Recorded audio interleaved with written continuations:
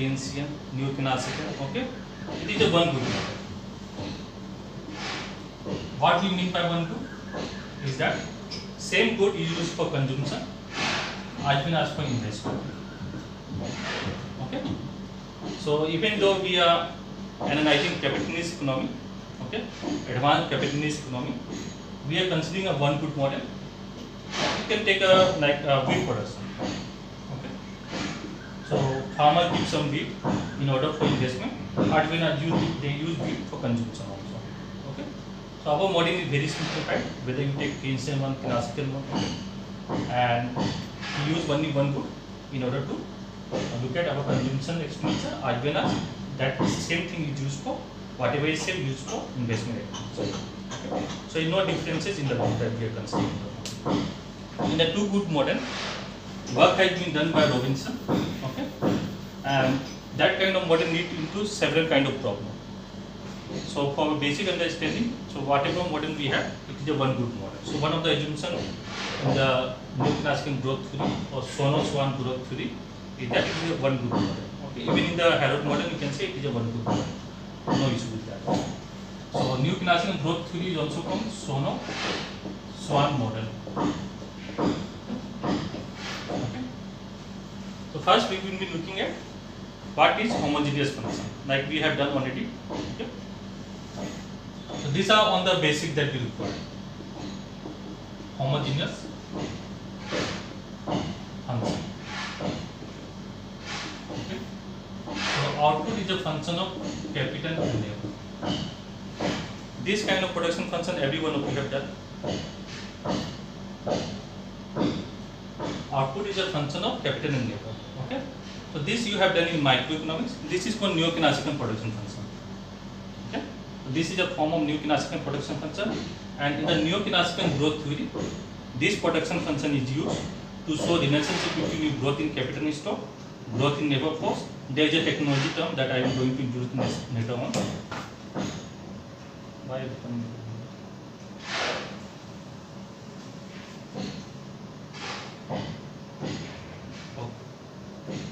So I am just revising what I have done yesterday. Okay, we are developing some background for the Solow model.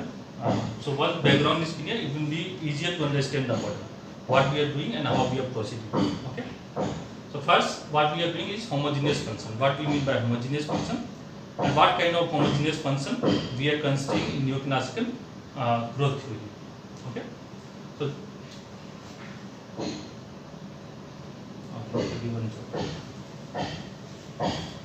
on the reading and notes of Harrod model I have provided in the website, there is one more lecture that I have to take.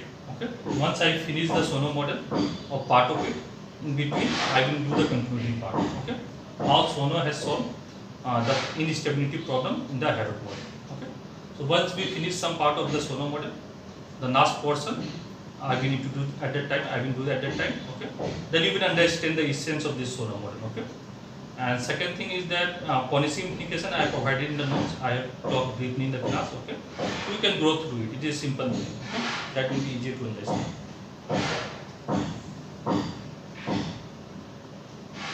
Okay. Let me start one more time.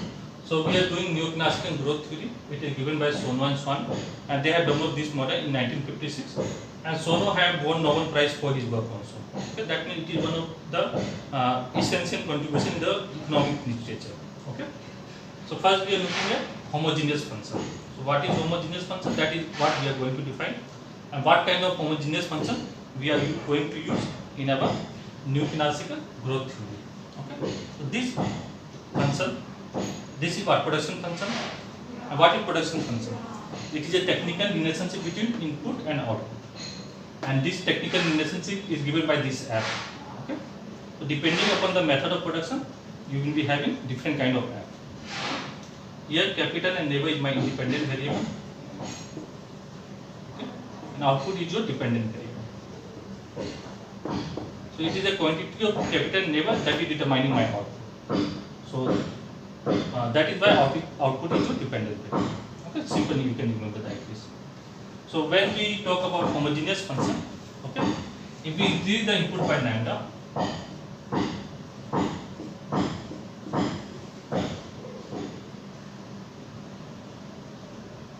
if we increase the input by lambda, if my output increases by lambda to the power n, okay, then this kind of production function is called homogeneous of degree n. Okay, this kind of production function is called homogeneous of degree n. What is happening here? Look at this. This is capital and neighbor. I increase the quantity of capital by lambda, quantity of neighbor by lambda. Okay, lambda you can take 2, 3, 4 times of neighbor, 4 times of capital. Okay, so you increase this by this lambda, your output increases by lambda to the power n. What is this term? This term is y. Okay, so here, okay, we have production function with degree n, homogeneous of degree n. When this n equal to 1, okay, what we will have? So this n equal to 1. So this will be 1, this will be 1. That means I double the input, or I increase the input by lambda, my output also increases by lambda. And in the long run, concept that you have done, you have constant return to scale, decreasing return to scale, and increasing return to scale. Okay.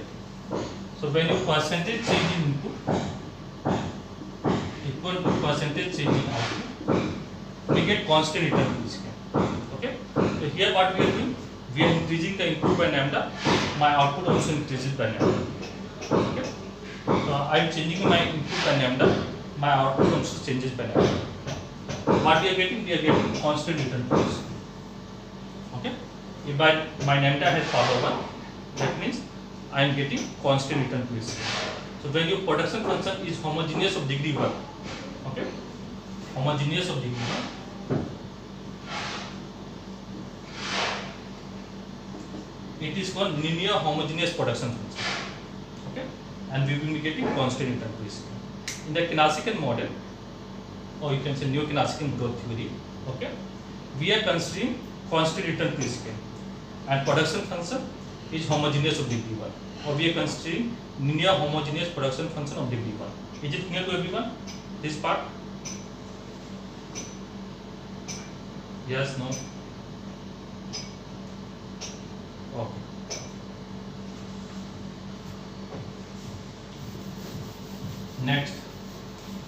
Next I am going to look at production function.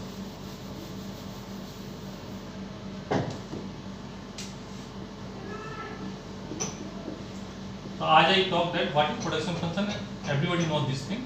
Okay. So it is a technical relationship. I do not have between input and output. Okay. And when we talk about production function, okay, we want to know how my production is changing in the short term,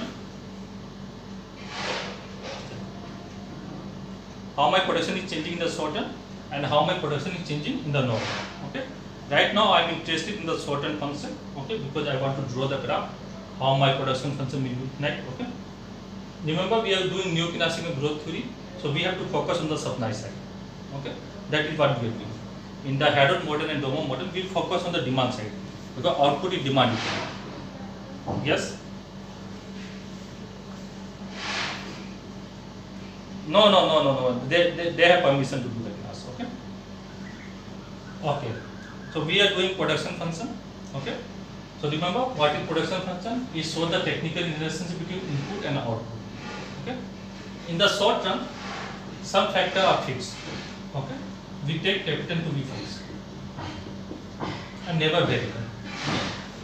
So when you keep one factor fixed, okay, and increase the other factor, say neighbor, so the proportion is capital neighbor ratio changes and it becomes variable. Okay, and it becomes variable. Okay, so when you keep one factor fixed, other factor you increases, so the proportion capital neighbor ratio changes and it becomes variable. Okay, that is why it is called law of variable proportion. Law of variable proportion. So this you have done in microeconomics. I'm just dividing. So short-term production function, okay, have law of variable proportion, and this they ask in 10 marks in the microeconomics. Okay, so keeping capital constant, increasing neighbor, the proportion changes and it become variable. That is why the production function in the short term have exhibit, you can say, no variable properties. Okay. Now I am keeping capital constant and increasing neighbor. Okay. So you will be having cases where total product will increase at increasing rate or increase at decreasing rate. Okay. You will be having these two cases. Okay. Next, since we are keeping capital constant and increasing neighbor, okay, this increasing return may or may not take net. Okay, I am repeating one more time. Since I am keeping capital fixed and increasing neighbor, this increasing return, that means increasing at increasing rate, that you are increasing neighbor, total product is increasing at increasing rate. I will give the graph also, no need to worry. Okay. This may or may not take place. May or may not take place. Okay, but increasing and decreasing rate for sure will take place. Okay, that is why this no is also called no of diminishing return. Okay, the production function that we have in the short term, since one factor is fixed, other is variable.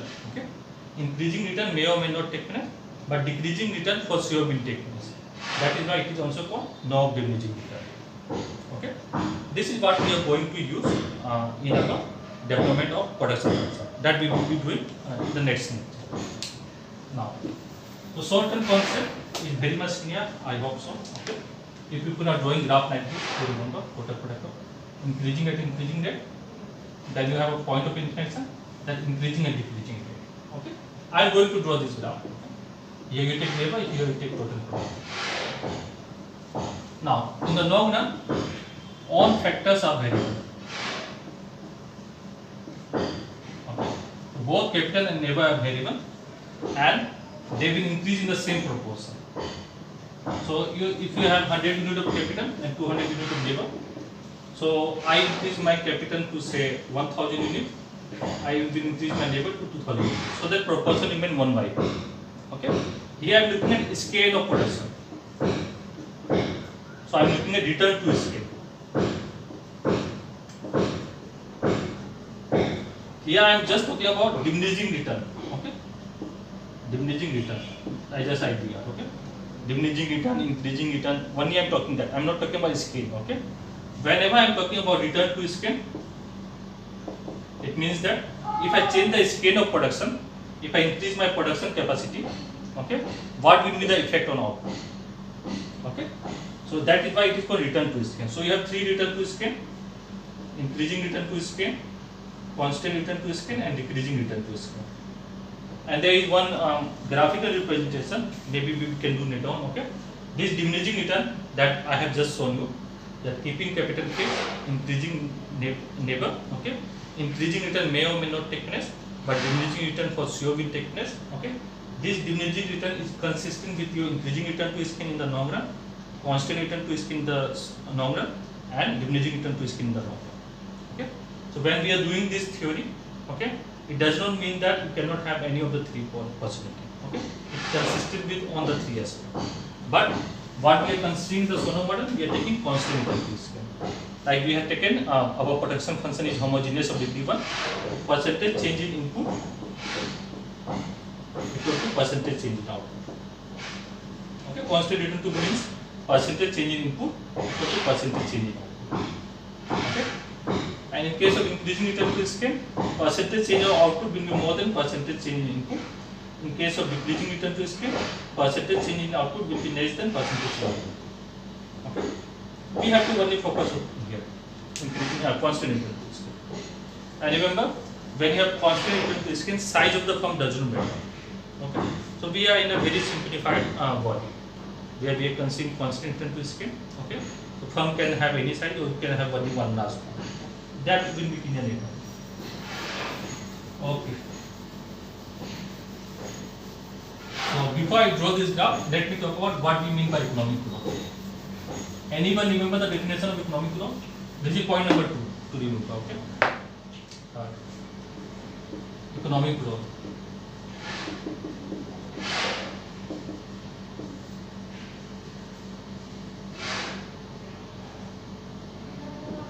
Economic growth, yeah, it means economic growth takes place through accumulation of capital stock. Okay, I am asking to define economic growth.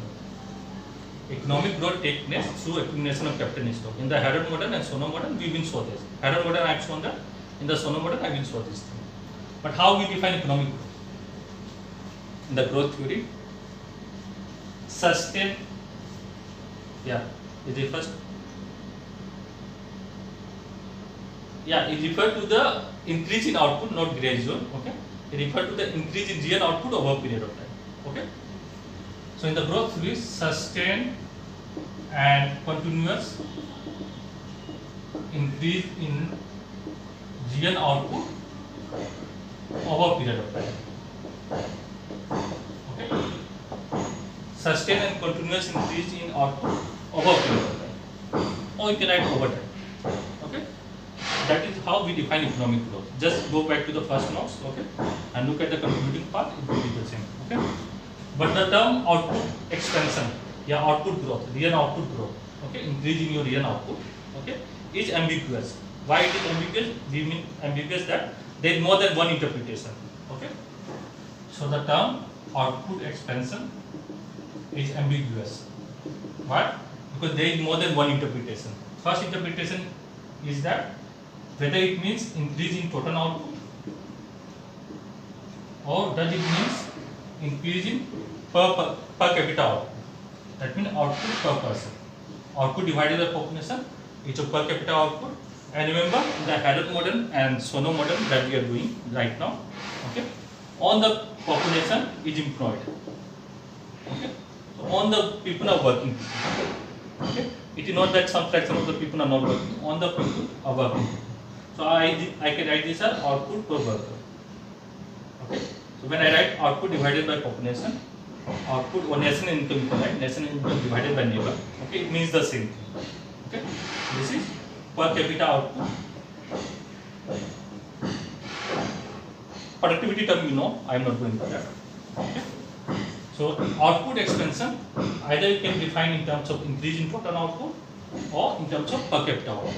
Per capita means per person how much output is available to each person. Okay. Now, this increase in total output we say extensive growth, and it is useful when we want to look at a aggregate phenomenon. Okay. Aggregate phenomenon, like economies of scale. Second, this is most important, output per person. Okay, you can add this as output per person also. Output per person, per capita output also. Okay, this is also neighbor productivity.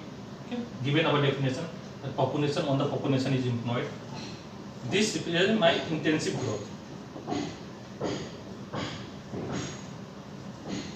Okay, that means if my national income is expanding, if the size of the cake is increasing, okay, how much per person is getting from that cake? Okay, if the population growth is higher than output growth, so output is growing by 5%, population is growing much higher than that. Okay, now the size of the cake that is available to each person will be much less. Okay, so that impact standard of living of the people. Okay, so here in case of intensive growth, okay, we are looking at standard of living aspect of the people.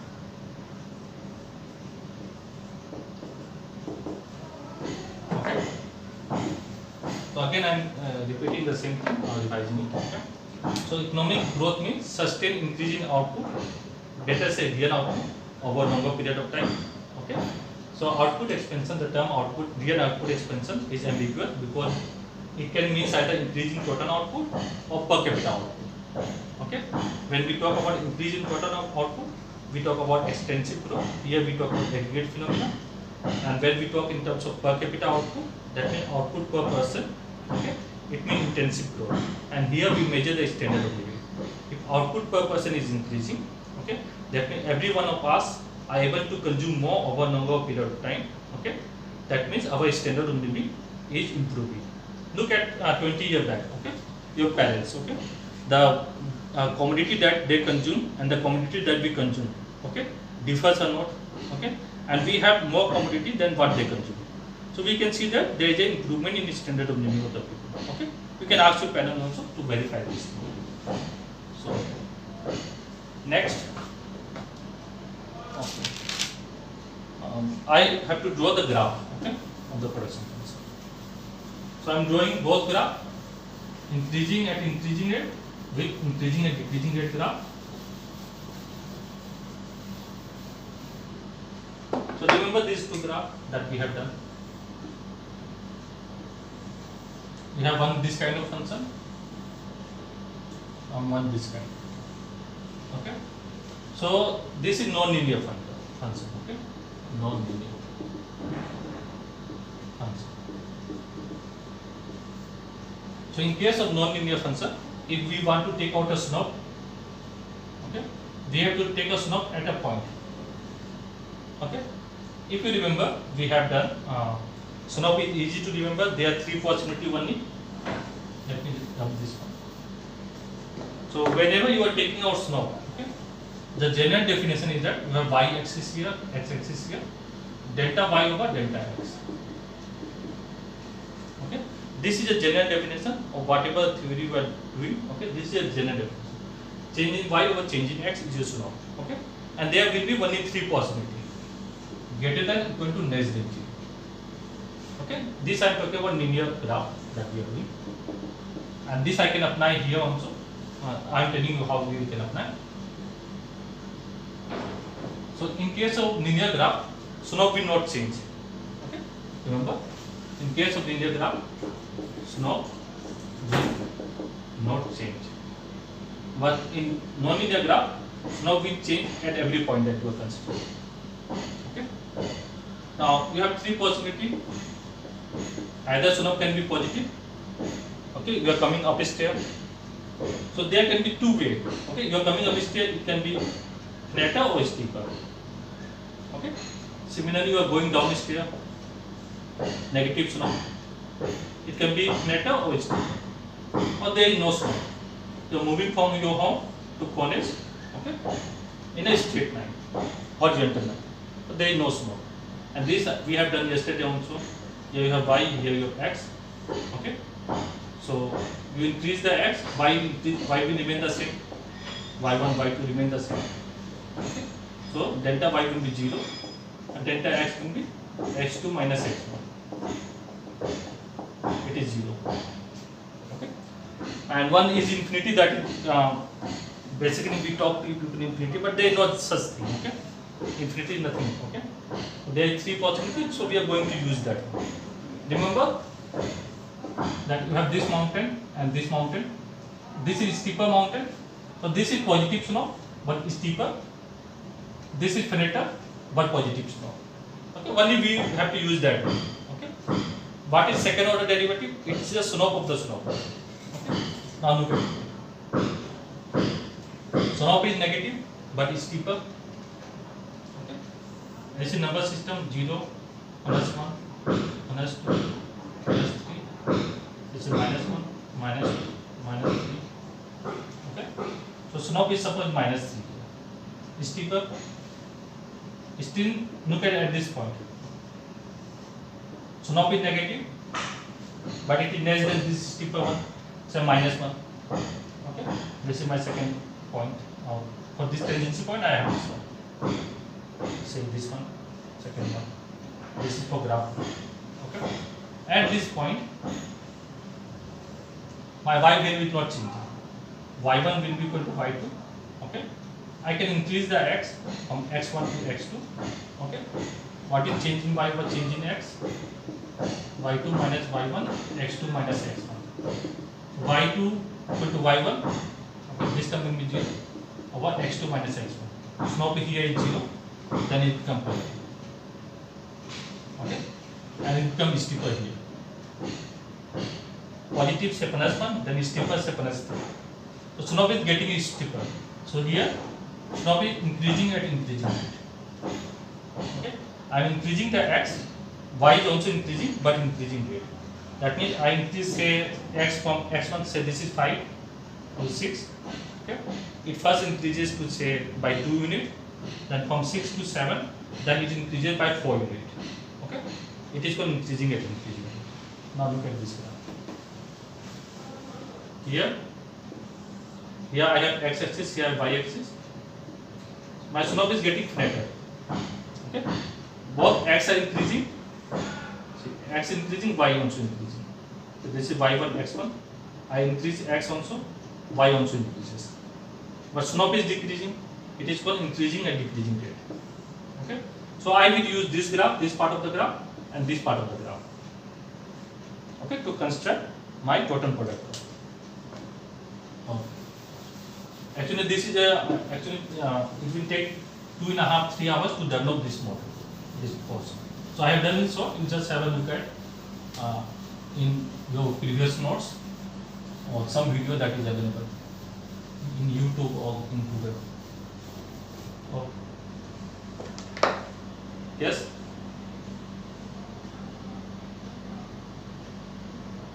My volume is no. No, it is same headphone. Volume is not coming properly. Okay. Now it's better. Okay, maybe something happened to my earphone. Okay, I will check the setting. Or maybe I am using different. Okay, maybe I am using different Gmail. That is why. Okay. So neighbor. Okay.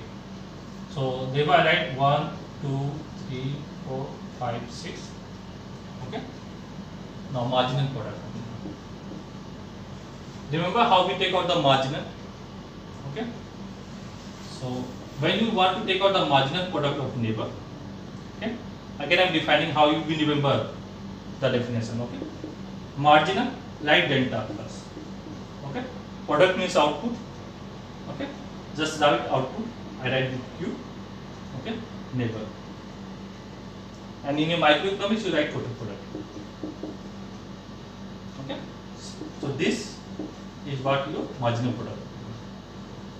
Change in total product or change in quantity divided by change in income. Okay.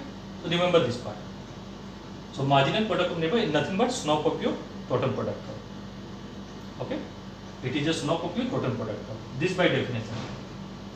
Change in total product or change in output due to 1 unit change in neighbor. Always in the denominator we change by 1 unit. Okay. Remember this definition. Delta by delta x. What is the general definition? I am just giving you the general definition. If I change the x-axis by 1 unit, how much will be the change in my y? Okay. It can be positive, negative, 0. Okay, depending upon the slope. So if I change my x-axis by 1 unit, how much will be the change in my y? Here, if I increase my neighbor by 1 unit, how much my total product or output increases? Okay.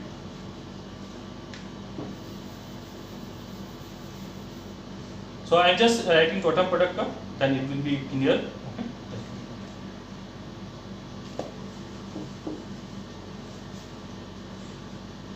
So my first neighbor, if you have 0 neighbor, total product will be 0. Okay. So my first neighbor is producing 3 units of output. What will be my total product of neighbor? 3. If I employ one more neighbor, this additional worker is producing 5 units of output. Okay. What will be my total product?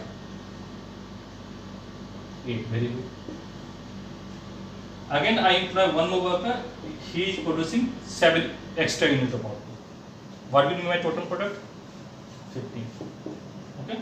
Now I want to employ one more neighbor, but that person contribute only 5 units.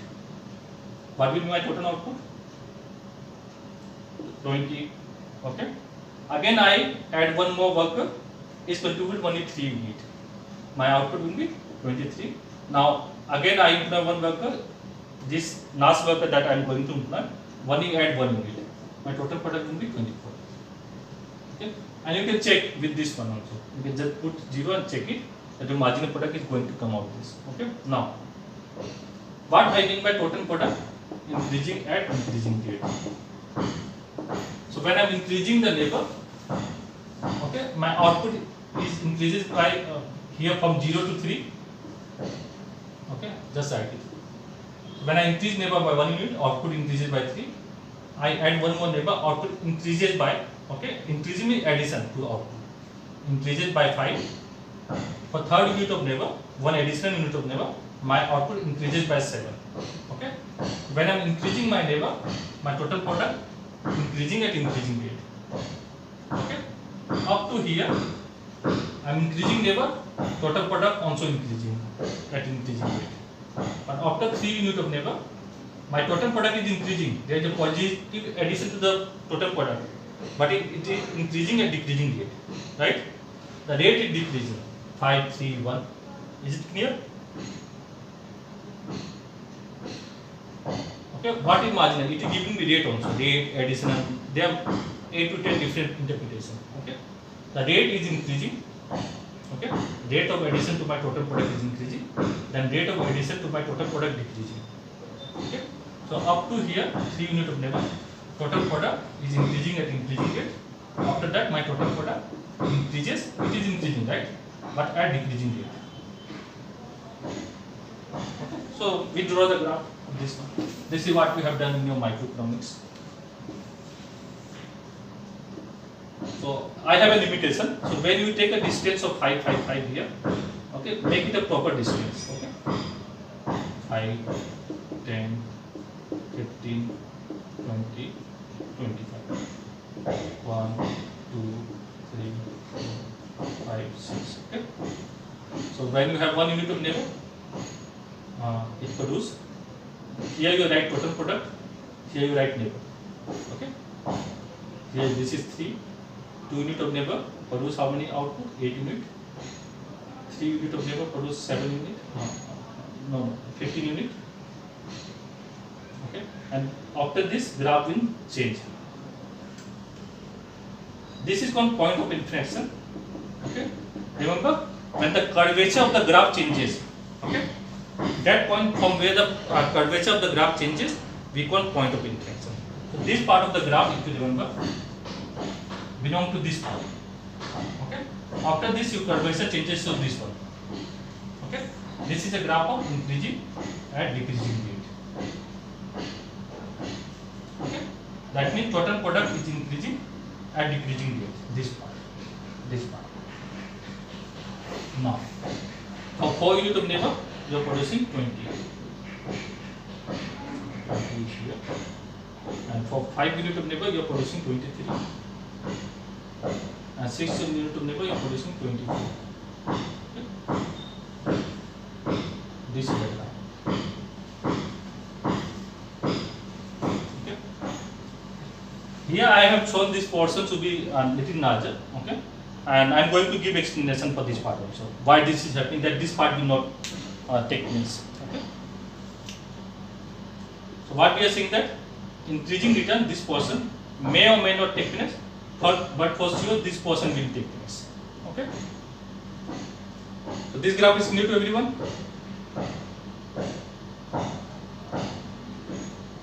Yes, no? Okay.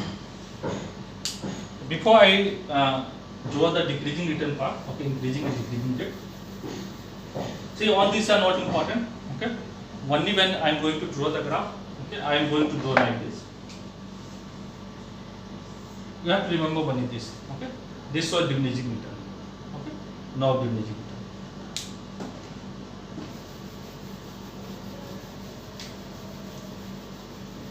Okay. Let me develop concept. Okay. Here, neighbor and capital can be used in variable proportion. Okay. Proportion is not fixed. If you have a production function like this, okay, I can use, like I have 1 unit of capital, so I can use 2 unit of neighbor, or 3 unit of neighbor, or 4 unit of neighbor. Okay. Look at this graph, isochrone. I want to produce this output, say 10 unit. Here I have capital, here I have neighbor. Okay. So I can combine any combination of capital and neighbor to produce this 10 unit. By this production function, we meet this kind of thing. Okay. And this I have drawn a Homogeneous production function graph. Okay. That we will do later on when I will do the. Okay. So both capital and neighbor are variable here. You can combine in various proportions. Okay. In the case of head model, you cannot combine in various proportion. There is a fixed proportional relationship. Now, suppose I have a factory. Okay. I have 10 capital stock. 10 unit of capital stock. Okay. And I employ suppose 20 labor. Okay. So 2 labor are working this machine. Okay. So what I am getting? I am getting increasing return. I am talking about short term. Okay, I do not put scale. Increasing return means that every additional worker that I add, so 20 unit of labor, I combine with 10 unit of capital. Okay, I am suppose able to produce 250 unit of power. Okay. Now, suppose I will add 10 more workers.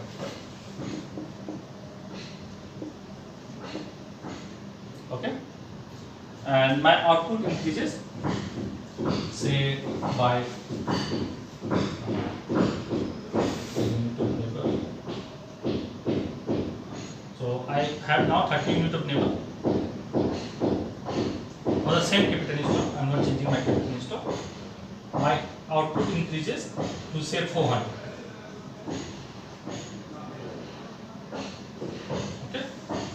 So what is how much this 10 additional unit of worker adding to my output? I have added 10 more labor. How much is the increase in my output? This is my previous output. This is my new output.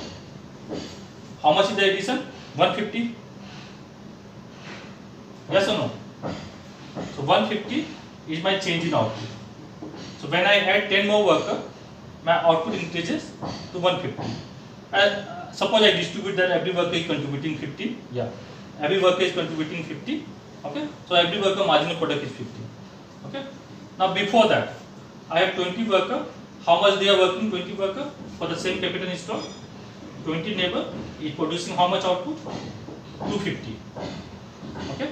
So what is my productivity of worker here? 250 divided by 20. Suppose everyone is producing 20 here. How much I will get? 2.5. Right? That means the capital stock that I have, okay, here, if I employ more worker, I am getting increasing return. Because marginal product of worker is going to increase. Okay? So this may be the case with me. Suppose some factory have less worker. Okay? This I have done the average, no need to do the average. Every worker term you can do it. Like I can say that I have 2 worker, I can make this 3 worker. Okay? So I just expand it so that people can understand. Okay? Now, suppose I have 2 machines.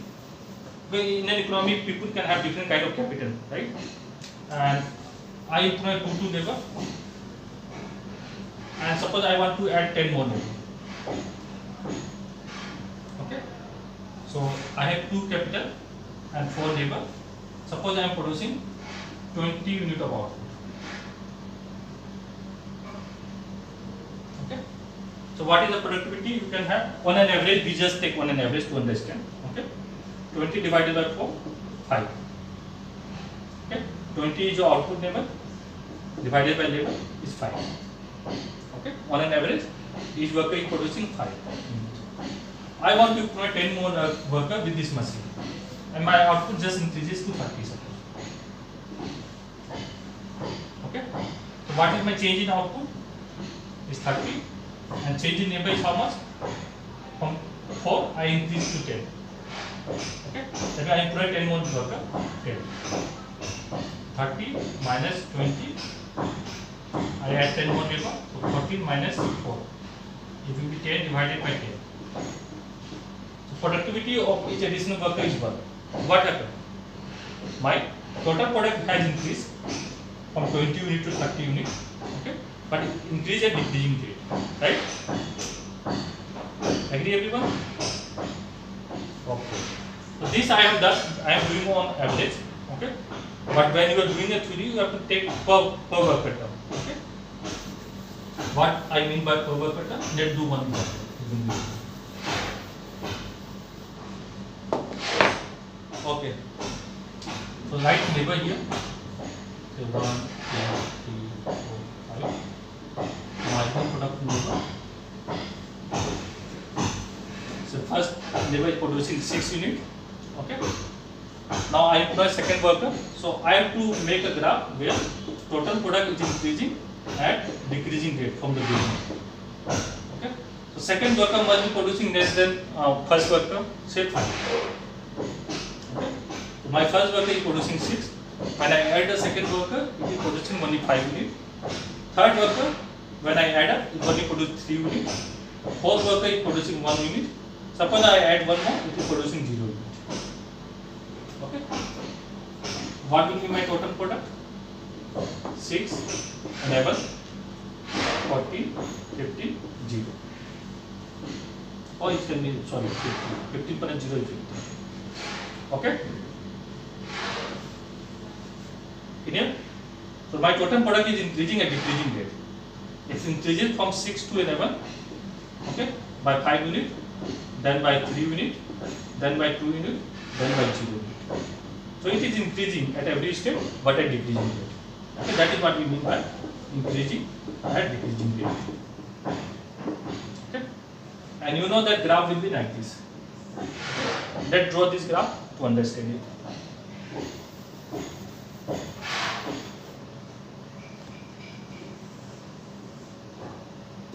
So 1, 2, 3, 4, 5. 1, 2, 3, 4, 5. 12, 15, 5, 10, 15. Okay. So first unit of labor is 6. Second unit of labor is 11. Third unit of labor is 40. Fourth unit of labor is 50. And fifth unit of labor is 50.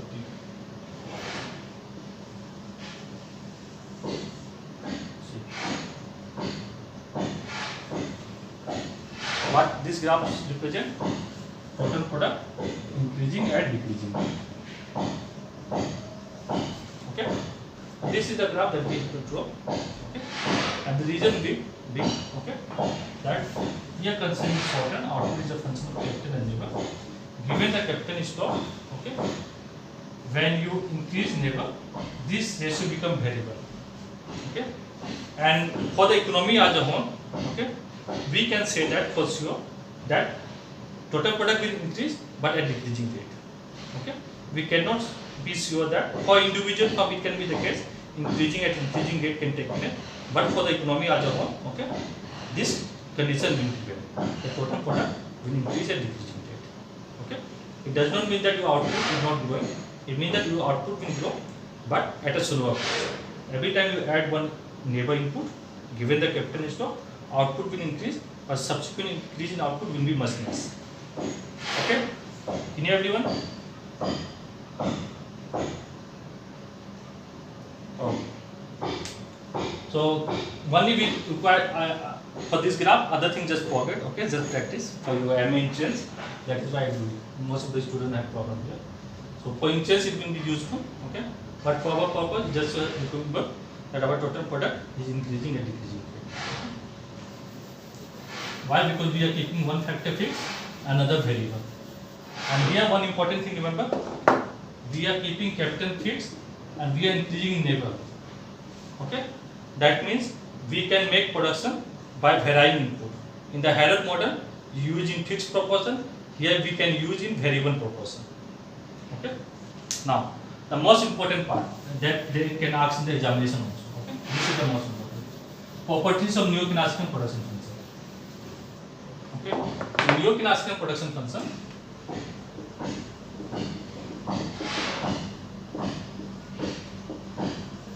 written as output is a function of capital, labor, and A.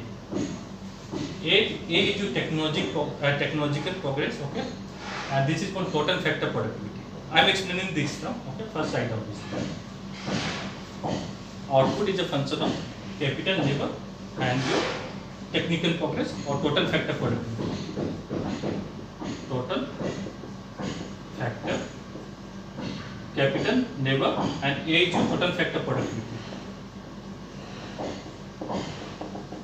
In short, we say TFP. A. This is A term. Okay. It is a measure of total factor productivity.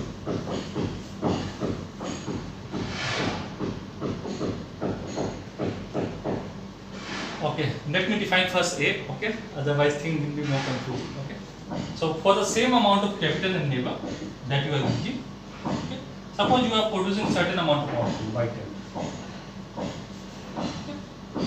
So when the machine is used for numbers of month, number of years, you can say labor also use number of years, number of month.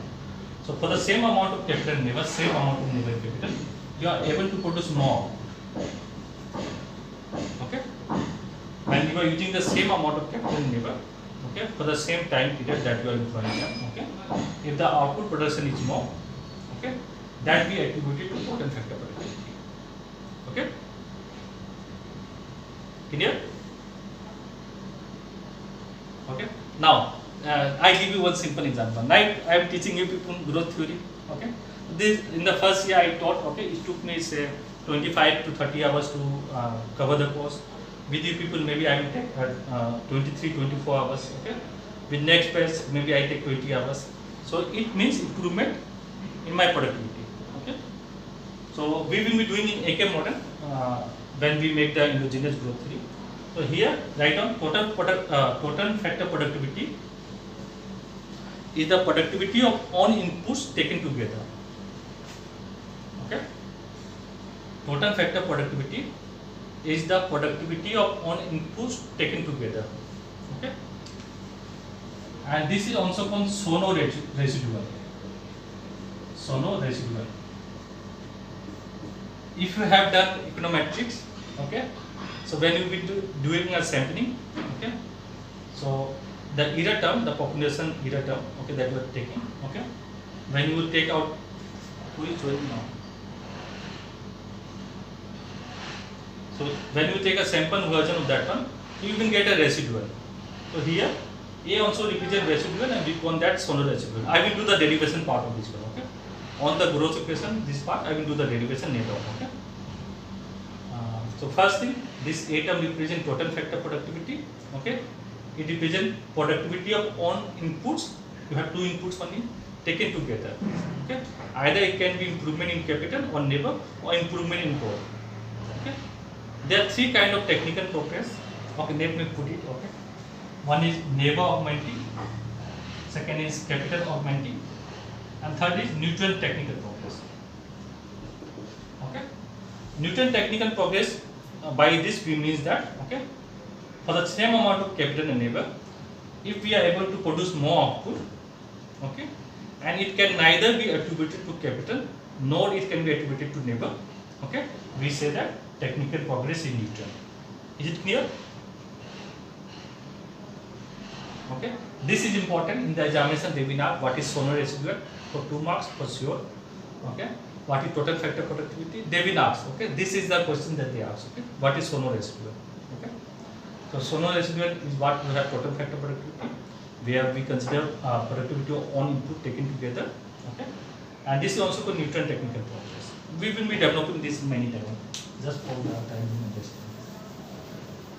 So, for if your output is 10, okay, if there is an improvement in your total factor productivity, your output increases to 15. Okay, for the same amount of capital labor you are using, there is no change in capital labor from 10 to 15. Then we say that there is total factor productivity, okay, or productivity gain. This is called neutral technical progress. One of the assumptions of the model. Okay. Now, this is the production function given, and in Cobb-Douglas form, you write in this way: A into K alpha and beta. Okay. So this is the production function. When you will do in master program, they will give you like this. Okay. So we write new classical production function, and next we are going to do properties. Properties is very important from the examination purpose also.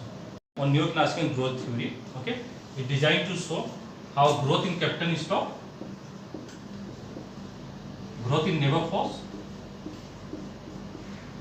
or advancement in technology, okay, affect your growth in output.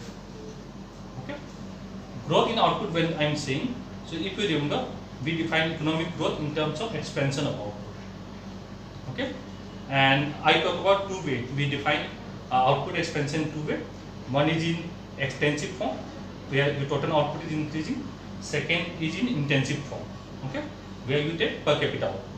Okay, so when your total output is increasing, okay, so we will not be sure whether it is beneficial for the population of the country or not. Okay, why? Suppose your output is growing a certain percentage, but population is growing much faster. Okay, then per person output, okay, we must know. So it is better to look at output per person, which is population. And in the model that we are considering, the entire population is working, so output per worker. Okay, so Solow has looked at intensive growth aspect. Okay, so expansion of output we will consider in intensive form. Okay, so in this way we can know that if output per worker is growing, the standard of living of the people of the country is improving. Okay, so in this way we have simplified. Later on, I will in absolute sense also, as well as in your relative sense also. Okay, in both ways I will depict the thing. Okay, it is a simple derivation. You people will be able to associate. Otherwise, generally what happens, the student not able to associate what is happening. And this I have written in discrete form.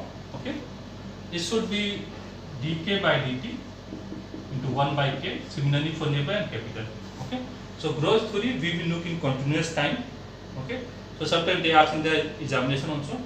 So in growth theory, which time period is better, discrete time period or continuous time period? So we are looking at a continuous expansion in output over a longer period of time. Okay, so we are considering continuous time period. Okay, this derivation part I will do later on when I am going to discuss about agent of growth. Okay, so Solow model is designed to show how growth in capital stock, growth in labor force, and your improvement in technology is going to affect your growth in output. Okay, so you people have done supply and demand side. Okay, so just like any economic model, okay, in the Solow model, equilibrium is determined by the interaction of demand and supply. Okay, so introduction, everybody will remember what is introduction you have to write. So every time when you are writing the Solow model, okay, you have to start with Solow model or new Keynesian growth theory developed by Solow and so on. It is designed to show how growth in capital stock, growth in labor force, and advancement in technology is going to affect the growth in output. Okay, and that will determine my growth rate in development. Solow has assumed intensive growth form. Okay, Solow has taken, you can say Solow has taken intensive growth form, where he has considered per capita terms in defining every variable.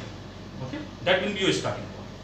Then you will write supply and demand of goods. Notes will be available in the website. Okay, unlike any economic model, okay, equilibrium, if you remember, it is determined by the demand and supply.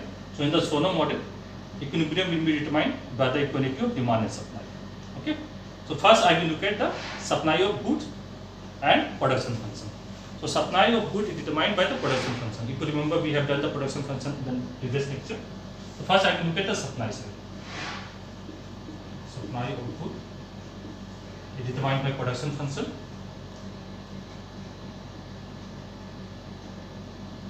Okay, and if you remember, okay, production function gives me technical relationship between input and output. How much output I can be produced, I will be knowing from my production function. Okay, is it clear? This part. Supply of goods in the Solow model is based on production function. What happened to everyone? I told everyone to join on time. Yeah, I told everyone to join on time. Okay, if you miss the introduction part, it will be difficult to carry on in the class. Okay, try to be 5 minutes before the start of the lecture. Okay. Okay, so what I am doing, I am repeating again those who have joined. So we are doing Solow model introductory part. Okay, so growth in Solow model is determined by your accumulation of capital stock, growth in labor force, and your advancement in technology. Okay, given this setup, you people know that in equilibrium, in a simple framework that you know, demand and supply determine equilibrium. Interaction of demand and supply determine equilibrium. So in the Solow model also, supply and demand, okay, aspect we will consider to determine the equilibrium, okay, or a steady state growth path you can say, net over, okay, when we introduce the growth rate of capital stock, okay. So right now I am discussing growth of goods, okay. So sorry, supply of goods, okay.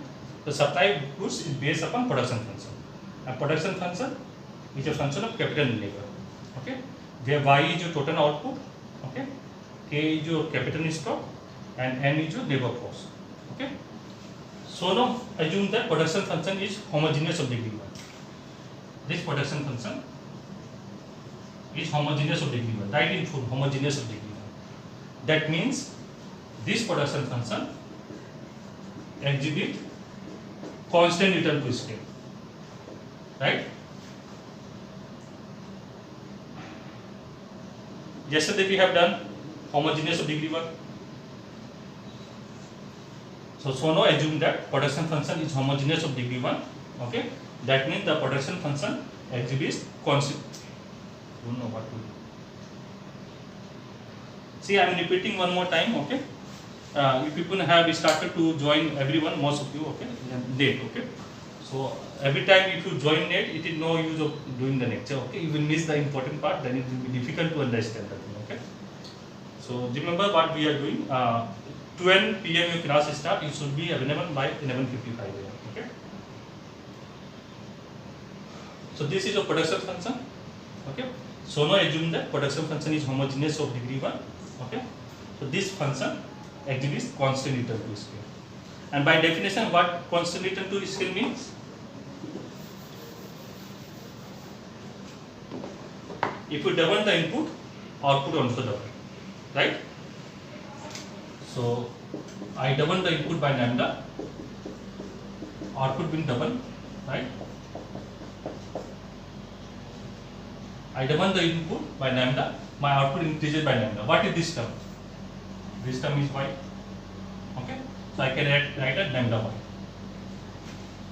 okay. Net lambda equal to 1 by n, okay. This is important part of the derivation, okay. This everyone have to remember, okay.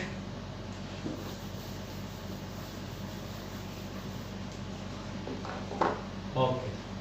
So I substitute this value of lambda inside here, okay. Just look at it, what is happening. K by n, this will be 1. Lambda is 1 by n, so it will be y by n. This is what capital per worker, right? So my K by n is capital per worker. I denote by small k. Remember how to write this, okay? Many time students just write this, okay? This is capital K, small k, write like this. And this is the term we are going to use throughout Solow model, okay? Write small k like this. This is capital per worker. Y by n, capital Y, I write small y.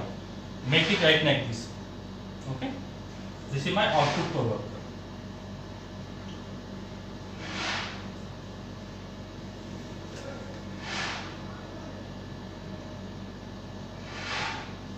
This is my output per worker, okay?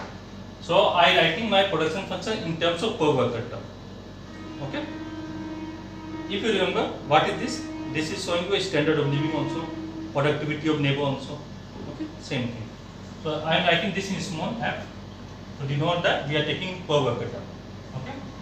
So capital per worker, okay,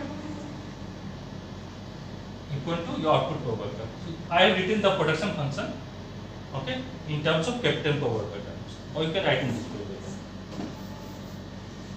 Output per worker is a function of capital per worker, small k. So everything I have converted into per worker term, and the reason being Solow has considered intensive form of work, okay.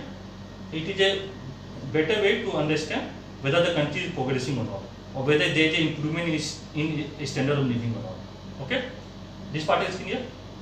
So from supply side, we have output per worker equal is a function of capital per worker. Okay. And how we will draw the graph? Anyone remember the graph? Here I will take output per worker. Previously I am taking total product of output. Here I will take capital per worker. Okay. Let me extend this one. This is capital per worker. This is output per worker. Okay. And it will be like this. Okay. This is a production function. Okay. Y is a function of output per worker is a function of capital per worker.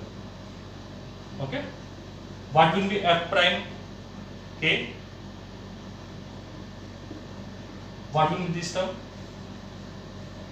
Positive, negative? Take the Solow. What it is? Positive? We have done yesterday, right? Okay. So marginal product. This is what? Marginal product of capital per worker is positive. Okay. So given the capital in stock, if you are increasing labor, okay, what will happen? Marginal product of capital per worker will remain positive, but it will decline. In the yesterday example, your first unit of labor is adding 6 unit of output given the capital in stock. Second unit of labor is adding 5 unit of output. Okay. So as I increase the labor given the capital in stock, what is happening? It is declining. Marginal product of capital per worker is declining. So F1 prime K will be negative. Okay. Marginal product of capital per worker is positive. Okay. As I keep increasing one factor, keeping other constant, okay, it will be declining. Okay. It will add positively to the output. It add positively to the output, but at decreasing rate. Is it clear? Okay. This is important. If this is not clear, then ask me again and again. Well, I am going to use only this term in the Solow model. Any doubt anyone have, then they can erase now. Okay. So I can move.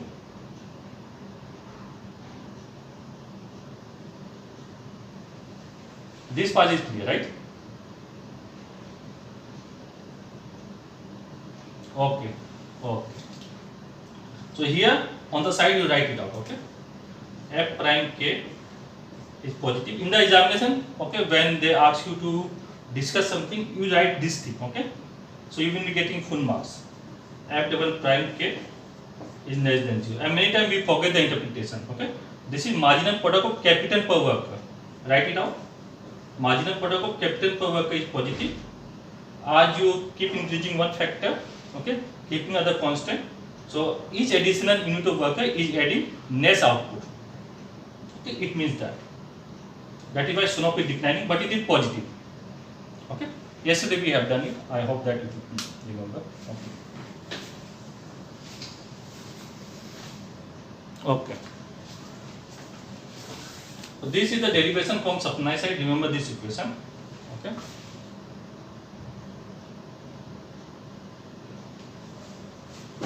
Okay. Now I will be doing from the demand side.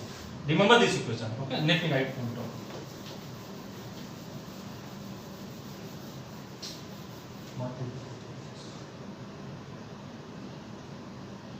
See, from tomorrow, if you are not able to join by 12:05, okay, then better take rest. Okay, that day. No need to join. Otherwise, you will not be getting anything. Okay, from supply side, output per worker is a function of capital per worker. Okay, where marginal product of capital per worker is positive. As you keep, I write the one prime. Okay, you can use any notation. Okay, as I keep adding one factor, keeping other constant, the marginal product of that factor will decline. That it means that simple. Okay. Now I am going to look at demand side. Okay, demand for goods. Okay, here what I am going to do the derivation. Okay, remember that part. Okay, there is one mistake that most of the students make. Okay, while even in the examination, So remember the notation that I am going to use here. Okay. So now assume that demand for goods consists of consumption demand or consumption expenditure and investment expenditure. Okay. So now assume that demand for goods consists of consumption expenditure and investment expenditure. So I write simply as y equal to C plus I have to write in per worker term. Okay. So I write this in per worker term. You write in other line, okay, not in the same line. This is consumption per worker. Okay. Now I want to know what is this consumption per worker. Okay. This is output per worker. I define by small y. Okay. Investment per worker I write in small I. When I write small I, it means investment per worker. Okay. Now I want to know what is this consumption per worker. Okay. Income you either consume or save in a two-sector model. Okay. And saving by assumption is a proportion of income. In the long run, it will be proportion of income. Okay. Even they not take assumption, this will be the case. Okay. Because consumption will be proportion of income. Okay. So I substitute this value here. Okay. So I write plus C small s y. What is small s here?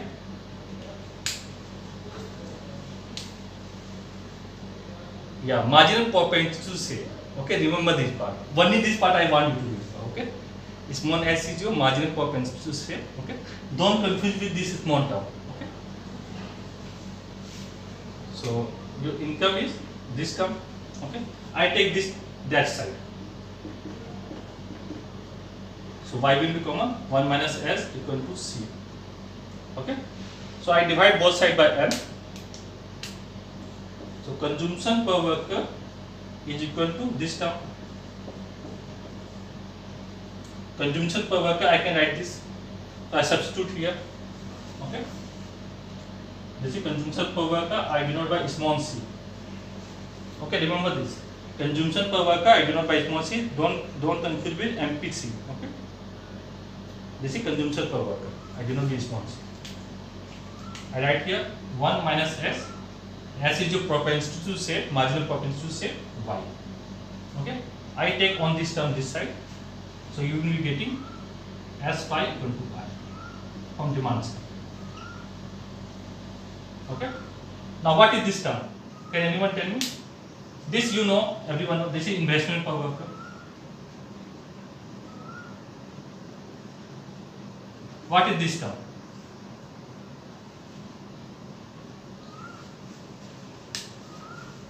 Just open it.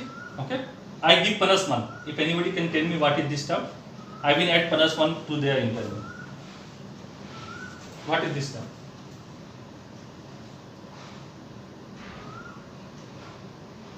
No need to submit any homework, just tell me what is this term. Open the term.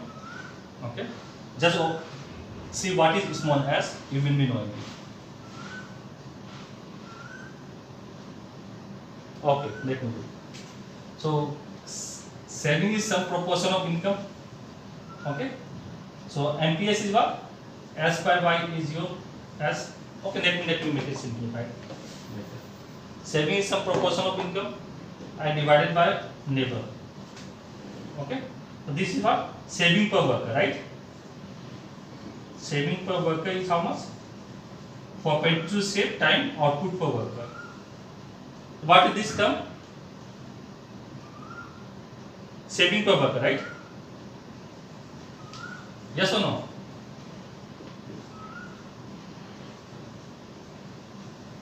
This is your MPS. Marginal propensity to save times output per worker is what? Saving per worker. Okay. If people just have to put L, you get 1 marks. Okay. So saving per worker equal to investment per worker. For demand side, you get equilibrium. Yes or no? So from supply side you have this one, from demand side you have this one. I substitute the value of y, this one here. Okay, I get equilibrium. Everyone agree? Yes, no? This is what saving per worker equal to investment per worker. Okay, this is my output that I required from demand side. If I substitute from supply side, okay, this equation here, okay, in equilibrium my demand will be equal to supply. Everyone agree? Okay. Okay. So I write this part. Okay, write it down. This thing we are going to use it. If you have any doubt, stop me, ask me 10 times. I have no issue. Okay, but clarify this thing what we are doing. And remember this saving propensity lies between 0 and 1. Okay.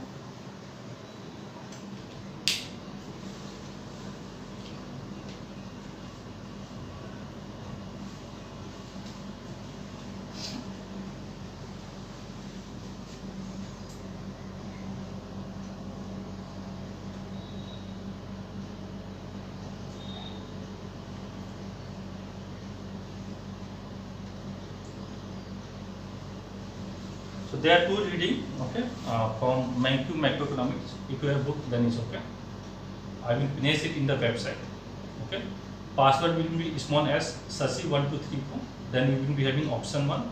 You have to click that one. Okay. Then you can access the 2 chapter. Okay. If I remember, let me check. But remember, it's small as Sasi1234. I think this is the password. Then you will get option 1. Click that one, and you will get access to that 2 chapter. You have to read that 2 chapter, one in Solow Model. Okay. Clear this part?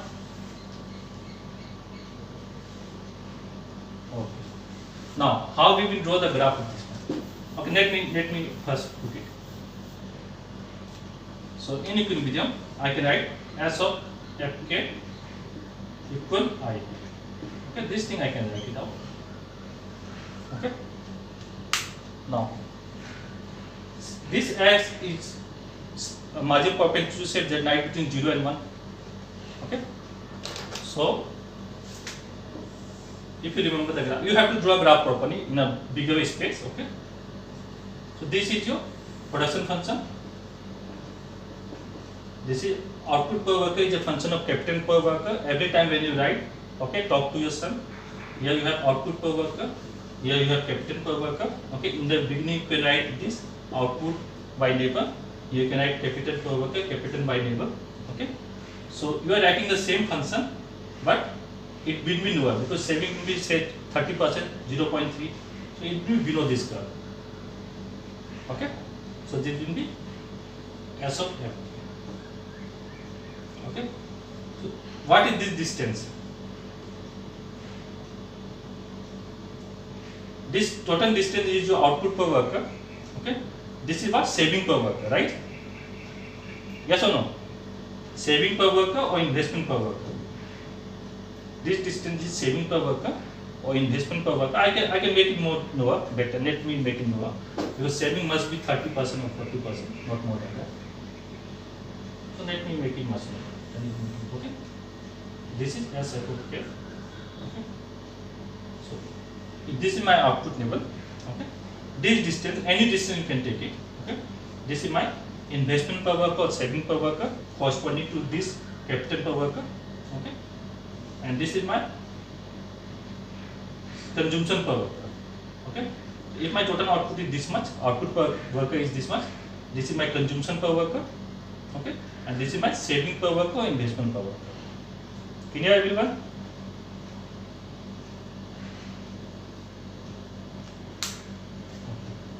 This entire distance is my output per worker. Output you either consume or save. So I am looking in per worker term. So this is my saving per worker curve. This distance is my saving per worker. In equilibrium, saving per worker will be equal to investment per worker. That means saving will be equal to investment. Okay. We are just adding per worker term, and the remaining part will be your consumption per worker. Okay. This distance is consumption per worker. This is investment per worker. Clear, everyone?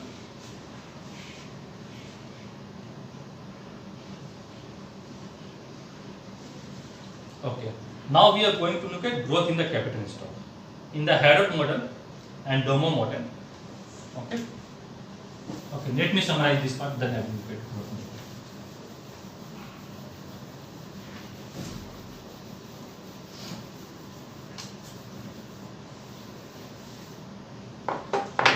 I am summarizing the argument. Okay.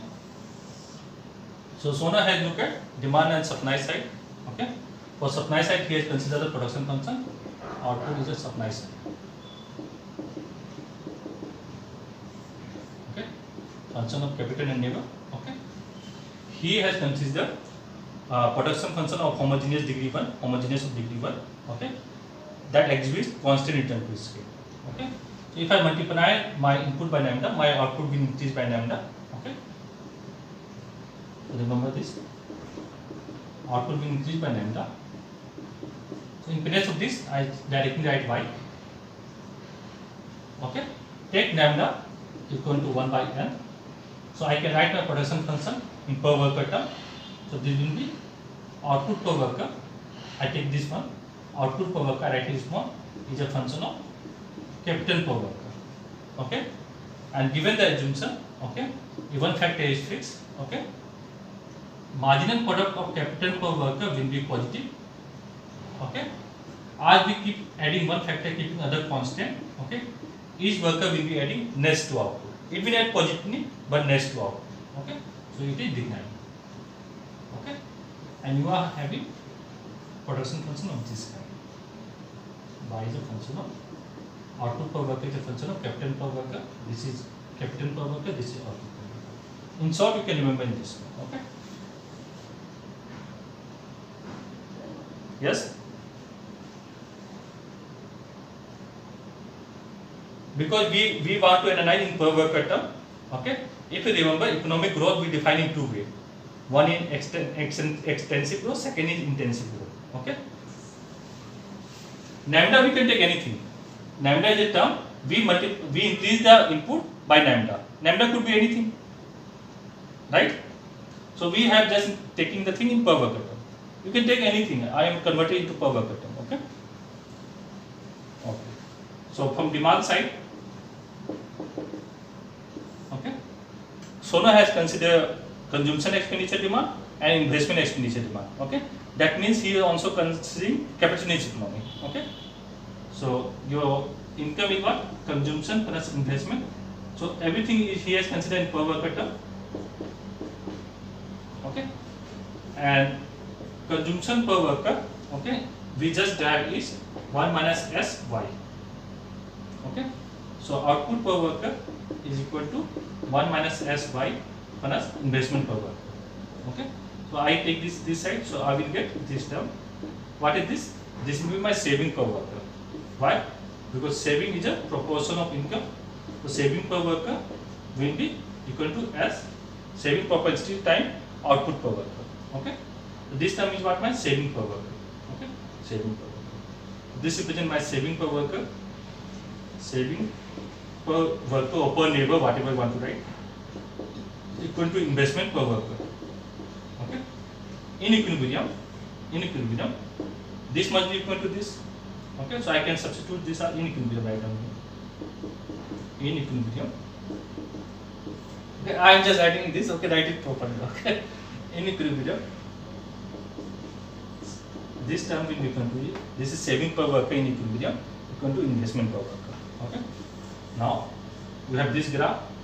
This is your production function. Okay. Output per worker is a function of capital per worker. Okay. Write output per worker, capital per worker. Always give the notation. Then you will draw the saving per worker graph. It will be know this because saving lies between 0 and 1. Okay. We know your production function. Okay. So this will be your saving per worker graph. Okay. This distance represents your saving per worker or investment per worker. This distance represents your consumption per worker. And this total is consumption per worker plus saving per worker. So this is represent output per worker. Okay. We have done in that. Okay. You have to remember it this way. So make a mind map to remember the thing. Okay. And practice it per worker. Okay, every time. Okay. So investment in the Harold model and Dogma model we have considered in terms of net investment. Okay. Here we will be considering gross investment. Okay. So what is gross investment? What is gross investment? Anyone?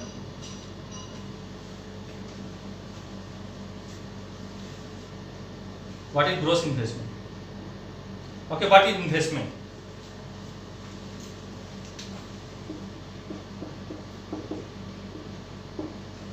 Yeah, increase in the capital stock. Okay. So I talk about gross investment, everybody get confused. What is net investment? Net is gross minus depreciation. Forget about investment. Whenever they give you net, national income accounting you people have done it. Net equal gross minus depreciation. Okay.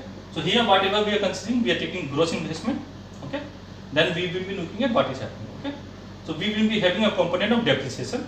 Okay. Which is a constant proportion of your capital stock. The depreciation will be constant proportion of your capital stock. Okay. That I am going. Remember one thing. When I say constant proportion, how you will draw the graph?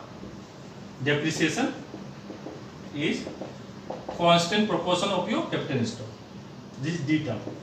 Say D. So how you will draw the graph? Here you have output per worker, your capital per worker. Yeah, straight line from the origin. Very good. Okay. Remember the graph of constant proportion? Everyone? We have done technical video. It is in the YouTube also. You can look at it. Okay. So when you have a proportion relationship, it will from the origin straight line. Okay. Very good. And I will be keep adding. Right now I am just putting depreciation. Later on I will be putting population. Okay. And right now I am telling this depreciation. Okay. Later on I will say this is break-even point and more thing I will be adding up. Okay. So first I am looking at growth in capital stock. Okay. Growth means addition to the capital stock. Okay. So there are two factors which affect the stock of capital in the economy. Okay. One is investment. Investment increase the capital stock. Okay. Second is your depreciation. Depreciation decrease the capital stock. Okay. So there are two factors which affect the capital stock in the economy. One is investment that increase the capital stock. Second is your depreciation that decrease the capital stock. Okay. And investment refer to the accumulation of capital stock. Okay. You can say a purchase of plant and machinery. Okay. Tools and equipment. So when you have investment taking place, capital stock rise in the economy. Okay. And in the Solow model, it assumes that investment is equal to saving. That we have derived. Okay. Depreciation refer to the fall in the value of capital stock. Okay. Why it happened? It happened due to wear and tear of capital stock. Okay. What is depreciation? Depreciation refer to the fall in value of the capital stock. Okay. Due to wear and tear of the capital stock with the passage of time. Clear? Is it clear? Okay. With depreciation, just write 119. Okay. So now assume that capital stock depreciate at a constant rate delta. So now assume that capital stock depreciate at a constant rate delta. Okay. Therefore, depreciation just I did is just some proportion of your capital stock. Okay. Some proportion of your capital stock. Clear? And you can draw the graph of depreciation here. This is my depreciation. I am writing here depreciation. Okay. You can write in per worker term also. First, similar thing. This is your delta small k. Okay, just divide with neighbor. Even. Depreciation. So now assume that capital stock is a constant proportion. Capital stock depreciate at a constant rate delta. Capital stock depreciate at a constant rate delta. Okay.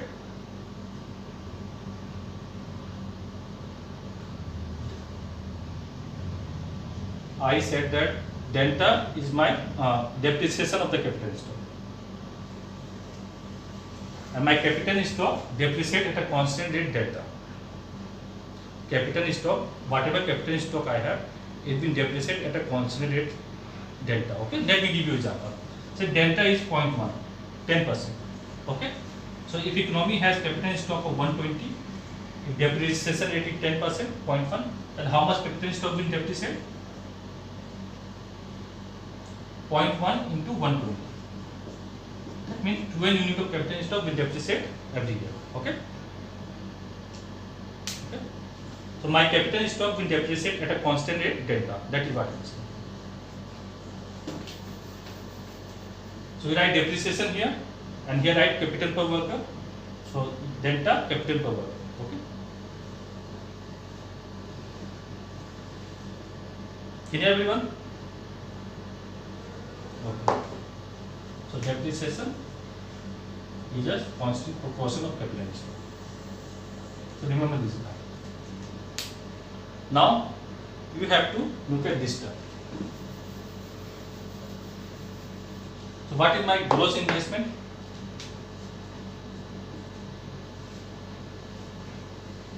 KT plus 1 minus KT. Net investment, how much we are adding to the capital stock, right? This is my net investment, okay? Plus depreciation, delta KT. Okay? This is clear? Okay? I am looking at growth in capital stock. By formula, it will be delta K by K. Okay? So this is in absolute term, you can convert into per worker term. Okay? So this is investment per worker. This is capital per worker in period T plus 1. This is capital per worker in period T. This is capital per worker in period T. Depreciation rate is constant, so it will remain the same. Okay? So I can write this as investment per worker equal to capital stock. Let me write delta K directly. This term. Delta small k. Okay? Change in capital stock plus delta small. Clear? This is change in capital stock plus delta K. Okay. Don't get confused with these two. Okay? This is change. You just say change in capital stock. Okay? Okay. So my change in capital stock per worker will be equal to investment per worker minus depreciation times capital per worker.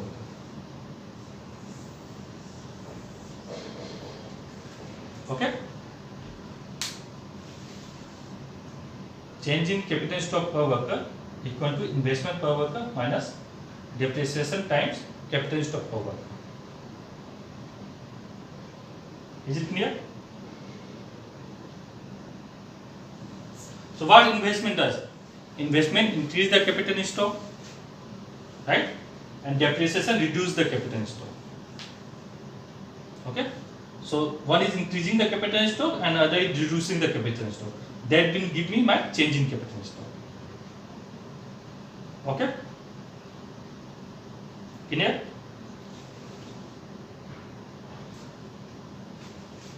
You just remember this part.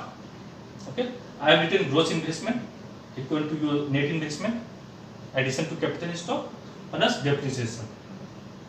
Okay? So you have written in gross investment term. Then I want to look at, because I am looking at growth in capital stock. Okay? So I look at delta K. So I convert it into per worker term. Okay? So when I am looking at capital per worker, how much is the change in capital per worker? It will be the investment per worker minus depreciation per worker. Okay? Logically, if you look at what investment is doing, I am just not saying per worker. Okay? Understand this. Investment increase the capital stock, depreciation reduce the capital stock. Okay? So whatever is coming up will be your addition to capital stock. Okay? So change in capital stock, just write in simple verb. Just for your understanding, change in capital stock equal investment minus depreciation. For the time being, on the side, just write it out. Okay? And remember that investment add to the capital stock and depreciation reduce to the capital stock. Okay? Now, in place of I, what can I write? In equilibrium, what we have written? Yeah, what is I?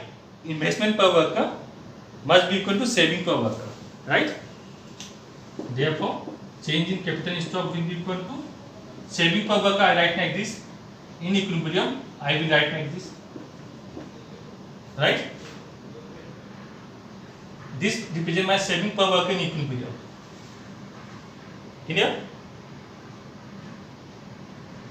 Everyone? I just make short demand side and supply side and make it in equilibrium. Okay, let me put it again.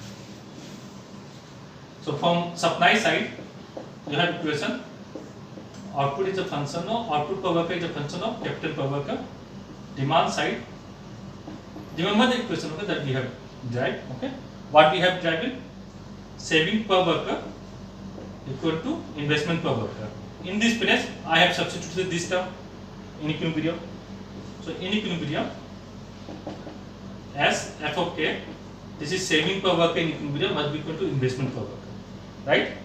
So in place for investment per worker, I am writing this term. Clear everyone? Okay. Minus delta k. Okay. So you have growth in capital in stock. I can divide by small k also. No need to do that. You understand. Okay. So my growth in capital in stock, okay, is determined by my investment per worker and depreciation per worker. Okay. And there are three possibilities. Every time I do three possibilities. Okay. Here also I can do three possibilities. Okay. This can be greater than equal to less than 0. Okay. So at steady state, your capital stock must be growing at a constant rate. Everyone agree? At steady state, your capital stock must be growing at a constant rate. Yes or no? Okay. So at steady state, okay, my change in capital stock must be equal to 0.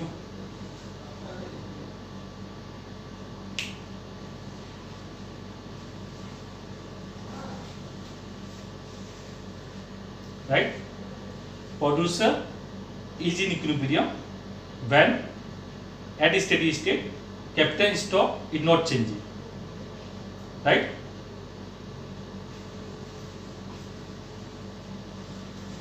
This thing is clear. When you keep adding to your capital stock, okay, that means every time there is a new capital stock coming up. Will you be in steady state? When this term is positive, delta k is positive, will you be in steady state? Every time there is an addition to capital stock? No, right? Why? Because at steady state, okay, on the variable must be growing at a constant rate. Capital stock must be growing at a constant rate. Okay? So at steady state, level of capital is such that, okay, capital stock is not changing. You can say that. At steady state, our level of capital stock is such that our level of capital stock is not changing. Okay? Producer is in equilibrium. Okay? At that level of capital stock. That means producer don't want to change the capital stock that they have. Okay?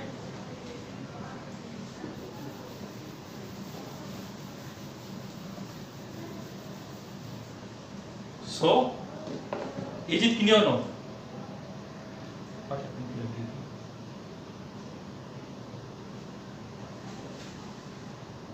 the say at steady state level of capital stock, okay, capital stock will not change.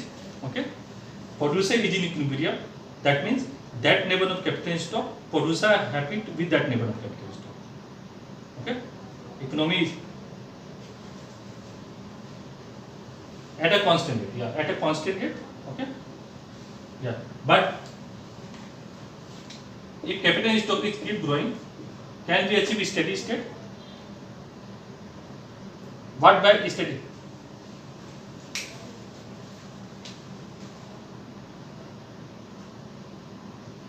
On the variable must be growing at a constant rate. That constant rate must be 0. Can be 0 also. Right? This is capital per worker term.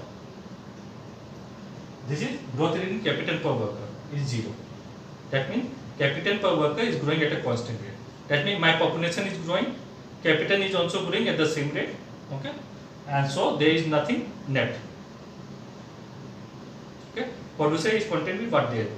It will be clear. It will be getting clear. Okay, so at steady state, okay, level of capital stock is such that, okay, capital stock is not changing. For the time being, just understand this. I will clarify. I will do the mathematics part little bit. That will be more clear. Okay. Okay. So which means that your investment per worker must be equal to depreciation per worker, right? So S of F care must be equal to delta care. Okay. So investment per worker must be equal to depreciation per worker. Okay. So let me depict this in graph. Okay. So what I am doing today is a beginning point. Okay. Later on, when I will add on, I will clarify in total output term also, because without mathematics, it will be little bit, not much. Okay, just little bit. I will do the logarithm part again. Okay, derivation part that I have done, so that you can follow again. Okay. So here I write capital per worker. Here I write output per worker. Okay. This is your production function in per worker term. Always interpret the way I am interpreting. Okay. Then we will draw saving per worker graph. Okay, remember one thing. Okay, before I am drawing graph, many students are making mistake. They are bending it. If you bend in the examination, you are getting 0. Okay. So don't bend your graph. In some of the book they bend. Students show me last year. Say it's bend in the book. Last lecture I have done only to show that you will not bend your graph. Okay. You will end your graph here. Okay, at this point. Okay. Many students draw like this. You will not draw like this. Okay. Is it clear to everyone? Okay. Last time I have to take I have to make everyone draw in the class. I have taken 3-4 lectures only to draw this graph. Okay. So in the examination, if you are not drawing it properly, sir, you draw like this. This graph cannot be drawn like this. This is going straight line. One student drawing like this, and this is going like this. So it is going straight. Why are you making this straight? Okay. So practice it. Okay. So graph is very important, and the moment you bend it, okay, your 2-3 marks is cut here. Okay. If I am checking the paper, that is the case. Okay. So this is your saving per worker, and I am going to draw my depreciation line. This is delta Q. Okay. So this point, okay, what saving per worker or investment per worker equal to depreciation per worker. That means my change in capital stock per worker is 0, and that is my steady state. Okay. I did not buy K star. Then what will be my output per worker? What will be my output per worker? Don't do from here. Okay. This give me saving per worker or investment per worker. Why this is steady state? It will be clear now. Okay. I am going to discuss these two cases. Greater than less than 0 case, then it will be clear. Okay. No need to worry. When you are going to depict output per worker, this is the graph for that one. Okay. 2-3 students have done from here. In spite of doing 10 times in the class, this mistake is done. Okay. So when you have to depict output per worker, you will depict from here. Y star. Okay. Clear? So at point E, okay, investment per worker equal to depreciation per worker. Okay. That will give me my steady state level of capital stock. Write down. At point E, okay, investment per worker, this line, investment per worker, okay, investment per worker equal to depreciation per worker, okay, that will give me my steady state level of capital stock. The level of output corresponding to my level of steady state level of capital stock is called steady state level of output. Steady state level of output. Clear? Steady state level. I am repeating one more time. Okay. At point A, investment per worker equal to depreciation per worker. Look at this. This black line is investment per worker line, right? Equal to my depreciation per worker. Okay. At point E, investment per worker equal to depreciation per worker. That will give me my steady state level of capital stock K star. Okay. Clear? The level of output y star, you can say the level of output corresponding to my steady state level of capital stock, okay, is my steady state level of output. Okay, the level of output y star corresponding to my steady state level of capital stock, we can just say corresponding to my steady state level of capital stock per worker. Okay, the output level that we have is my steady state level of output per worker. Always write per worker, okay? Sometime I don't speak. So the steady state level of capital stock per worker, okay, is known as long run equilibrium of the economy.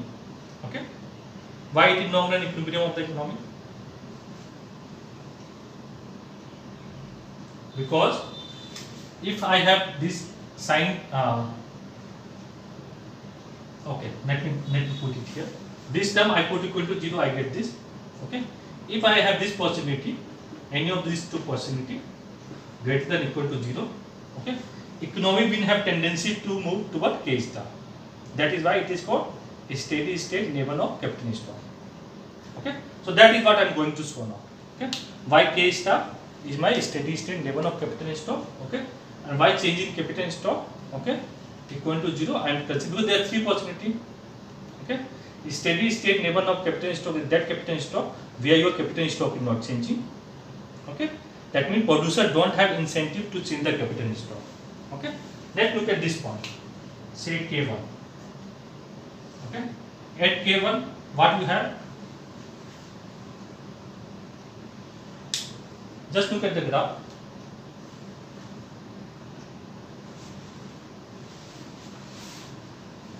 At K1, what you have?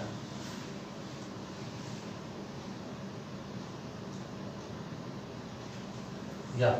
Anyone? Yeah. You are correct to some extent. Anyone want to elaborate more? This is what? This point? This point belongs to investment.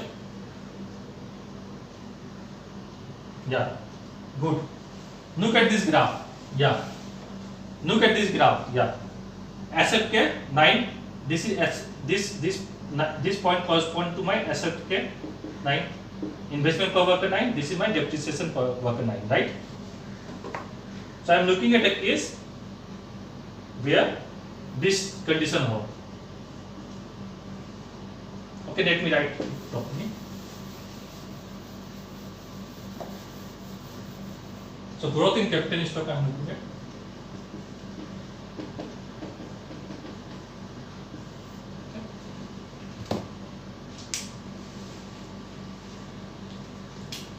Change in capital stock per worker is saving per worker in equilibrium minus depreciation per worker, and depreciation is constant. So you have three possibilities. Okay. So first possibility I say that change in capital stock per worker is 0. Yes. Okay. When change in capital stock per worker is 0, you have a steady state. Okay. First possibility I am saying that this is saving per worker in equilibrium or investment per worker minus depreciation per worker is positive. Okay. So my investment schedule is greater than my investment depreciation schedule. So investment greater than depreciation. I am writing in simple word. At K1, at point K1, investment is greater than depreciation. Right? So when investment is greater than depreciation, next period capital stock will increase. Yes or no? In the short run, capital stock generates income that we have done in the Solow model. In the long run, it adds to productive capacity. Okay. So when investment is greater than depreciation, in the next period, capital stock will increase. Okay. So I will move to K star. Okay. Now look at here. Depreciation is more than investment. Okay, take this to be K2. Okay, at K2, this is for K1. At K2, investment is less than depreciation. That means depreciation per capital per worker is greater than investment per worker. I'm not saying, I'm just keeping it simple. Depreciation is more than investment. That means from next period onward, capital stock will decrease. Capital stock will decrease. Okay? Clear, everyone? Okay? That is why this K star, okay, is called steady state nominal equilibrium. Clear? Producer has no incentive to change the capital stock. Okay? That means that if capital stock is at steady state, K star, okay, given your investment per worker, your production function, okay. So if your capital stock is at K star at steady state, then it will stay there forever, okay, unless there is a change in saving rate, okay, or there is a change in depreciation rate, that will decline in the depreciation rate or increase in the depreciation rate for the time. Clear? Depreciation is constant. Depreciation is constant. I am saying that if there is a change in depreciation rate when we are comparing two economy, okay, that we will do later on. I am saying that if there is a change in depreciation rate, unless until there is change in saving rate and depreciation rate, okay, this steady state capital stock will remain same forever. Okay. Clear, everyone?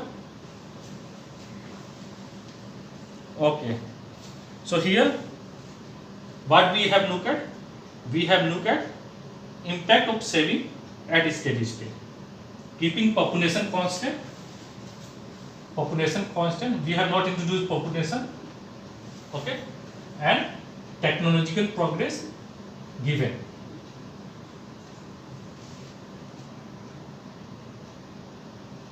Okay. So this growth process that I have shown you just now, this is steady state capital stock. Okay.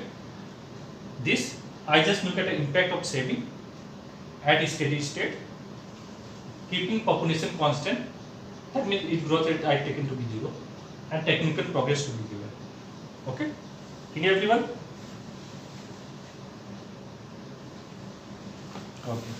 So slowly I will start to add population growth also term. It will be added to your this line. Right now I am saying this to be depreciation line. Okay. I am going to keep changing the definition of this line. Okay. So keep in track what I am saying. In the examination, question will be very easy. Okay. Only thing you have to understand what they are saying. Okay. So at steady state, okay, growth in capital stock will be 0. Okay. Why? If change in capital stock is greater than 0, okay, that means investment is more than depreciation. In the next period, capital stock will increase. If depreciation is more than investment, capital stock will decrease. So you will ultimately achieve K star, and economy will stay here forever. Okay. So K star represents my steady state capital stock, and that I derive from my growth in capital stock equation. Okay. So let me again summarize the thing, what we have done today. So whenever you are doing this thing, okay, remember what we are saying. Okay. So in the Solow model, okay, or you can say new classical growth model, it is designed to show how growth in capital stock, labor force, and technology determine the growth in output. He has considered intensive form of growth, that means in per worker term. Okay. So per worker term, that means output per worker, you can say. Output per worker. This is also called labor productivity. Okay. Or you can say this to be in terms of output per capita. Okay. This we use also output per capita. And this we use to determine standard of living. Okay. So what first we have done, we have looked at like any economic model. Okay. In the Solow model, we look at the supply side, we look at the demand side. From supply side, we use the production function. Taken a production function is homogeneous of degree 1. that means production function exhibits constant return to scale. Okay, so when we double the input, my output will double. So lambda I have taken 1 by n. Lambda you can take any value. I have taken 1 by n in order to convert it into per capital term. Okay, so output per worker, okay, is a function of capital per worker from supply side. Okay, and my margin product of capital per worker is positive. Okay, and as I keep adding one factor, keeping other constant, it is adding next to output. It is adding positively, but next to output. Okay, so it is declining. Okay, this is from your production side. From demand side, Solow has considered two sectors: consumption expenditure. Household has consumption expenditure, firm has investment expenditure. So your income is consumption minus investment. We have converted it into per worker term. Okay, then we get the term saving per worker. Okay, remember that derivation part. Keep in mind this is saving per worker. This is margin profit to save times output per worker give me saving per worker. Okay, equal to investment per worker in equilibrium. Okay, demand must be equal to supply. So I substitute this term here. So I have saving per worker or investment per or saving per worker in equilibrium must be equal to investment per worker. Okay, this graph, if you remember, we have drawn like this: increasing and decreasing rate. Okay, increasing and decreasing rate. So I write output per worker here, capital per worker here. Okay, and this is your output per worker graph. Okay, now I want to draw this graph. Okay, saving per worker graph. It will be below this because saving lies between 0 and 1. Okay, after that I have determined growth in capital stock. Growth in capital stock.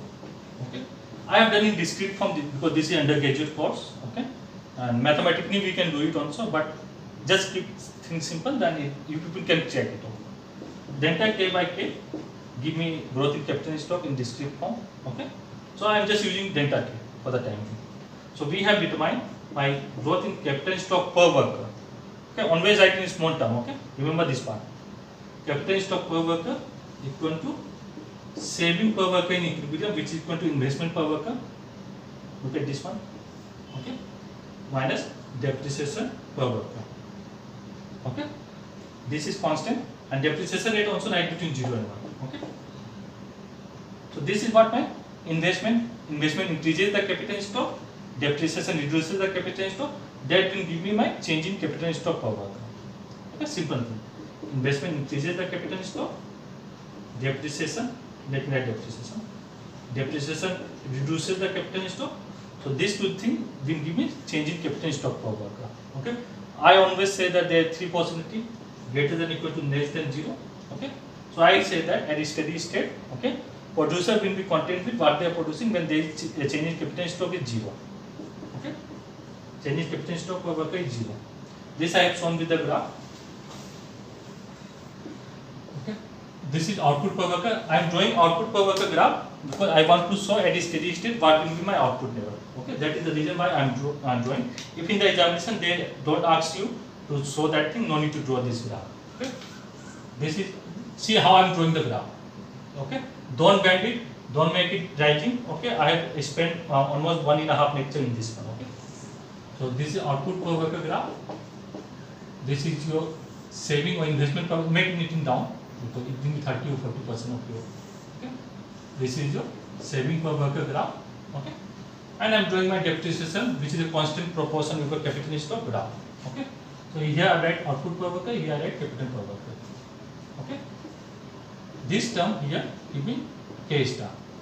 Okay, a steady state level of capital stock or nominal equilibrium level of capital stock. Okay, with no population growth, and given technical progress. Okay, so if my saving rate is S, given the depreciation rate, this K star is my steady state level of capital stock. Economy will remain here forever. Why? Because if your investment per worker, you can add it. If my investment is more than depreciation, okay, next period more capital stock will be added, I will reach K star. Okay, if my depreciation is more than investment, okay, Next period, capital stock will fall. So economy will have tendency to move towards this K star. Okay, the K star is my steady state level of capital stock. Okay, producer is in equilibrium at this level of capital stock. Okay, given the saving rate and depreciation rate, at this level of capital stock, Y star is my steady state level of output. Okay, so I stop here. Tomorrow we will do one numerical related to this. Okay, it will be simple one. Okay, I will give the simple one. In this lecture, I am going to look at introduction to the neo-classical growth theory. And neo-classical growth theory is introduced by Robert Solow and so on in 1956. They made an attempt in order to depict long-run equilibrium growth of the economy in terms of growth of capital stock, growth in labor force, and advancement in technology. Okay. So as you people already know, we have discussed already. Economic growth means sustained increase in output, real output you can say, over period of time. Okay, or you can say over longer period of time. Okay, and the term output expansion is ambiguous. Okay, that means it can have more than one interpretation. Whether we means that it is increasing total output or increasing output per worker or output per person. Okay, so in the Solow model, he has considered this term output per worker. Okay, so when we look at growth in output in terms of output per worker, we are looking at intensive growth process. Okay, and when we look at expansion in output in terms of increase in total output, we are looking at extensive growth. Okay, so Solow has considered intensive growth. Okay, output per worker. Okay, and here population growth, whatever is your population, okay, is equivalent to your labor force. Okay, so this represents my output per worker. Okay, this also represent productivity also, if you remember we have done it. Okay, and this also represent per capita output. Okay, so you can interpret it in different way. Okay, and when your output per worker is growing, okay, that means standard of living of the people of the country is improving. Okay, what is the benefit of that? So when we look at expansion of output, in terms of when your output increase, okay, so your output is increasing, maybe at the same time population is also increasing and it is increasing faster than your increase in output. Okay, so what we will see that over a longer period of time, standard of living of the people of the country is not improving given other factors. Okay, so when we look in terms of output per worker, okay, so when this is increasing, we can say that there is an improvement of standard of living of the people of the country. Okay, so Solow has considered this intensive form of growth, and everything we will convert in per worker term, okay, or per capita term, in order to analyze different variable in the model. Okay, so the starting point of the model is that, okay, neo-classical production. Output is a function of capital, labor, and your technology. Okay, so let me discuss a little bit about properties of this production function. Okay, so first property is that this is my neo-classical production function. Neo-classical production function is so technical relationship between input and output for a given technology.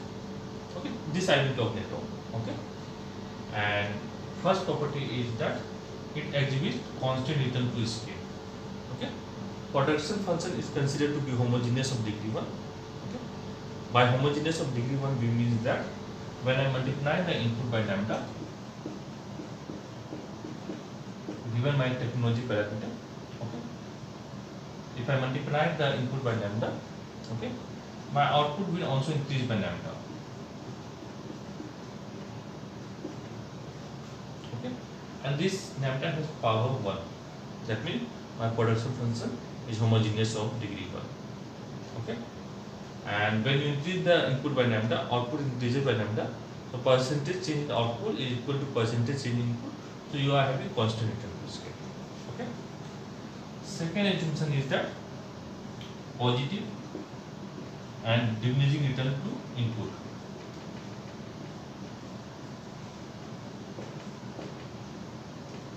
Okay, that means whenever I am adding capital, okay, or whenever I am adding neighbor, keeping other factor constant, okay, every addition unit of neighbor, okay, it adding positively to the output. So f prime n is positive. Similarly, f prime k is positive. Okay. So what here we are saying that given the capital stock, okay, if I am adding capital, every unit of capital is adding positively to the output. Okay. But each additional unit of neighbor, okay, given the capital stock, it is adding less amount of output. Okay, say you have neighbor force 1 unit, marginal product neighbor, that neighbor is adding 6 unit of output. Okay, you introduce second neighbor, it is adding positively to your output. So suppose it add 5 unit. Okay, so it is adding positively, okay, but at decreasing rate. The output will be increasing. Total output is 6 here, because total product of neighbor is a summation of your marginal product of neighbor. Here 11.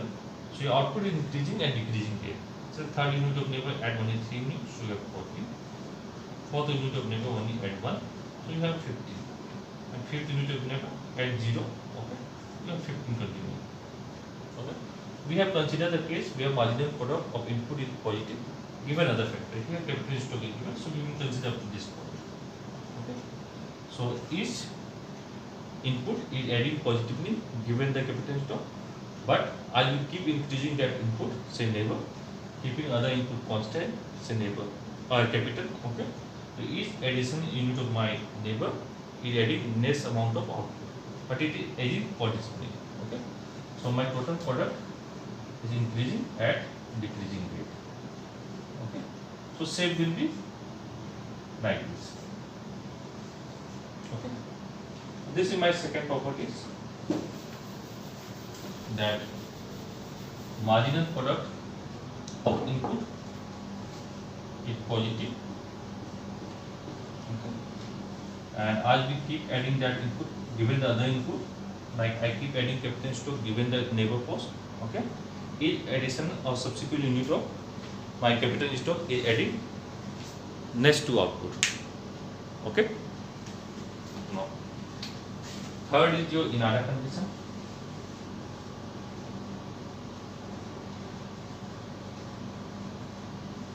So inner condition, just remember, so this is your marginal product of capital. Okay. So limit k tends to 0. Okay. As the amount of capital reduces, the marginal product of capital will tends very high. It tends to infinity. Okay. Similarly, as you increase the capital stock to a very large amount, to infinity, marginal product of capital will be 0. Okay. Similarly, you will write for neighbor. This is your inner condition. Okay. As you increase the capital stock, keep increasing capital stock, marginal product of capital will turn to 0. Okay, it tends to 0, equal to 0. And when you have very less amount of capital and it is going to closer to 0, marginal product of capital will increase. Okay. Similarly, for neighbor, you will write the inner condition. Okay. Then fourth one is your essential condition.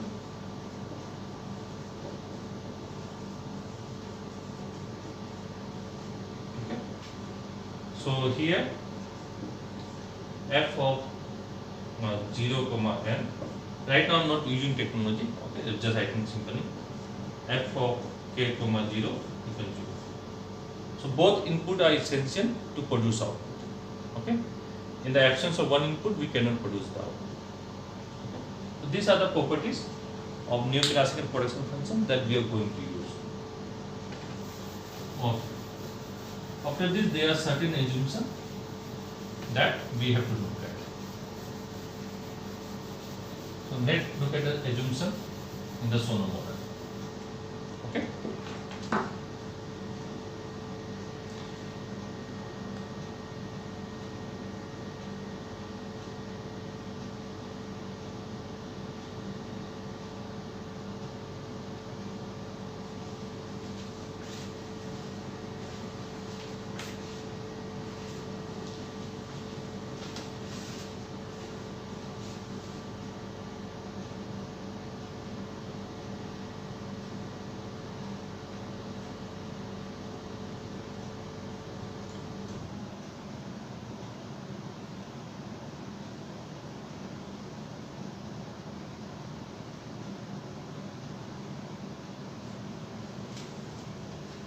Okay. Let's look at the assumption in the Solow model.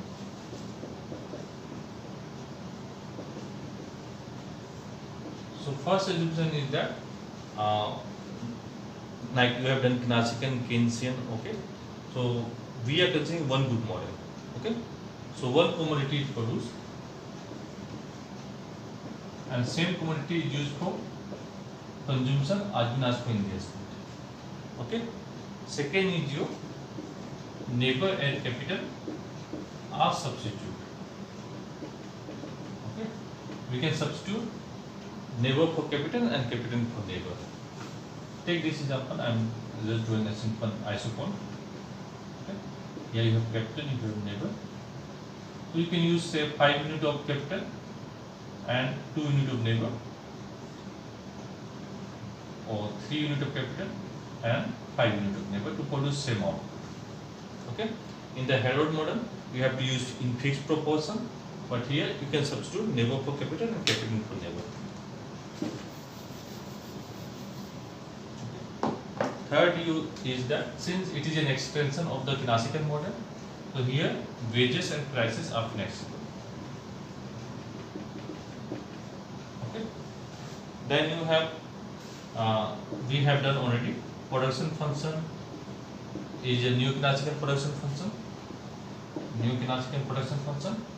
and it exhibits constant return to scale. You can write homogeneous of degree 1 and exhibit constant return to scale. Okay.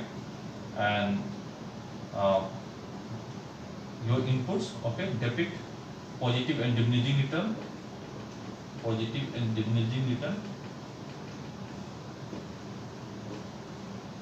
input depict positive and diminishing return, and is satisfied in order and essential condition. Okay. Fifth, we start with full employment of labor force. Okay, the model start with full employment of labor force. Then you have technical progress, the term that we have here. Like output is a function of capital, labor, and A. Okay. So here A is your total factor productivity, and it is also called Solow residual that I am going to discuss later on. Okay. So what this A term does is that, okay, it explains the increase in output for the same amount of capital and labor. Okay. Suppose I am using same amount of capital and labor. Say capital I am using 100 units, labor I am using 500 units. Okay. I am producing output Y10. Okay. By using the same amount of capital and labor, okay, if output produced increases from Y10 to say Y50, okay, so we say that it is increasing productivity of one input taken together. Okay, this A can understand in this way. Okay, well understood. So we have taken Newton technical progress. Then you have assumption of saving is a proportion of income. Okay. And factors are paid according to their marginal product. Okay. Factors are paid according to marginal product. Okay. And assumption is that there is perfect competition in both product and factor market. Okay. So all these are assumptions that we will be using when we are developing the model. Okay. So Solow model is designed to depict how growth in capital stock, growth in labor force, and improvement in technology, okay, determine my economic growth. So production function you write in this way. Okay. Actually we are considering continuous time. So in continuous time, growth in capital stock will be given by dk by dt into 1 by k. Okay. For the time being, I am writing in discrete form delta K by K. Similarly, growth rate in neighbor force will be given by dN by dt into 1 by T, 1 by L. This is equivalent in discrete form to this one. Okay. Similarly for technology. Okay. So in the Solow model, your growth in output and growth in output will be delta Y by Y in discrete form. Okay. So growth in output, okay, is determined by your growth in capital stock, growth in labor force, and improvement in technology. Okay. Similar to your any economic growth model, okay, in the Solow model, equilibrium is determined by the interaction of demand and supply.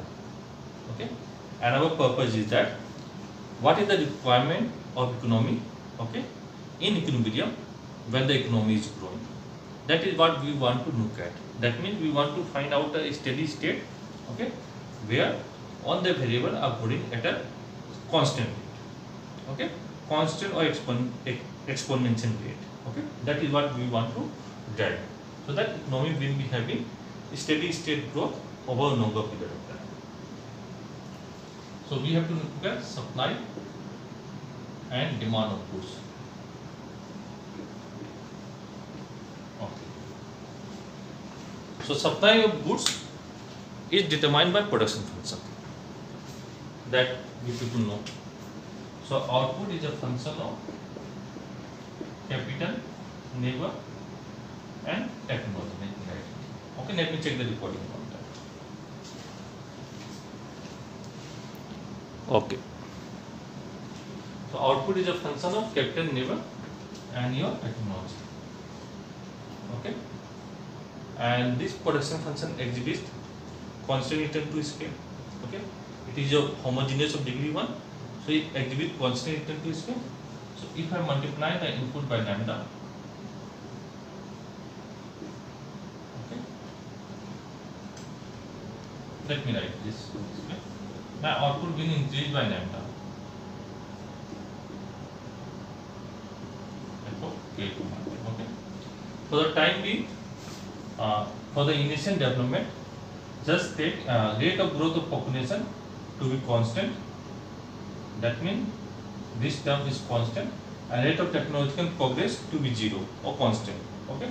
So I am not writing this term in my production function for the time being. Okay. When we will be using the technology term, I will introduce that one. Okay. So our output is a function of capital and labor. I am just writing this. Okay. So when I increase the input, because my production function is homogeneous of degree 1, it exhibits constant return to scale. Okay. So when I increase my input by lambda, okay, my output will increase by lambda. Okay. So this I can write as lambda y equal to f of lambda k comma lambda n. Net lambda equal to 1 by n. Okay. I can write this as output per worker. Okay. Or output per capita, whatever you want to say. This will be equal to f capital per worker, and this will be 1. Okay. So I can write my production function in per worker term. Output per worker is a function of capital per worker. I write in small k, this is small y. This is my output per worker is a function of capital per worker. Okay. And graph will be, as I told you, one of the assumptions is that positive but diminishing return. Okay, increasing and decreasing rate. This will be your production function. Here I write output per worker, here I write capital per worker, and this is your graph of production function. Okay, in terms of per worker. Okay, so this is for my supply side. Now I will look at the demand side. So remember this equation and this graph. Okay, now I have the other part. According to Solow, demand consists of consumption expenditure demand and investment expenditure demand. Okay. From demand side,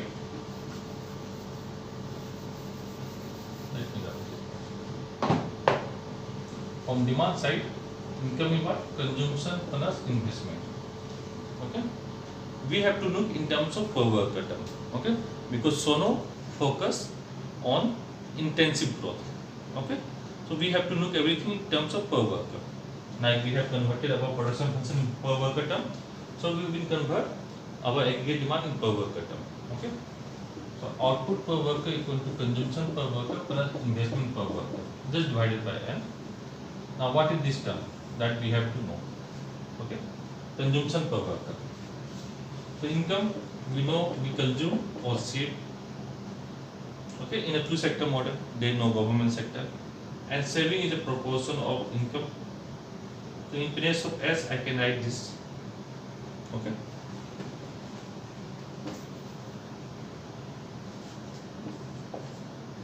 Take this term that side, it will be y 1 minus s. This is your marginal profit to save. Okay, equal to consumption. Now write this in per worker term. So consumption per worker, denoted by small c.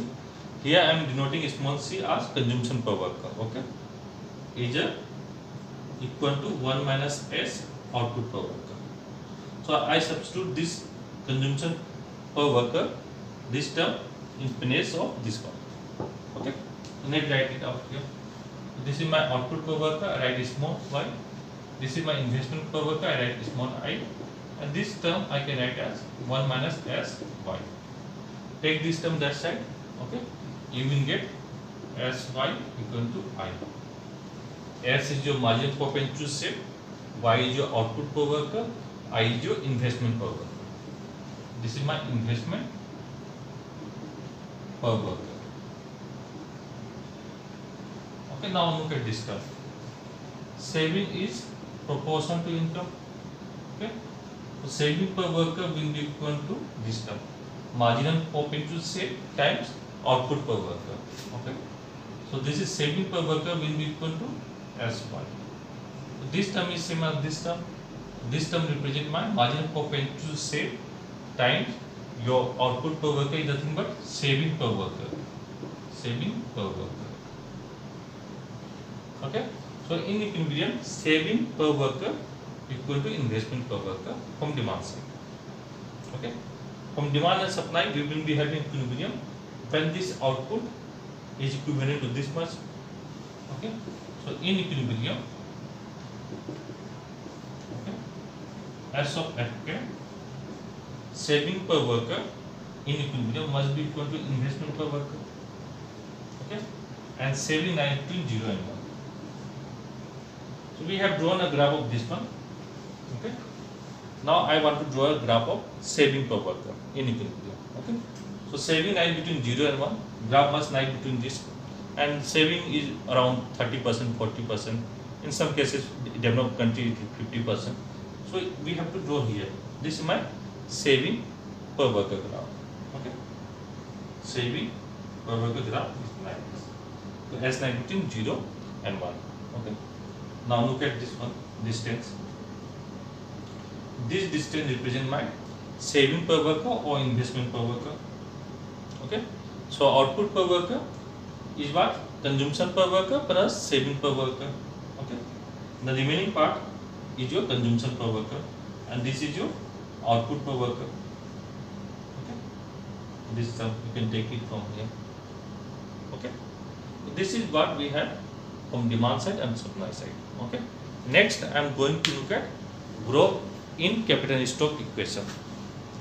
Okay, so first equation we have this one. Okay, so let me write here on top.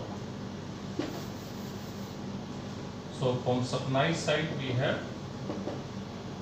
output per worker is a function of capital per worker. From demand side we have saving per worker is a function, saving per worker equal to investment per worker. In equilibrium we have this thing. Okay, now we have that graph. Okay, before I talk about growth in capital stock, let me talk about depreciation. Okay, depreciation. Investment, you know, it is addition to capital stock. Okay, like in plant and machinery. Depreciation is some proportion of your capital stock. Okay. So here depreciation is taken to be constant, and it is some proportion of your capital stock. Suppose your capital stock is say 120, okay, and depreciation rate is say 0.1, say 10%. Okay. So depreciation is delta KT. So 120 into 0.1. Okay. That means 12 unit of capital stock will be depreciated. Okay. So you have a proportion graph. Depreciation is a proportion of capital stock. So in technical video I have shown that here you have depreciation, and you can write in per worker term also. Depreciation per worker, okay, whatever you can do it. So per worker term, it will be from the origin. Okay. This is delta K. It's not K. Okay. So in a proportional relationship, you have a graph from the origin. Okay. And depending upon how much depreciation you have, it can be steeper or flatter. Okay. So depreciation I have defined now. Net, everybody know, equal gross minus depreciation. Okay. So investment that I am taking is gross investment. So investment was addition to your capital stock. KT plus 1 minus KT. Okay, this is now I am doing equation growth in capital stock. Okay. So investment was KT plus 1 minus KT. Okay. Then you will add depreciation. This is your net addition to the capital stock. Okay. Plus depreciation is what? Delta KT. Okay. So write in this per capita term or per worker term, investment per worker equal to capital per worker in period T plus 1. This is capital per worker in period T, and this is capital per worker in period T. Okay. You can write substitute into T plus 1 because population growth is constant. It will not make much. You can write this thing. You can write this thing. Whatever. So this is my investment per worker. This is what? Change in capital stock per worker. I just add a small plate. Okay. Plus delta change in capital stock. This is my depreciation per worker. Okay. So from here I can write change in capital stock per worker equal to investment per worker minus depreciation per worker. Okay. So investment increases capital stock. My investment per worker increases capital stock per worker. Okay. And depreciation reduces capital stock. Okay. So the difference between these two give me my change in capital stock. Okay. Now I am just making per worker term silent. Okay. Just understand the argument. Investment increases the capital stock. Depreciation reduces the capital stock. Okay. So the difference between these two give me my change in capital stock. Okay. So investment per worker we have derived in equilibrium is equal to this term. So write up this term. Okay. So change in capital stock per worker will be equal to this term. Okay. Investment minus depreciation per worker you can add it. Okay. And you know the graph of this one, and you know the graph of this one. Okay. There will be three possibilities greater than equal to less than 0. Okay. So next draw the graph of this one, and your production function. Okay. So this is your depreciation graph. Here you have two graphs. Let me put it together. Okay. Capital per worker. This is output per worker. Let me check the code.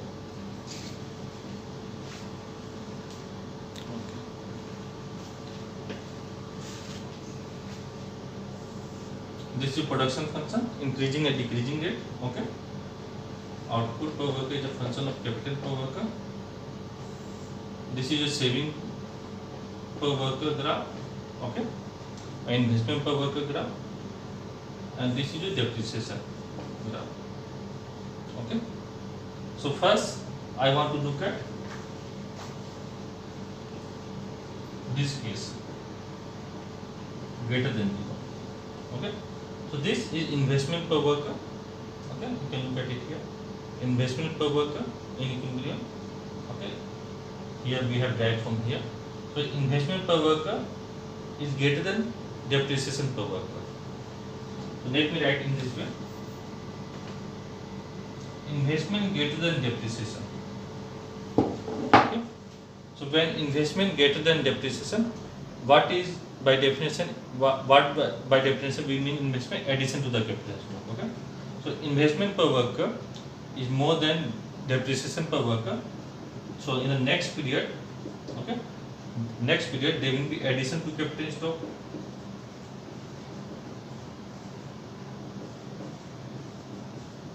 Okay. Remember, investment has dual role. Okay. Here in the Solow model, we are only looking at only one role, addition to the productive capacity, and it will come up in the next period. Okay. In the Herald model, it has dual role. In the short term, it increases income, and in the long run, add to the productive capacity. Okay. So here that is why we can see next period. Next period, it add to the productive capacity. So look at this point. Okay. Here your investment, this graph. Okay. Investment per worker is more than depreciation per worker. This point belongs to your depreciation graph. Okay. So this is suppose your K1. Capital per worker is K1. Okay. So what will happen is that next period capital stock will start to increase. Okay. Now look at this point. Denoted by K star. Okay. So at this point, your investment per worker equal to depreciation per worker. Okay. So there is no change in capital stock per worker. Okay. So there is neither increase nor decrease in the capital stock per worker. Okay. Third one. It is less than delta. So investment per worker is less than depreciation per worker. Okay. So what will happen when your depreciation is more than investment? Okay. Say this point here, corresponding to capital per worker K2. Okay. This is corresponding to K1. Okay. This is corresponding to K2. This is capital per worker. This is also capital per worker 1. This is K star. Okay. So if you depreciation, I am making sign per worker. Depreciation more than investment. Okay.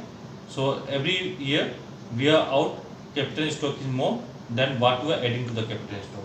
So next period capital stock will form. Capital stock will form, and we reach here. Okay. That is why K star. Okay. Where investment per worker equal to your depreciation per worker. Okay. Is called steady state level of capital stock. Okay. So it is that level of capital stock, okay, at which economy will remain forever, given the saving propensity and your depreciation rate. Okay, and we have assumed that there is no population growth, and no technological progress. No technological progress. Okay, and we want to look at effect of saving on your long run equilibrium. Okay. So when we are considering no population growth with no technological progress, okay, given your saving propensity, if it is higher, this curve will be much higher. Okay, it will be from here. So your steady state level of capital stock per worker will be higher. Depreciation, if it is high, it will be steeper. If it is low, it is flatter. Your steady state level of capital stock will be different. Okay. So given your depreciation rate and saving propensity, K star denote my steady state level of capital stock. Okay, it is my equilibrium level of capital stock. Okay, producer has no incentive to deviate from this K star. Okay, corresponding to this K star. Okay, Y star represents my steady state level of output. Okay, so the economy, if it achieves this K star level of capital stock, given our assumption. Okay, given your saving propensity and your depreciation rate. Okay, y star will represent my long run steady state equilibrium output. Okay, this is what we have in the initial development of the model. In the next lecture, we will develop it more. I hope this is clear. Okay, draw the graph properly, and then you have to practice integrate, then it will be more clear. Okay, I hope this video is helpful. Thank you for watching. So let me revise some basic, okay, about growth, how we define growth. Okay, then I will be coming to actually what we want to do. Okay, or what we have done till now. Okay, so if you have x variable, write down determining growth. Okay, how we can write growth equation. So in a discrete form, you write delta x over x. If x is a variable and you want to take out the growth of x, you take out change in x over x. What is change in x? x2 minus x1 over x1. Okay, this is how you take out growth. Okay, and I have discussed with you people. Okay, that if you remember this basic argument that I am developing now. Okay, next step will be clear. What we have done yesterday, that will be clear. What we are going to do in the future, that will be clear. Okay. So this is your output. Let me write with you that I have used the notation. So this is my output. This is my price level. Okay. So consider an economy that produce one output, and this is the price level. Say in 2019, output is 100, price level is 1. Okay, so GDP will be what? Price into output. This is my current GDP. So this is 1 into 100 is 100. Okay. In 2020, I told everyone please join around 2 and 5. Okay. Don't do late. Just join by 2 and 5. Okay. In 2020, my output is say 100, but price level increases to 141. Okay, so my current GDP in 2019 is 100, but when I look at in 2020, okay, GDP, current GDP, okay, current GDP means at current price. Current price is 1.1 in 2002, 1 rupees 10 paisa. Okay. GDP in 2020, current GDP, okay, is price of 2020 into quantity of 2020. Okay, this is 1.1 into 100 is 110. Okay, so in 2019, my nominal GDP or current GDP, is based on that year price. Okay, in 2020, my current or nominal GDP is 110. So can we say that there is an increase in GDP of the economy by looking at this data? Can we say that there is an economic growth taking place in the economy? We see that nominal GDP increases from 100 to 110. Can we say that economy is growing? There is two ways to look at how economy grows, right? Yes or no? One, total output is increasing, and in output per worker term. Okay. Can we look at this data given to us and look at this thing that my nominal GDP increases from 100 to 110? Can we say that economy is growing?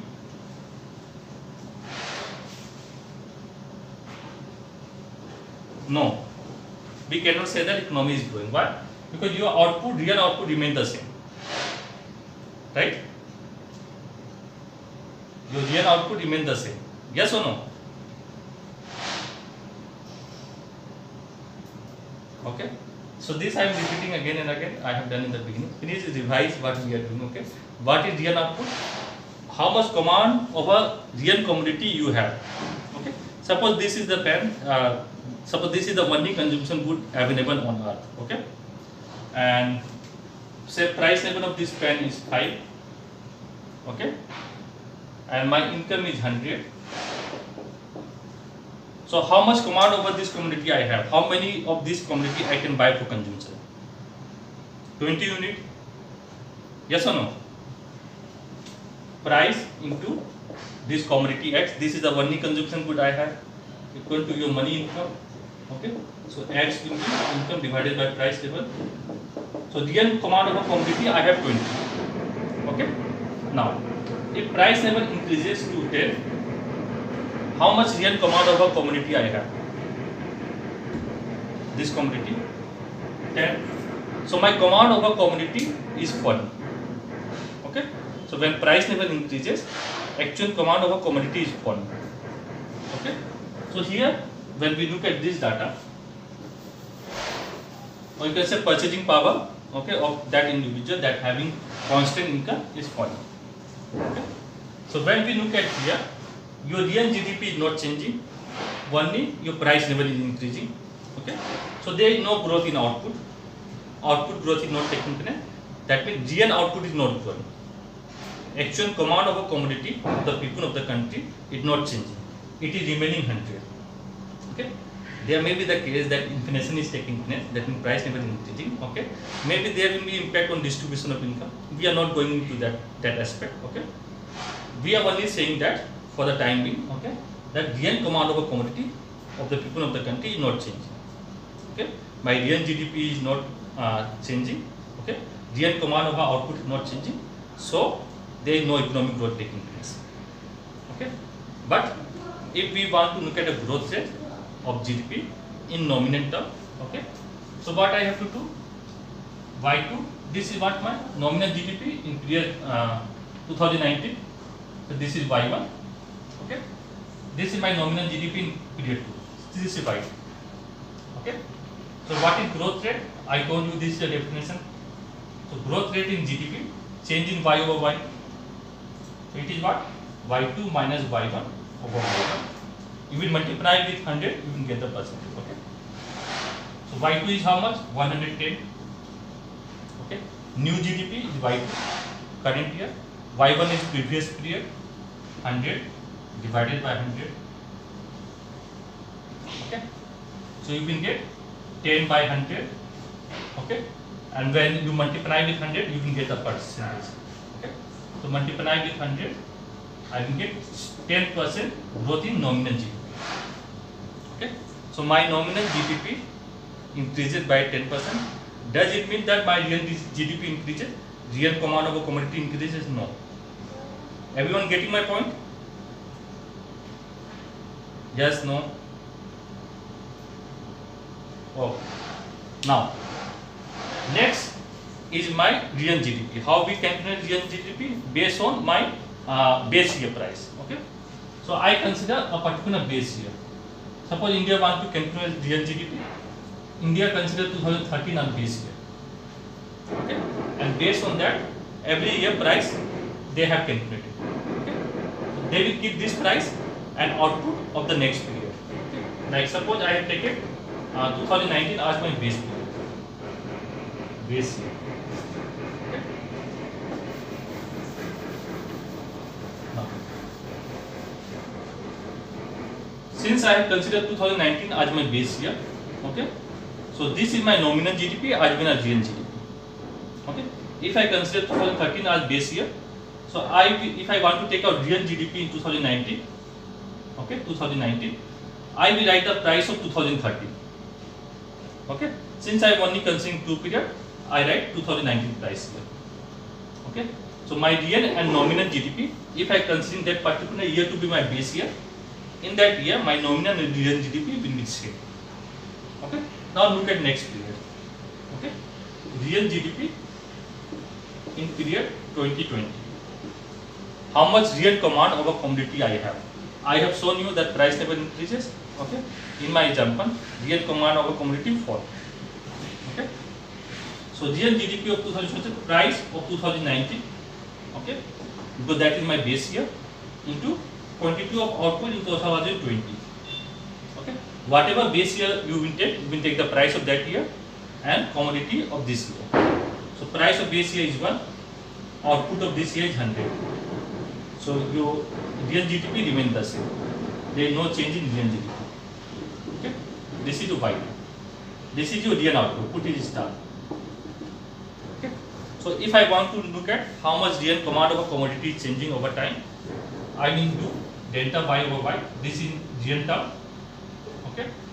So y2 new output, okay, is 100. Previous output is 100 divided by 100. So change in your real GDP is 0. That means command over commodity of the people of the country has no change. Okay. What has actually happened is that price never increases, which we call inflation. Okay. Again I say, if you want to take a growth rate of price level, growth rate of output level, simply you have to do this. Delta P by P. This will give me growth rate in price level. This is my inflation. I denote by pi. So this is what P2 minus P1 over P1. And when you multiply with 100 this thing, okay, you will get inflation rate. Okay, you will get your inflation rate. So what is the P2? P2 is 1.1, 1 rupees 10 paisa. Let me rub this part.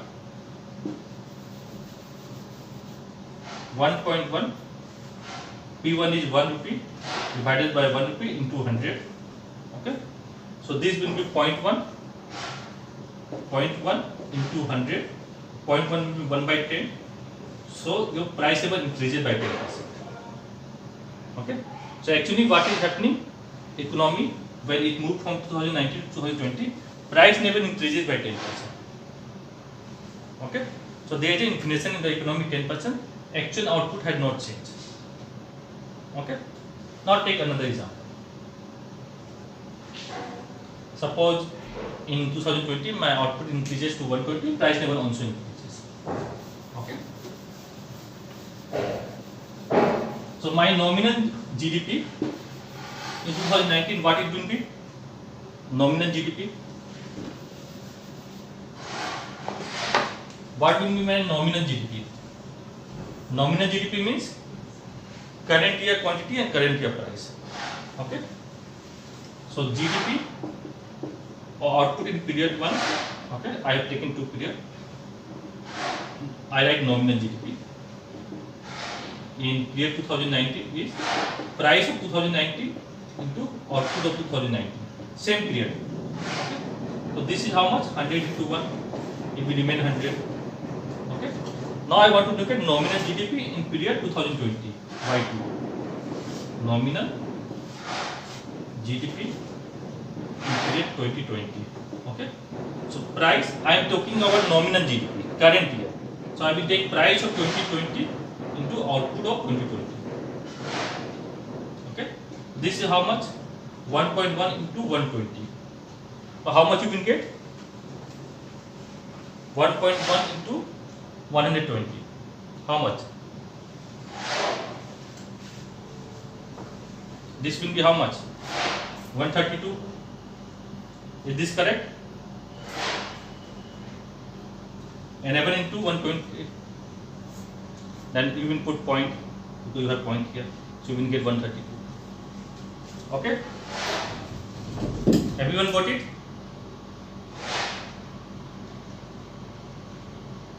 Okay. So when your output increases, okay, you will see that in period 1 2019 your output is 100 and nominal output, okay, or nominal GDP is 132. Okay, but this 32 unit, 32 nominal GDP is not your actual output. Actual output increases only by 20. Okay, but my nominal GDP is showing 130. That means there is some problem when we look in nominal GDP. It is not reflecting my real command over commodity. Okay, real command over commodity increases only by 20. Okay, but my nominal GDP is showing that it increases by 32%. Actually, it increases by 20% if you look at it. In simple example, from 100 to 120 is just 20% increase in real output. But when I look at my nominal GDP, it increases by 32%. Okay, just look at it. How we take out the growth rate? In this way, in discrete form, we are doing discrete example. Okay, so y2 multiply with 100, then you will get percentage term. Okay, so y2 minus y1 over y1 into 100. y2 is 132 minus y1 is 100 over 100 into 100. So this will cancel out, it will be 32%. So your nominal GDP increases by 32%. But does nominal GDP show you real command over commodity? No. Okay. So when you read the newspaper and when you listen to the news, listen to it properly. Okay, what they are saying? They are saying current or nominal GDP. If they say current or nominal GDP of India increases by 9%, 10%, okay, it does not mean that our real GDP is increasing. Okay, major component may be because of inflation. Okay, in here, only when they will say that our real GDP increases, say by 4%, 5%, okay, then only you believe that actually we are having a proper actual command of the over the commodity is increasing, okay, of the people of the country. Given the assumption that distribution of the consumption pattern remain the same on that thing, okay, that we will do some other day. Okay, for the time it doesn't. Okay, so this is my nominal increase in GDP, 32%. Okay, generally economy have every year 8%, 9% growth. In this example, I have shown that it is 32%. Okay. Now, how much is the inflation that we have to look at? Okay. So how we take out the inflation? You know, P2 minus P1 over P1 into 100. So it will be 10%. Okay. So inflation remains the 10%. Okay. Your output increases by 120. Okay. So based on this output number, you will be having nominal GDP increase by 132. Okay, and 32% is the increase in your nominal GDP. Now I want to look at how much is the change in my real GDP. Okay, since I have considered 2019 as my base year. Okay, so this is my current GDP also and my base year GDP or real GDP. Okay, so whatever year I am considering, if you look at the data, some of you are going for research, this will be very important. Okay. So when you are calculating GDP, look at a base year that is used by the government. Okay.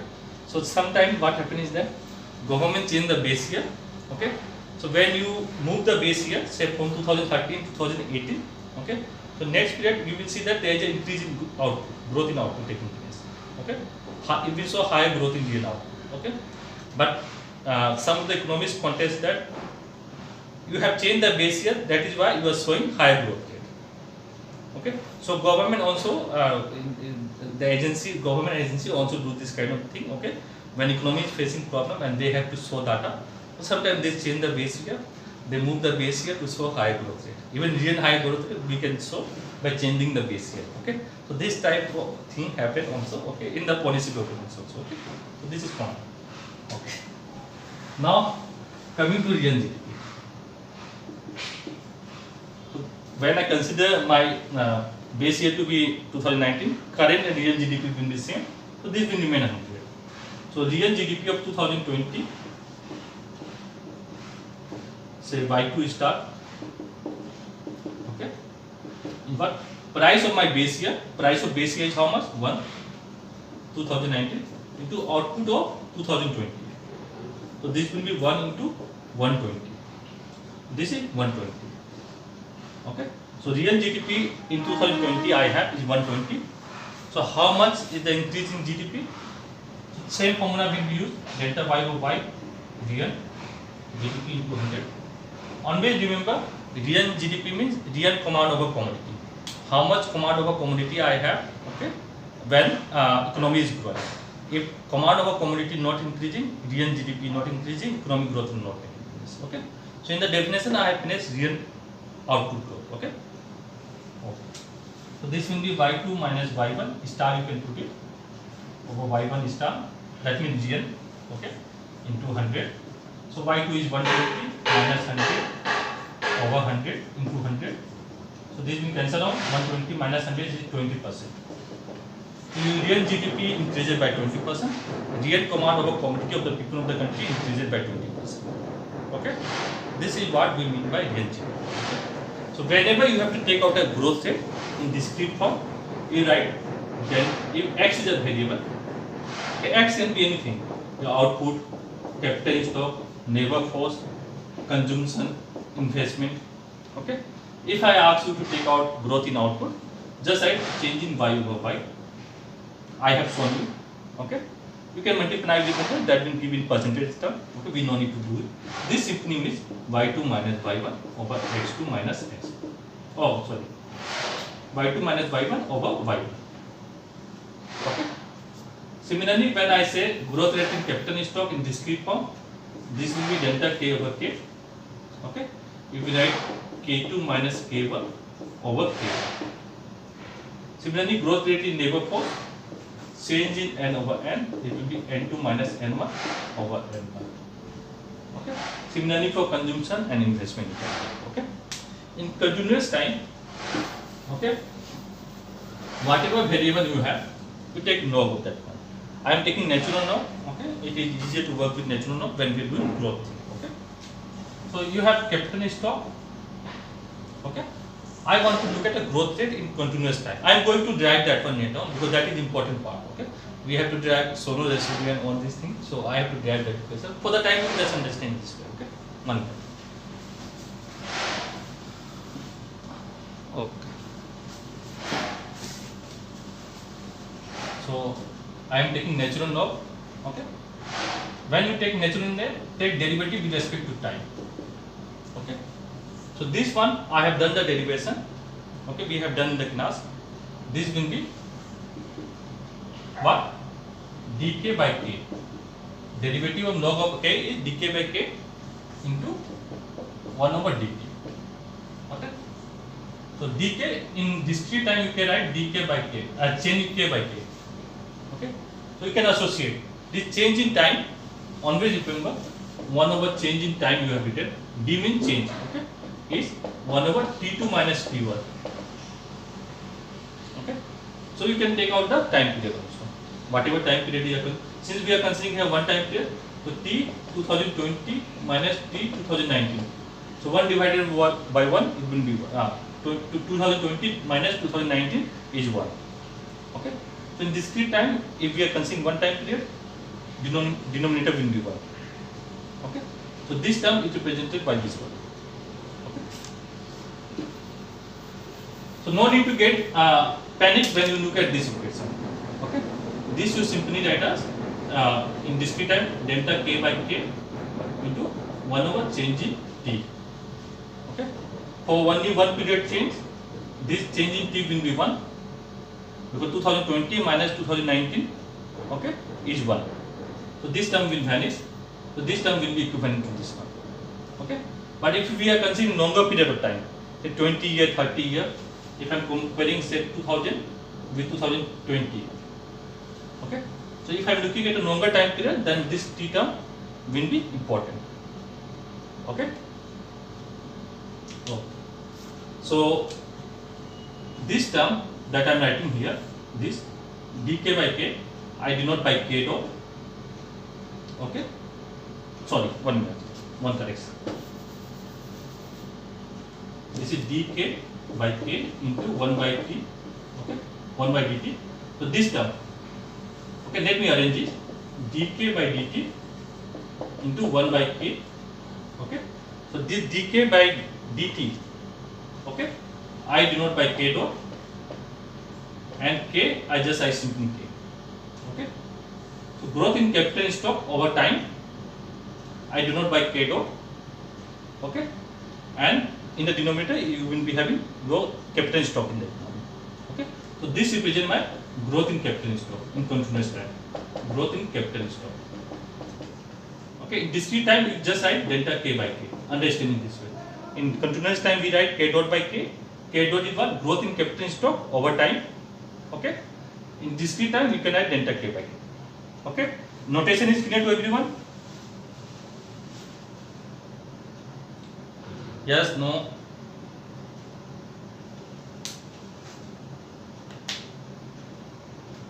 What happened? Notation is clear or not?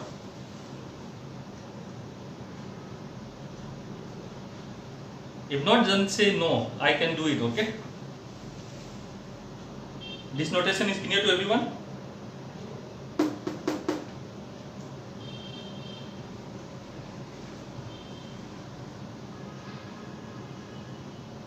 It's on panel, okay. I am recording, I will send the video, okay? Let's see is recording or not. Okay.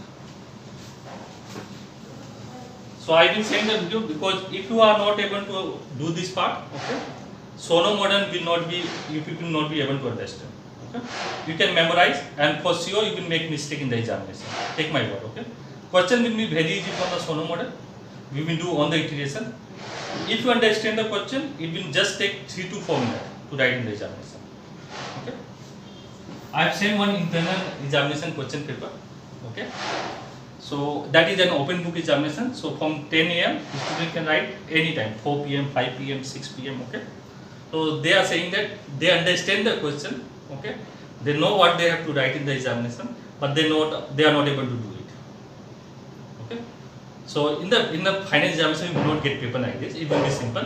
But if they give you no population growth, no technological progress, okay, or population growth is constant equal to n with no technological progress. So this 9, which I call depreciation 9, today I am going to call it break even 9. Okay, that 9 that you are drawing, it is going to change. Okay, the moment you add one notation extra in that 9, if it is 10 marks question, you are getting 0. Okay, every explanation will be correct. Only thing is that whatever is given in the equation question, based on that you have to write the answer. Okay. Okay. So this video will be available in website. Okay. And by first week of June, I plan to cover the course. Okay. So that people have enough time to revise. Because I think by July people will be having examination. Okay. So I just finished that argument. Okay, let me write in big here. Okay. So if x is your variable, if I want to take out the growth rate in discrete time, I write delta x by x. Okay. In continuous time, what we do? We do take log of x. Okay. Then we take derivative with respect to time. Okay. This is time. So this will be, we have done this one in the class, okay. Check your previous notes. This will be dx over dt into 1 over x. Oh, yeah. So change in x, okay, over time, I do not by x dot, okay, and this x I write. So this is growth in variable x over time, okay, and discrete form you write in this way. Only remember this thing. Okay. Now I am coming to the main point. What we are going to do. So in the yesterday lecture, I am going to break each and every point of what we have done in the yesterday lecture, so that you can understand economics. The purpose of doing DSC paper is that you people should understand what actually happening. Okay, in the model. Okay. So if it is core paper, we no need to do it, but this is DSC paper, we have to do it. Okay. So Solow model is designed to show how growth rate in capital stock, growth rate in labor force, and advancement in technology. Okay, these three interact. Okay, in an economy, as well as how they affect output level. Okay, this statement is clear to everyone. This is what in discrete form. Change in K by K, growth rate in capital stock. This is growth rate in labor force. This is advancement in technology. So Solow model is designed to show how growth rate in capital stock, growth rate in labor force, and advancement in technology, they three interact in an economy, okay, as well as how they are going to affect the output. Okay. After that, we look at a Solow model design. Okay. We look at a demand and supply side. Okay. Supply, this is first point, this is second point, supply and demand.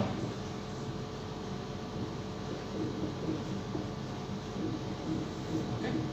So supply of good is determined from the production function, neo-classical production function. So first we have not taken technology. Okay. So output is a function of capital and labor. Everyone can see the board?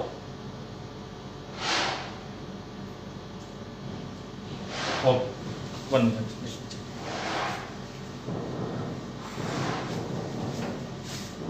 See, I am repeating this thing again and again, okay? Because if basic is not clear in the Solow model, okay, even the reading that I have given, it will not be clear. Okay, right. The output is a function of capital and labor. Production function is homogeneous of degree 1. Okay, that is that means that my potential function exhibits constant intellectual state. That means if I increase the input by lambda, my output also increases by lambda. Okay. So we take lambda equal to 1 by n, we get what? Output per worker is a function of capital per worker. This is output per worker, this is capital per worker. Okay. Where marginal product of capital per worker is positive, okay, and it is diminishing. That means if we keep adding one more factor, keeping other constant, it is adding positively to the output, but to a lesser amount. Okay, like my first unit of neighbor adds 6 units of output. When I add one more neighbor, keeping capital constant, it is adding 5 units. Then I add third neighbor, okay, it is adding only 3 units. It is adding positively, but at decreasing rate. Okay, so we have a graph like this, increasing and decreasing rate like this. Okay, and we are doing it per capita term because Solow has defined economic growth in terms of per capita. Okay, so here I have taken capital per worker, I have taken output per worker. This is my production function in per worker term. Okay, so every time you draw, you repeat the thing that I am saying. Okay, so from demand side, you have supply side, you have this part. Okay, supply side. From demand side, okay, Solow has considered consumption expenditure demand and investment expenditure demand. Okay, so income is what? Consumption plus investment. So in per worker term, it will be like this. Okay, so output per worker equal to consumption per worker plus investment per worker, and consumption per worker. Okay, we have derived from this equation. Consumption is what? Income is what? Either you consume or save. Okay, and saving is a proportion of income. So I write here this thing. Okay, take that term this side, it will be 1 minus S equal to C. So consumption per worker is nothing but 1 minus S, output per worker equal to C. C is my consumption per worker. Remember this thing. Okay. What is 1 minus small s? Anyone? What is my 1 minus small s? Small s is what? Marginal propensity to save. Yes or no? Yeah, it will be marginal propensity to consume, and it is easy to verify. Okay, I'm just adding one more thing. Okay, today I am going to discuss central equation of the Solow model. Okay, that is why I am writing all this thing again. Okay, so output is what? Consumption. You either consume or save. Okay, so change in output will be change in consumption and a change in saving. So I want to take out what is happening to your consumption and saving with respect to changing income. So this term will be 1 equal to marginal propensity to consume. I am not writing small c. Small c I use for consumption per worker. So I just write MPC plus your small s. So 1 minus s equal to marginal propensity to consume. So this is what? Marginal propensity to consume. I just directly write this. Okay, times output per worker. Okay, give me consumption per worker. Okay, remember this part. So consumption per worker is equal to 1 minus S Y. Okay, and here this equation. Remember this equation. Now I substitute this equation here. Okay, I get saving per worker. Okay, this is saving per worker. Saving propensity time output per worker is your saving per worker. You remember saving is a proportion of income divided by n. Okay, this is saving propensity output per worker. This term is saving per worker. Okay, is equal to investment per worker. In equilibrium, this term will be equal to this term. Okay, so in equilibrium, saving per worker, okay, equal to investment per worker. So this we have tried. Okay, this is my third equation. Okay, so the graph of this one I am drawing here. Okay, so since saving lies between 0 and 1, okay, this is my saving per worker saving. Okay, and this means you know this is saving per worker, investment per worker, and this one distance will be your consumption per worker. This is investment per worker or saving per worker. So this is from that side. This is your total output per worker. So output either consume or save.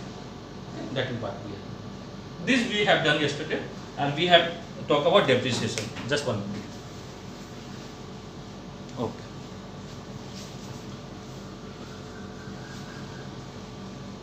So depreciation. Okay. So we have growth of capital in stock. So after this we talk about growth of capital in stock. Okay, and you can write here side by side, no of motion in the Solow model. So it is the growth of capital in stock. Okay, or you can write change in capital in stock that provide motion to the Solow model. Okay, that means in the Solow model, when there is an accumulation of capital in stock, okay, then we can see that there is an increase in output per worker, consumption per worker, investment per worker. Okay, that we are going to see. Okay, so economic growth is a process of accumulation of capital in stock. Okay, this we have talked in the beginning in the Harold model also. Economic growth is a process of accumulation of capital in stock. Okay, so here also it is the same thing. Economic growth is a process of accumulation of capital in stock. Okay, so growth of capital in stock equation we have tried, right? So gross investment is what? Net minus depreciation. Okay, so I am not going to derive it. Okay, you just have to remember one time. Okay, in the examination just write the final equation. Okay, so you know that change in capital in stock per worker, okay, equal to what? Investment minus depreciation, because investment increase the capital in stock as of FK. Investment increase the capital in stock, depreciation reduce the capital in stock. I am writing per worker. Okay, investment increase the capital in stock, depreciation reduce the capital in stock. That will give me my change in capital in stock per worker. There can be 3 possibilities: greater than, equal to, less than 0. Okay, and depreciation I talk about. Depreciation will be some proportion of your capital in stock. Let me write capital in stock. Okay, so depreciation per worker will be some proportion of capital per worker. That is why I am saying these are depreciation per worker. Depreciation per worker. Okay, so depreciation per worker will be equal to this term. This is what depreciation rate with the concept. It is a proportion of capital in stock per worker. Small. Okay, so remember the term that I am using.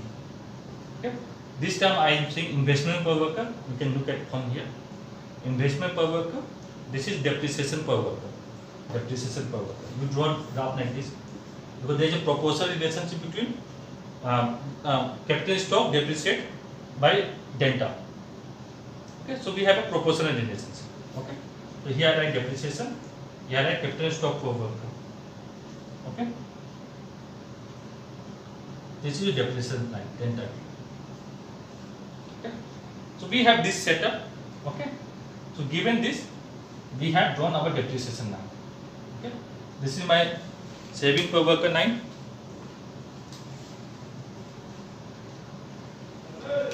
So this is my depreciation line.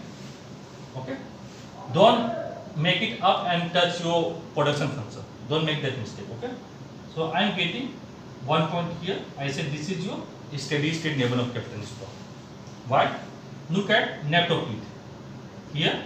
Okay, let me draw this blue line properly. Let me make it little bit up. Okay,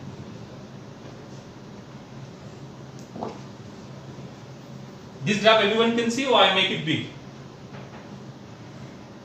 Yes, no? Oh, okay. Let me go.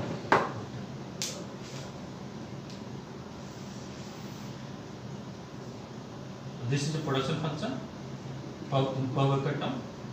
Always write the terminology. This is capital per worker, this is output per worker. Okay, I am drawing depreciation line first. Okay, this is my saving line. Okay, saving per worker as of now look at here. Okay, I said this is K star.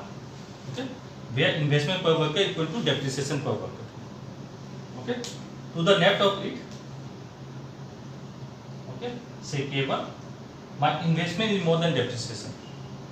Okay, here at this point is corresponding to your saving per worker 9 or investment per worker 9.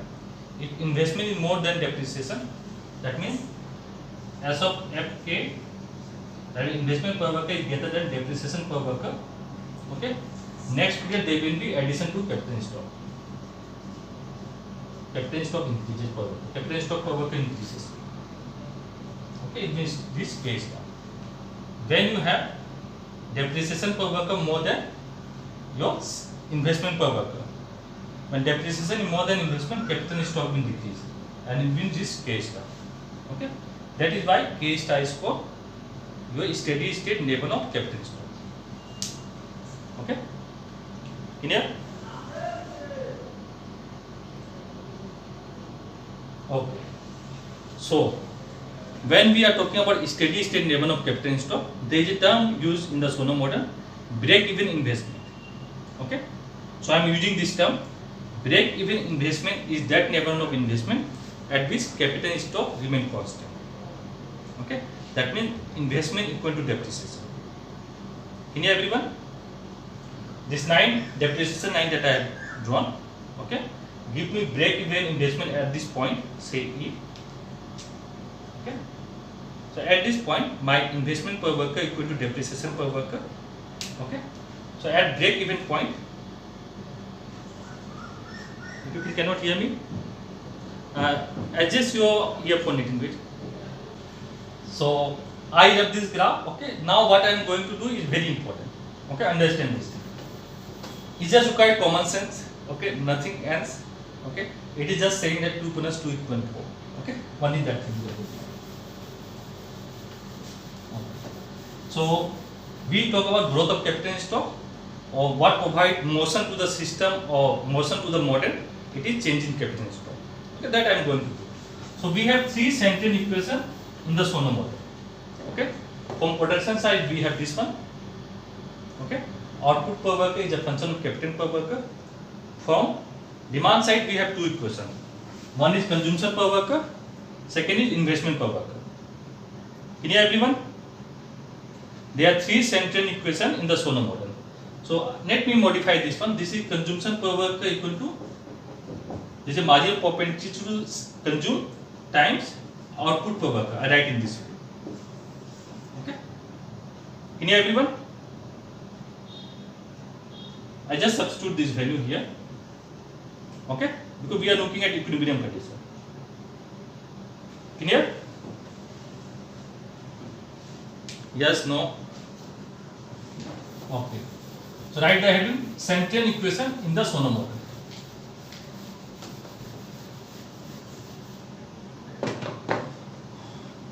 This part is clear, that means later part we will cover very fast. Okay? Central equation in the Solow model. Okay? So first central equation you have output per worker is a function of capital per worker. Okay? First one is output per worker is a function of capital per worker. Write small k. Okay? Second central equation, okay, is that consumption per worker is what? Marginal propensity to consume times output per worker. Okay, see, your output per worker is a function of capital per worker, your consumption per worker is a function of capital per worker, because saving propensity is given. Okay, so on the endogenous variable, because this we are going to determine within the system, okay, is dependent on capital per worker. Okay, so on the endogenous variable in the model, okay, it is determined by the accumulation of capital stock. Okay, that is why we are saying economic growth is a process of accumulation of capital stock. Is it clear, everyone? As we accumulate more capital stock, there will be more growth in output. When you have more growth in output, that means more economic growth is taking place. Okay. Third central equation is that investment per worker is a function of saving per worker. Okay, this also is a function of K. Okay, let me clarify one.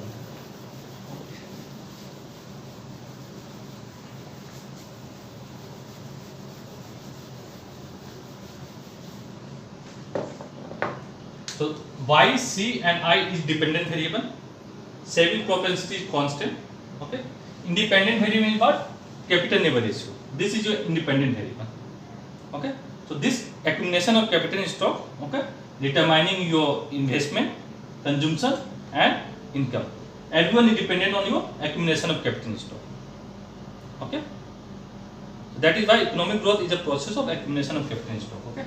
And here we will take total derivative. Okay. Why? Because we have only one variable. Okay. So we will take total derivative. Okay. And in discrete form, how we take it? Let me do it here. Then I will do it in properly. Okay.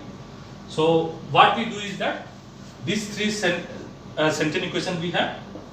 We use the law of motion of growth in capital stock that we have done equation. Okay.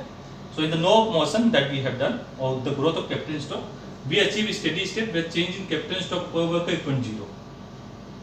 Right? Yes or no? Okay. When change in capital stock equal to 0, my saving per worker equal to depreciation per worker. Investment equal to depreciation. Okay? And that point corresponding to this one. This point, K star. Okay? When my investment per worker equal to depreciation per worker, my change in capital stock will be 0. Okay? So when I put the motion, okay, I want to look at how my endogenous variable in per worker term, okay, is changing at steady state.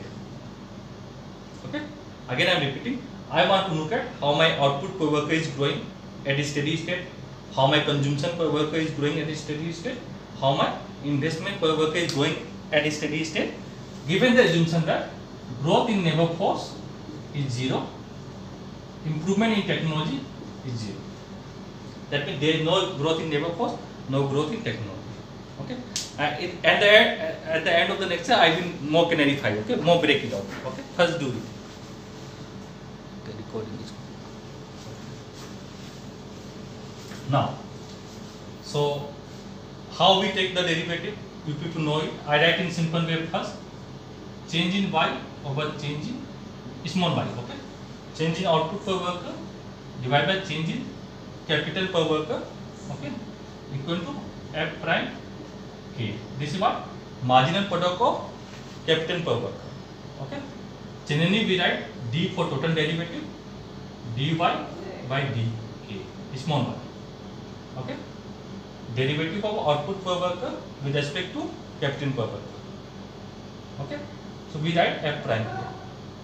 So we can write this equation as change in y output per worker, okay, equal to f prime k small k. This means marginal product of capital per worker. This is what? Capital per worker times change in capital per worker. And at steady state, capital per worker is 0. Okay. So my growth in output per worker will be 0. Again, you will say growth equation is delta y by y, small y I'm writing.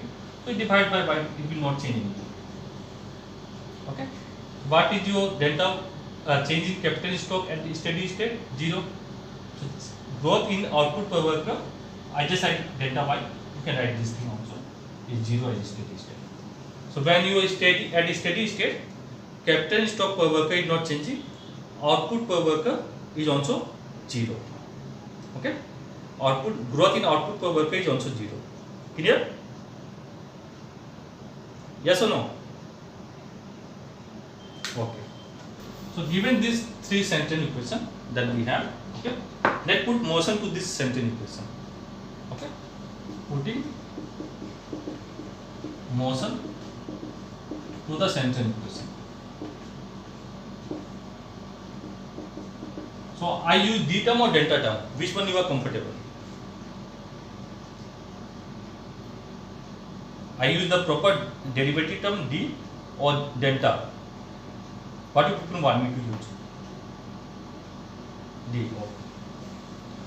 So change in output per worker over this is what? Change in output per worker due to change in your capital per worker. Okay, you can remember this. Equal to f prime. Here, this is marginal product of capital per worker. Okay. Instead of writing this in denominator, I write this here, this way. This is nothing but your change in capital stock per worker. At steady state is 0. I will put this equal to 0. Okay. Now, you can divide this by y also. It will not change. Okay. So this is growth rate in output per worker. Okay. So this is your first equation. You can write 1 prime. Second, change in consumption per worker due to change in capital per worker. Okay. It will be 1 minus s f prime k. Okay. I take this term that side. So it will be dk. It is same as this term. Okay. Again you can write small c here. It will not change. So this is growth rate in consumption per worker. Okay. Third one, change in investment per worker due to change in capital per worker. Okay. It will be as f prime k. This is margin per point to save time margin product of capital per worker. Okay. I take this in that case. Okay. Now, at steady state, okay, investment per worker equal to depreciation per worker. So dk will be equal to 0. Okay. And those who are wondering, if you remember our equation is that growth equation, okay, growth of capital stock equation as of fk minus delta. Okay.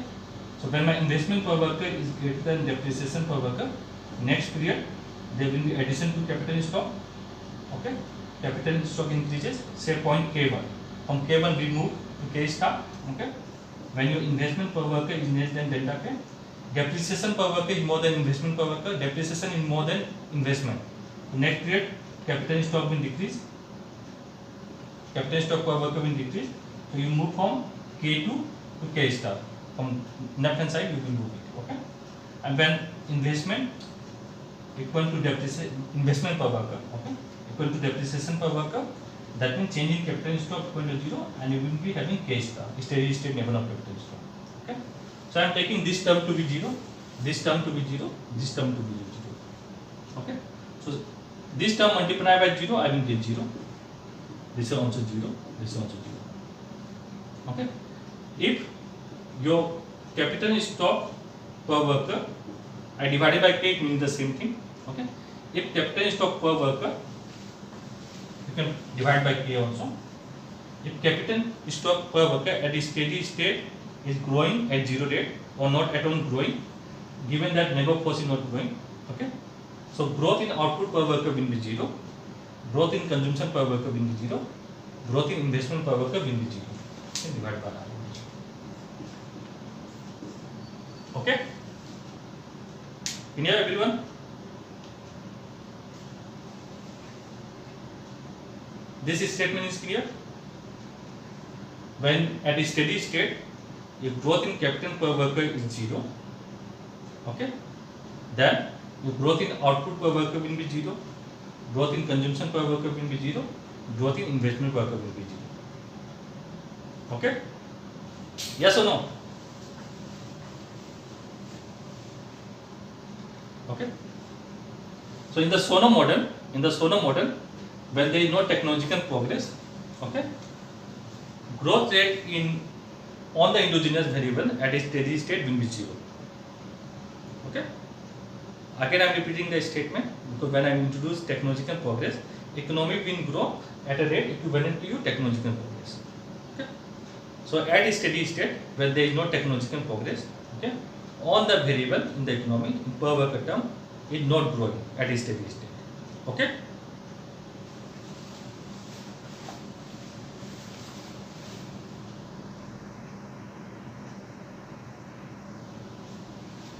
Okay. So this in per worker term. Okay. Now let me open this up. Okay. And do in aggregate term. Okay. What is happening to my total output, total consumption, and my aggregate investment? Okay. So remember this: growth in output per worker is 0, growth in consumption per worker is 0, and growth in investment per worker is 0. Okay. When I am putting motion to the central equation, okay, that means when I am taking change in capital stock per worker at steady state which is 0, I am putting it to the central equation. I am getting that my endogenous variable is not growing at a steady state. Okay, it is remaining same. That means that if I am consuming 30 unit of output, okay, out of say 50 unit of output, I am consuming 30 unit of output. I will keep consuming 30 unit of output at a steady state, and investment will be 20 unit every period. It is constant activity. Because output per worker is 50. Okay, this I am giving simple example. So at a steady state, if my consumption per worker is 30, then investment per worker will be 20. In everyone, that is steady state, it will not change. Okay. Revise what we do every lecture. Okay. It is not that you do the lecture, then you pronounce the book and copy, and then it will be done. Okay. Now, this I am doing for you people in absolute term also, so that you can understand what is actually happening. So output per worker, you know, it is not growing at a steady state. I do not buy by. Okay, I am taking log of this output per worker. When you have in this way, when you are taking a logarithm, what you will write? Log of y minus log of n. Yes or no? Everyone? Okay. Now I am going to take derivative with respect to time. Okay. This is what? My growth rate in output per worker. This is my growth rate in output, total output. This is my growth rate in labor force. And remember, we have taken growth rate in labor force and dot by n equal to 0. Okay. And technological progress to be 0. Now, at steady state, when I put the equation of motion, okay, in our central equation, what is my growth rate in output per worker? 0, right? Okay. So 0 will be equal to y dot by y minus n dot by n. You can add change in y over y. And growth rate in labor force is 0. Okay. So my output growth, actual output growth will also be 0. Okay. So here, when my labor growth is, say, if it is n, next I will show you, then your actual output must be growing by rate n. Okay. Because this term will go that side, it will be growing by n. Okay. And reasoning I will do later on. Okay. Since my population growth is 0, okay, the total growth in output at a steady state will be 0. Okay, in everyone? Yes or no? Okay. Similarly, you can do for capital stock also. Okay, capital per worker. Okay, this is also constant at a steady state K star. Okay, so when you are taking log of this one, d over dt, you have to write this equation like K log d over dt minus log of n d over dt. Okay. So growth of capital stock at a steady state is 0. So this term will be 0. This is what? K dot by K. This is growth in capital stock, your actual capital stock, and growth in labor force is 0. So growth in capital stock at a steady state is 0. K dot by K is 0. Similarly, you can take out for consumption, total consumption, total investment. So in absolute term also, okay, your growth rate of consumption, investment, as when I am saying growth rate, okay, is 0. Okay, is it clear to everyone what we have done till now? So we have constructed a steady state, okay, where all the endogenous variables are not growing. Okay, that means their growth rate is 0, and economic will stay at that steady state forever. Okay, given this two assumption and given our saving propensity and depreciation rate. Okay, now one more thing I do here. Okay, then I will stop for today. Then I will give the notes. Okay, today we exceed the time. The notes we do some other day. Okay? Suppose we have two countries. This video I will be uploading, so you people can be watching. Okay. Suppose we have two countries, country 1 and country 2. Okay. This is important. Okay. When we do the saving part, it will be more important. Okay. So both country population growth is 0. n dot by n equal to 0. Technological progress is 0. Similarly, in country 2 also, population growth is 0. Technological progress is 0. Production function is same. Okay. Output per worker is a function of capital per worker. Same shape. Both countries have same shape of production function also. There is no difference. Okay. And your equilibrium condition is also same. Okay. So you get this term. Saving per worker equal to investment per worker. Same thing you get here. Okay.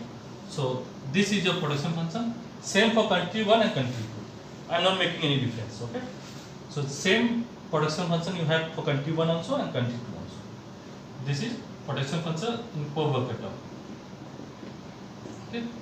Both countries are saving, okay, at the same propensity, say 0.3, 0.4, whatever it is. This is your saving per worker graph, okay, or investment per worker graph. Now, country 1 depreciation is different than country 2. Okay, say country 1 depreciation is 0.2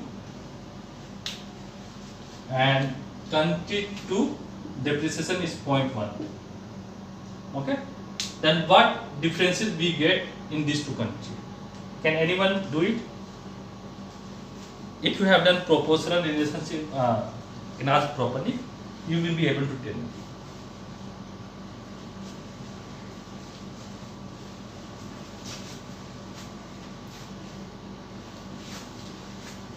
One country have depreciation rate of 10% and other country have depreciation rate of 20%. Then what will happen?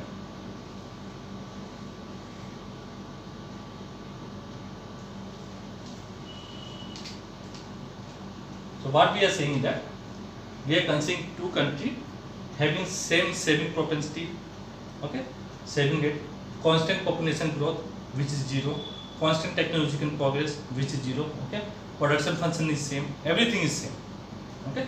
Only difference is that one country has depreciation more than the other country. That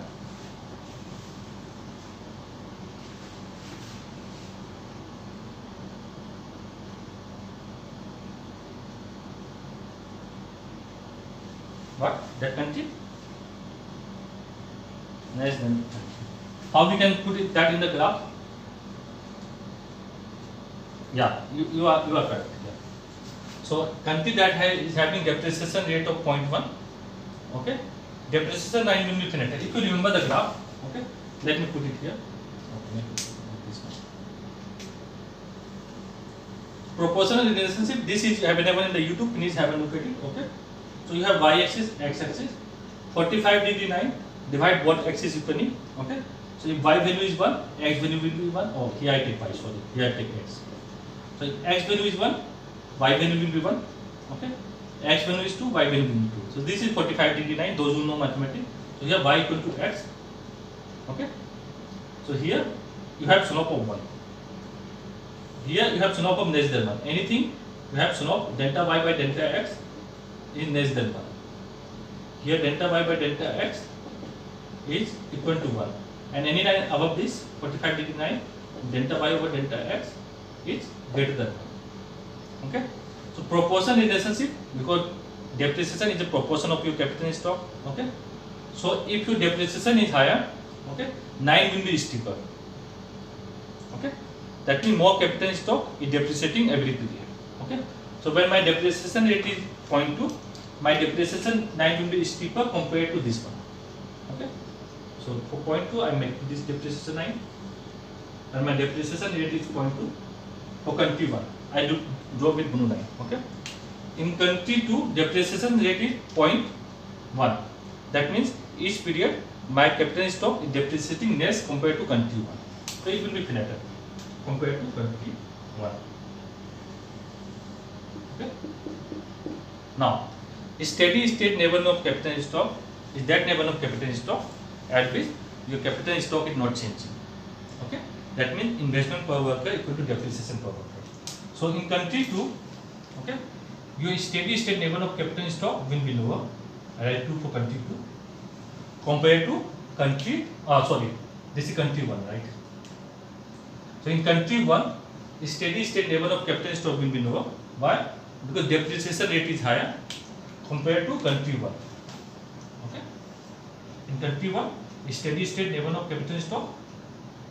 Sorry, this is country 2. Yeah, at country 2, steady state level of capital stock will be higher compared to country 1. In everyone, only thing I change, okay, is the depreciation rate. Okay, everything I keep the same. Okay, when a country has higher depreciation rate, your depreciation line will be steeper. Okay, that means your break-even point, okay, will be at much before than your country 2 case. This graph is clear to everyone? Okay. So from this analysis, we know that, okay, that depreciation rate also play an important role in determining your steady state level of capital stock. Okay, lower the depreciation rate, higher will be the your steady state level of capital stock, and higher will be your output per worker. That means that country will have higher standard of living. Just look at this.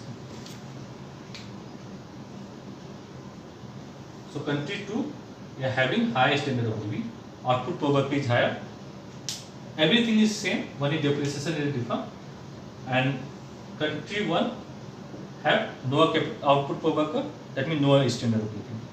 Okay, so the capital stock depreciation rate also play an important role in order to determine your steady state level of capital stock, okay, as well as standard of living of the country.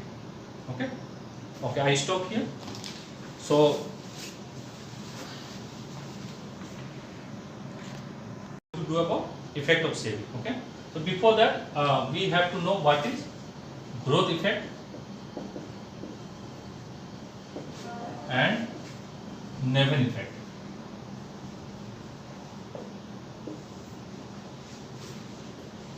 Okay, so anybody remember what is growth effect?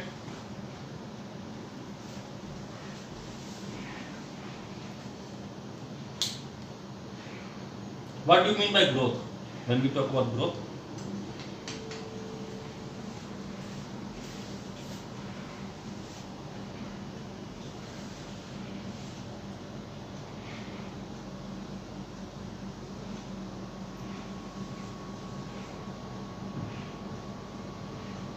Yeah.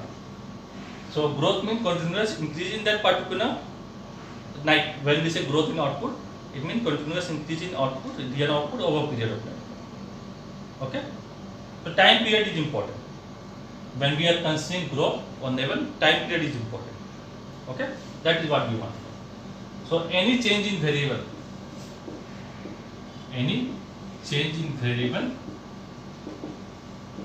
that causes output to increase over time is called growth effect. Okay, is called growth effect.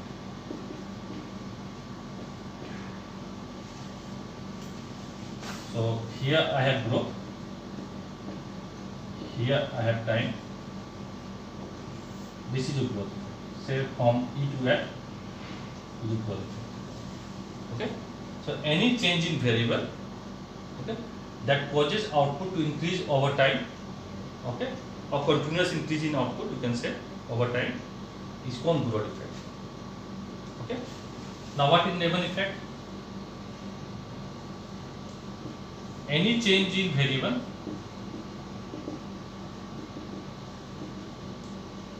that change the level of output, that change the output from one level to another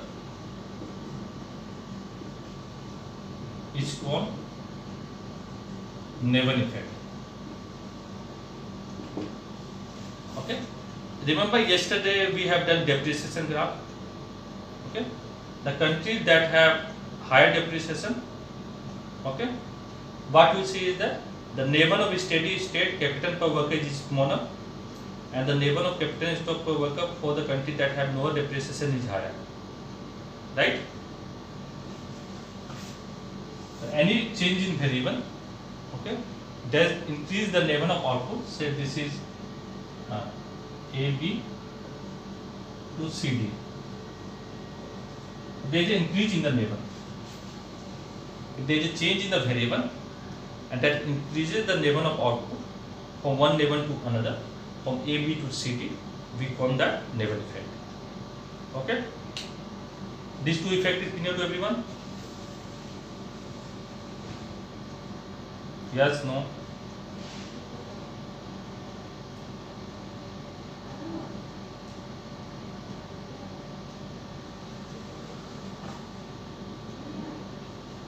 Others also, is it clear?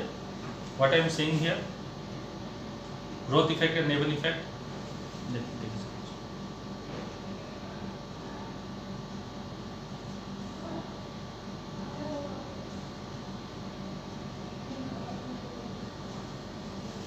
Okay, let me repeat one more time. I don't know why yes is not coming. Okay, only one yes is coming. You people can type it, okay, also. Growth effect is that when there is a change in any variable, okay, that causes your output to increase over time. Output to increase over time, that we call growth effect. Okay. What is neighbor effect? When we change any variable, okay, and it increases neighbor of output from one neighbor to another, okay, we call that neighbor effect.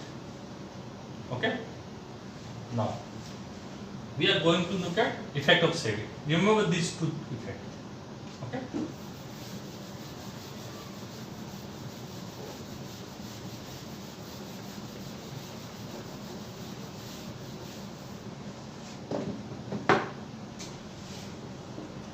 Effect of saving. Okay.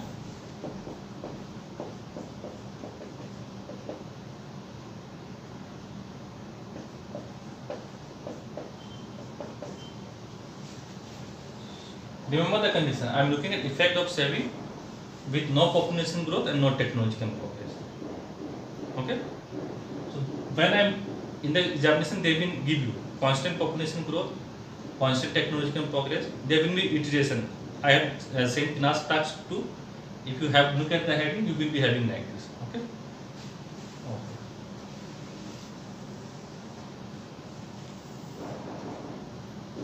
So here you have output per worker. Here you have capital per worker. Everyone can see the graph, right? Clear or not? Okay. So this is your output per worker. This is your production function in per worker term. Okay. Now, first I will draw the depreciation line. Okay. There is a technique to draw, so I first draw it. This is my depreciation line. Okay. Okay. This is my saving. Say S1 f of k. Now what I am saying that suppose there is an increase in saving in the economy. Okay. So initially, what is my steady state? My steady state is here, K star. Okay. Why K star is steady state? Okay. Just look at capital stock per worker. We know K star. Okay. Say at K1. When I am saying K, it means capital per worker. K by N ratio, small k, okay. So at that K1, what you have? This 9 corresponds to your saving per worker or investment per worker. Investment is more than depreciation. Okay, this is your depreciation 9. Investment is more than depreciation. So what will happen? Capital stock will increase over time and it will reach K star. Here, what we have at K2? Depreciation is more than investment per worker. Okay, and in the next period, capital stock will fall and it will reach K star. Okay, so K star is your long run equilibrium. Okay, if economy achieve this K star in the long run, it will stay here forever. Okay, in the Harrod model, we are getting knife edge equilibrium. Steady state is a knife edge equilibrium. G equals GW equals GA, right? But here steady state is stable. Okay, even there is a deviation. Economy start from higher depreciation and higher capital stock than steady state. What will happen? Depreciation will be more than investment per worker, so capital stock will fall. Okay, If economy start with no level of capital stock per worker, then investment per worker will be higher than depreciation per worker. So from next period onward, capital stock will increase, and ultimately economy will reach phase down. Okay. So it is a stable equilibrium. Steady state in the Solow model is stable. Okay. The reason for this is that capital output ratio can vary. Okay. The way we have written production function of capital and labor. So I have told you that you can use any combination of capital and labor to produce output. Okay. That is why you have graph like this. Okay. Now that we will do later on also. Okay, no need to worry. Now my saving increases from say S1 to S2. So S2 is greater than S1. Okay. What I mean when I say saving increases, remember saving is proportional to income. Okay. So when my S2 increases, this term my saving increases. So this 19 shift upward.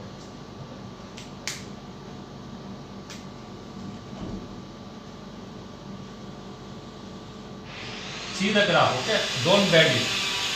Okay? In the previous note, you will see the graph is bending. No need to bend the graph.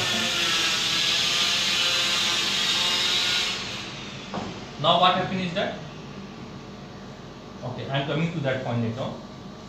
At this steady state level of capital stock, K star. Okay. Now what happens when my saving increases? At this level of capital stock, what happens when my saving increases? Anyone?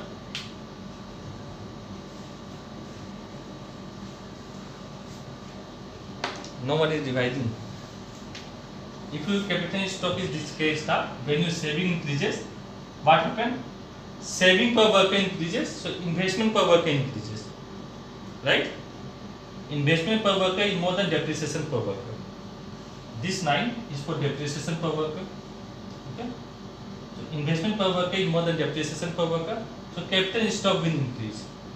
Okay? Capital stock will increase. Okay? It will keep continue to increase. Why? Because every next period I see is that my saving per worker is more than depreciation per worker. That means investment is more than depreciation. Okay? When investment is more than depreciation, there will be addition to capital stock. This is small K, okay? This is investment per worker. When investment is more than depreciation, okay? This term will be positive. So every next period there will be addition to capital stock. Okay? So my capital stock will increase and reach here. So my steady state level of capital stock increases from K star to K1 star. Also this is K1 star to this K2 star. Okay? So in the short term, there will be growth. Okay? Why? Because saving has increases. Okay? But in the long run, once we achieve K2 star, okay, economy will stay there forever. So what happened? When I change the variable saving propensity, okay, level of capital stock changes. Right? At this level of capital stock, K1 star, your output is how much? Say Y1 star. At this level of capital stock, your output is how much? Y2 star. Okay? So I change the variable. In the short term, you have growth. Okay? Once you achieve new steady state, what happens? Economy will stay there forever. On the variable will be not growing in the long run. In case of no population growth, no technological progress, we will have the same solution. Output per worker will not be growing in the long run. Okay? It will come to this level and it will stay there forever. Okay? That consumption per worker will not be growing. It will increase based on this Y2 star and stay there forever. Similarly, investment per worker once it is achieved here, it will stay there forever. Okay? Is it clear, everyone?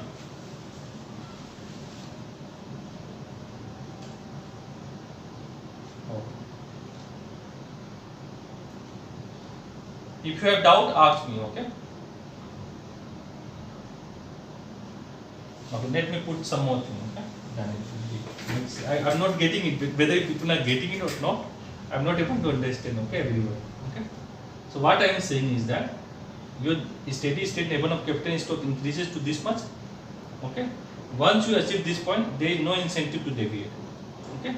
What happens is that your level of output increases from Y1 star to Y2 star. Okay. People will be having higher output per worker. Why? Because capital per worker is higher. So his standard of living has increased. Okay. And once we achieve the new steady state, in the short term you are having growth rate. Once you achieve the new steady state, okay, economy will not grow in the long term after this point. Okay. After this point, your output will remain here. Okay. After that period, there will be no growth rate in the economy. Okay.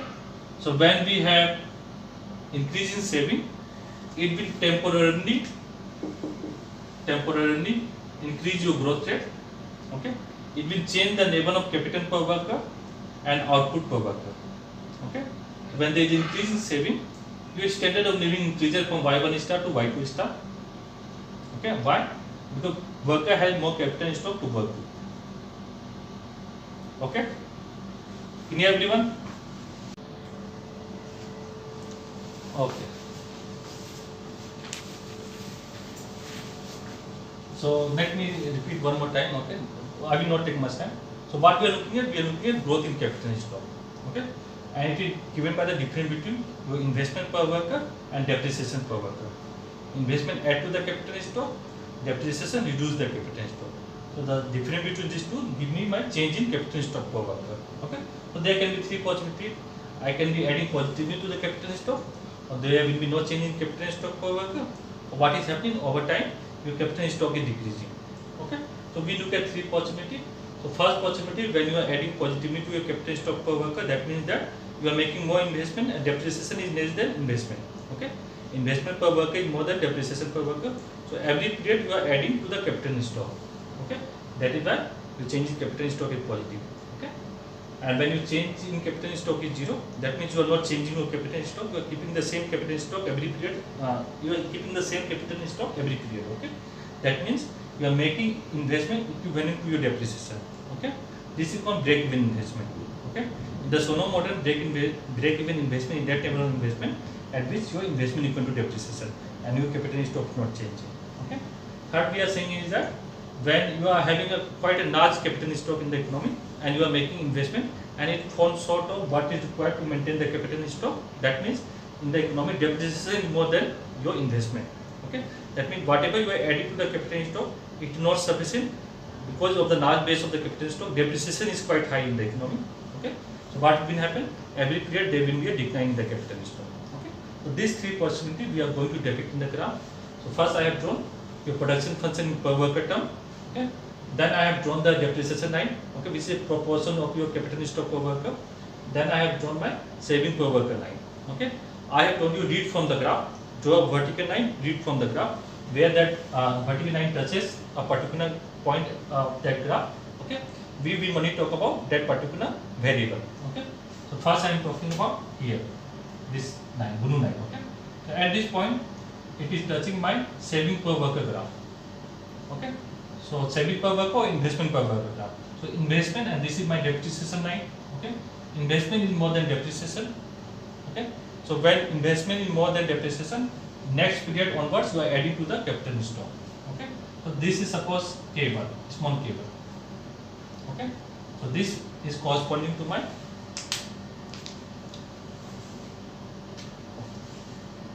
K1. Okay. When we are adding positively to the capital stock from next period onwards. So here every point we look at here, what is happening? Your investment per worker, you can draw a vertical line. Investment per worker is more than depreciation, is been going on, and gap is converging here. Okay. So let's look at what is this.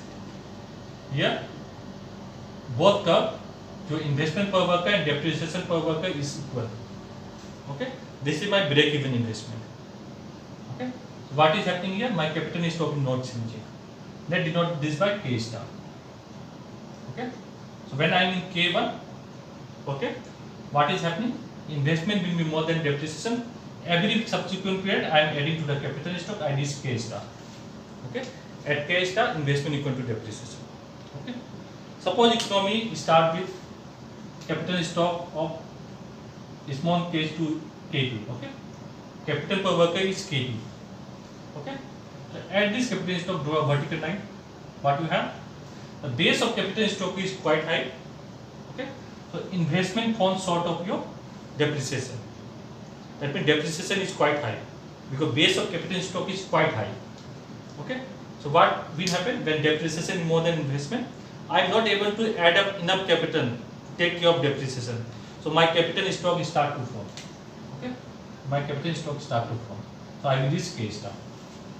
Okay. So this K star, when my change in capital stock is 0, is my steady state level of capital stock. Okay. And steady state in the growth theory is your long-run equilibrium when the economy is growing.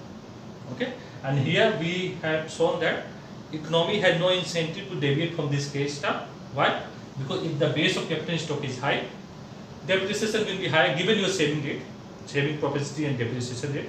What will happen? Your base is higher, depreciation will be higher than your investment. You are adding less to the capital stock, depreciation is higher, so capital stock will fall. Here, you will be adding to the capital stock. Why? Because investment is higher than your depreciation, so you will be adding to the capital stock from next period onward. So ultimately, in the long run, economy will achieve its steady state. Okay? And this K star represent my steady state where you will have no change in your capital stock. Okay? Corresponding to this steady state, okay? This Y star represent my steady state level of output in the economy, and this determine my standard of living. Okay? Okay, right. Okay. So, new classical growth theory, we started with new classical production function. Okay? And in this production function, output is a function of two factor production, capital and labor. This production function has certain properties, okay, that we have looked at. So, what are the properties this production function has? Anyone remember?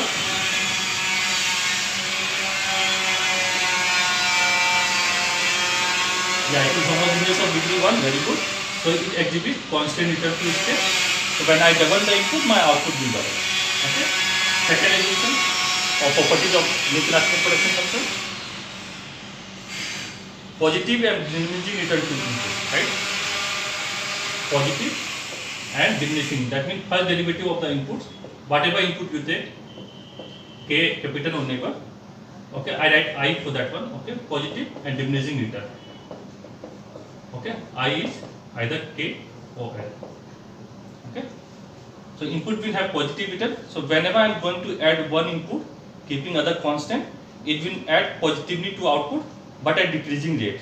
In the example that I have done, okay, so first unit of neighbor, keeping capital constant, it adding marginal product means what this additional neighbor from 0 to 1 that I am taking is adding to my output. Okay, keeping capital constant, say 6 unit.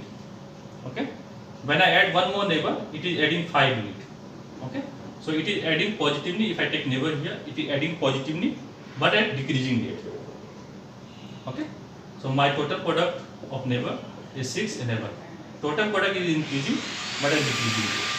So my shape of the graph will be increasing and decreasing rate. We have concave shape. Okay, it is due to this property. Okay. Third is your Inada condition. And what is Inada condition? When I am looking at a marginal product of inputs, say capital, okay, you can write the function form, or you just write f prime, mainly you have done in this way, okay, and you take the limit. If you increase the input to infinity, okay, that means you just keep having more capital stock, okay, so marginal product of input goes to 0, okay. Similarly, marginal product of input, this I am taking with respect to capital, right, then capital, okay. When I am reducing capital, I have very less amount of capital, marginal product of that input turns to infinity. Okay, this is my Inada condition. And fourth one that we have done is essential condition. Both inputs are required for the production cost. Okay, if I have 0 unit of capital and I just have neighbor, I only have captain and no neighbor, output produced will be 0. Okay, so both input are essential, and we can use both input in any combination. Given this production form, you can ask a production function. Okay, look at this isochrone. I am drawing this isochrone of the Cobb-Douglas production function. Okay, so in Cobb-Douglas form, it can be written as k to the power alpha and to the power beta. Okay, so we will do it. When I discuss the property for the Cobb-Douglas production function, I will give you the form. Okay, so this is your isochrone. Here I am taking captain, here I am taking neighbor. So combining these two input, isochrone give me output neighbor that I can produce. Okay, iso means equal output. Okay, so if I have this much of neighbor, say 5 unit of captain and 2 unit of neighbor, I can produce say 10 unit of output. Okay, or 3 unit of neighbor and 4 unit of here I have captain, 3 unit of captain and 4 unit of neighbor, I can still produce 10 unit of output. So here I can use in different combination, captain and neighbor. Okay, captain and neighbor ratio can vary. This is an important argument. Remember this. Okay, when we are talking with Harrod model, in the Harrod model, captain neighbor ratio is fixed. Okay, that is why you have production function like this. We have discussed this one. In the Solow model, captain neighbor ratio is not fixed. It can vary. Okay, that is why we are saying keeping the captain constant. If we increase the neighbor, okay, increasing return may or may not take place. Increasing return may or may not take place. This part may or may not take place. Okay, but decreasing return for sure will take place. Okay, decreasing return means output is increasing at decreasing rate. So every additional unit of neighbor is adding positively to the output, but at decreasing rate. I have just given the example. Okay. So after looking at the properties of neo-classical production function, we talk about various assumptions that is taken. Okay, and after that we come to the introduction part. Okay, in the introduction we talk about that we have added the term A for technology or total factor productivity. Okay, you can add that one. So growth in capital stock, growth in neighbor force. Okay, and this is technical relationship, just for the time we understand in this way. Okay, and given the technical relationship, okay, that these three factors, growth in capital stock, growth in neighbor force, okay, and advancement in technology, they interact and determine output in the economy. Okay, what is economic growth? Economic growth means sustained and continuous increase in real output over time. And real output, if you can understand, in the video I have provided, I have discussed already. Okay, real output means how much command over commodity we have. Okay, it is not about increasing the price level, keeping the output constant. Then we can say that our GDP has increased. Okay, take the example that we have done. Okay, then we talk about that in like any economic system. Okay, here also equilibrium is determined by the supply and demand. Okay, supply of goods is given by the production function. Solow have assumed that production function because this is neo-classical production function. Okay, it is homogeneous of degree 1, exhibits constant return to scale. When I increase the input by lambda, both capital and neighbor increase by lambda, my output also increases by lambda. Okay, and I have taken lambda to be 1 by n. So we have get the production function of this form. Output per worker is a function of capital per worker. Okay, and we have drawn the production function. In class task 2, you have one question in this form. Okay, output increasing and decreasing rate. Okay, and slope is given by this term, dy by dk, small y. Okay, so you will get f prime k. This is what marginal product of capital per worker. Here this is capital per worker, this is output per worker, and slope is given by here. Take any point, it will give you the slope. Slope will remain positive. Okay, whatever point you take, slope will remain positive, but it is decreasing. As you more one factor, keeping other constant, in addition to the output, we reduce. Okay, so this is positive, and second derivative is negative. Okay, so from supply side, we have concave say production function in per worker term. Okay, demand side we have taken out. Okay, saving per worker equal to investment per worker. Okay, and when I substitute here this term in equilibrium, supply equal to demand. Okay, we get saving per worker in equilibrium equal to investment per worker. Okay, this is your production function in per worker term. since saving I between 0 and 1, okay, I have drawn this saving curve per worker, okay, and depreciation I have defined as a proportion of capital stock, okay. So depreciation per worker will be this proportion term times capital per worker, okay. This I write delta is known. Delta is known to represent my depreciation per worker, okay, and it is a proportion of capital stock. So when you have any proportion relationship, it will be from the origin, and since delta lies between 0 and 1, okay, its now will be like this, okay. It is a proportion relationship, it will from the origin. This is your delta K, okay. Now we look at the growth in the capital stock, okay, or the law of motion in the Solow model. So it is the growth in the capital stock that provide motion to the system, okay, that we have done.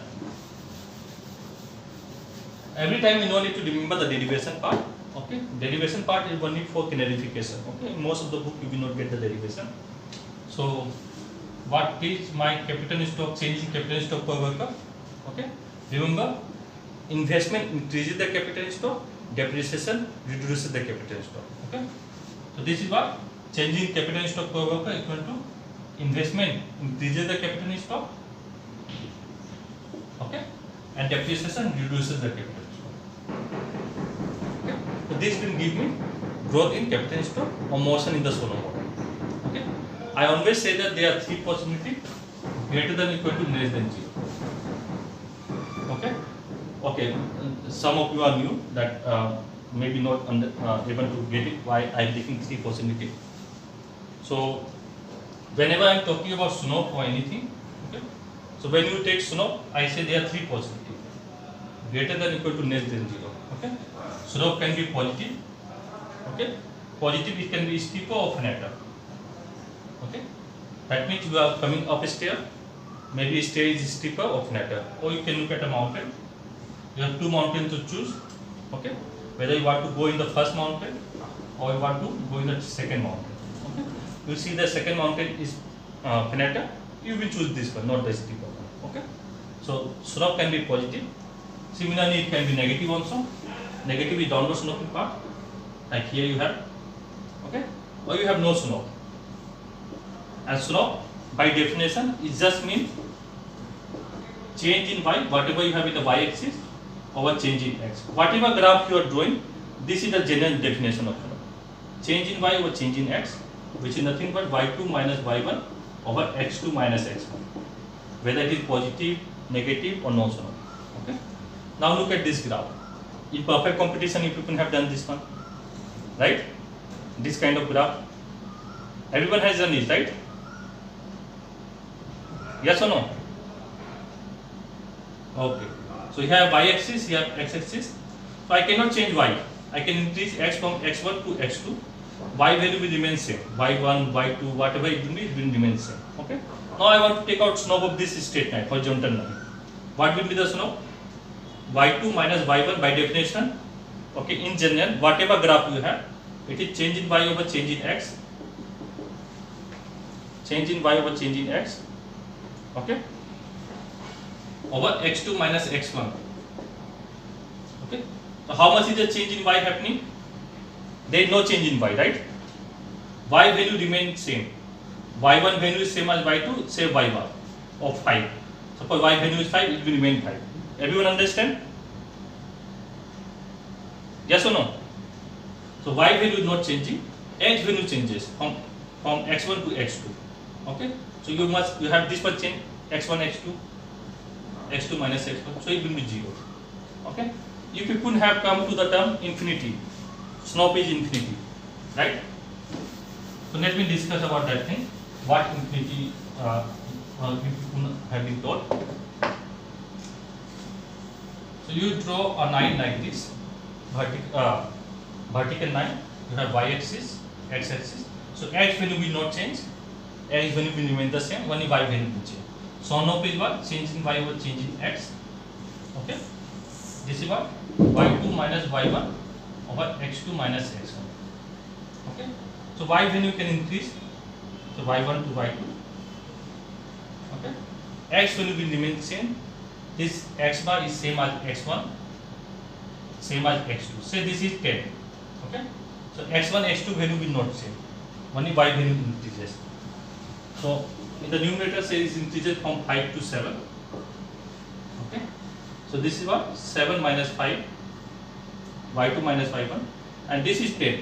This value remains the 10. I take x per 10. So 10 minus 10. So 2 over 0. What is 2 over 0? Anyone?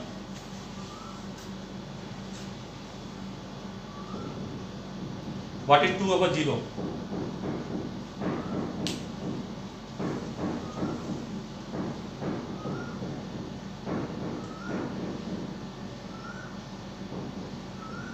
You people have done MME2 with me, right? What is 2 over 0?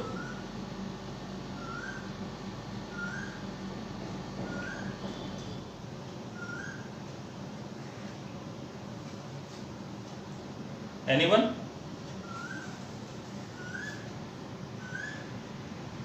What happened? That no one is revised. Okay. So 2 over 0 basically you say infinity, right? Yes or no? Okay. Okay, it's infinity. Okay. So you people say infinity. If you remember what we have done consistent, inconsistent system. Okay. So let me put it here. Okay. 10 divided by 5, how much? 2. Let me write x. Okay, it's 2 value. Everybody know because this one have unique solution. Okay. Now, 10 divided by 0 will be some value x. Everyone agree?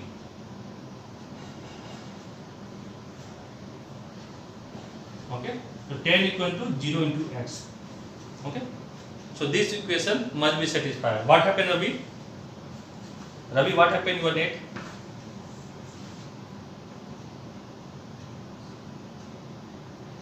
Okay. So 10 divided by 0 equal to x. Okay. So I can write this equation in this way. Everyone agree?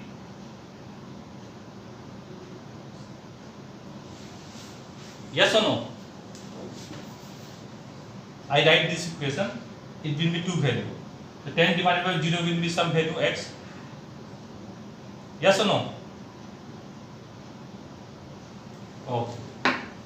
So I can write this as 10 equal to 0 into x. Okay. Now I have to satisfy this equality sign. Okay. So in order to satisfy this equality sign, what value of x I should take that this equality sign should be satisfied? Can I take 1, 2, 3, 4, whatever value? 1 nats, 2 nats.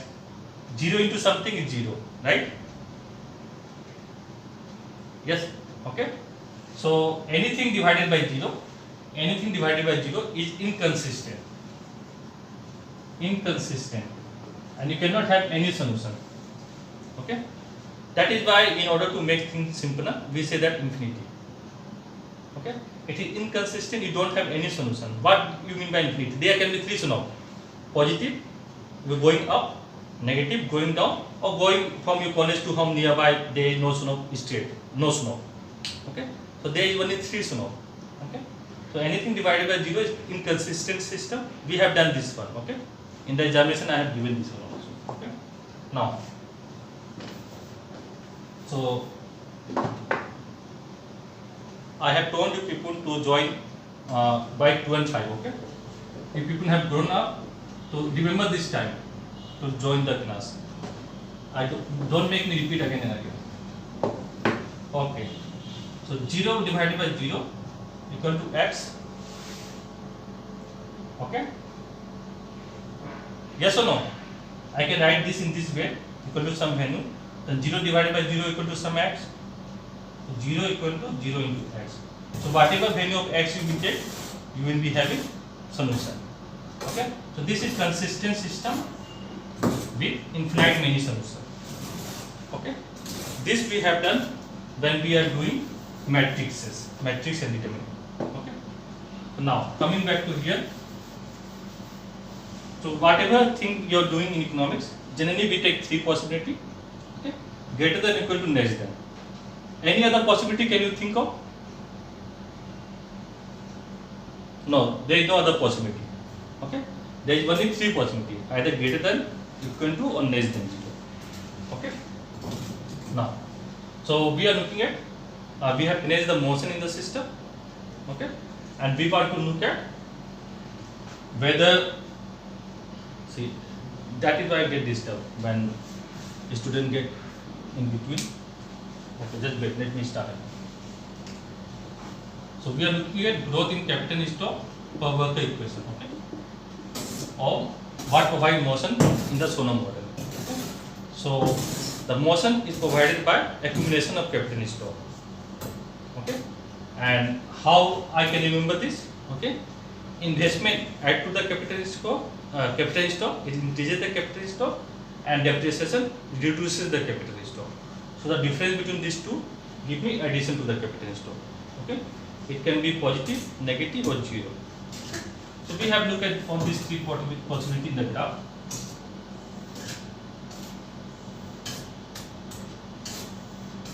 This is your depreciation line, depreciation per worker.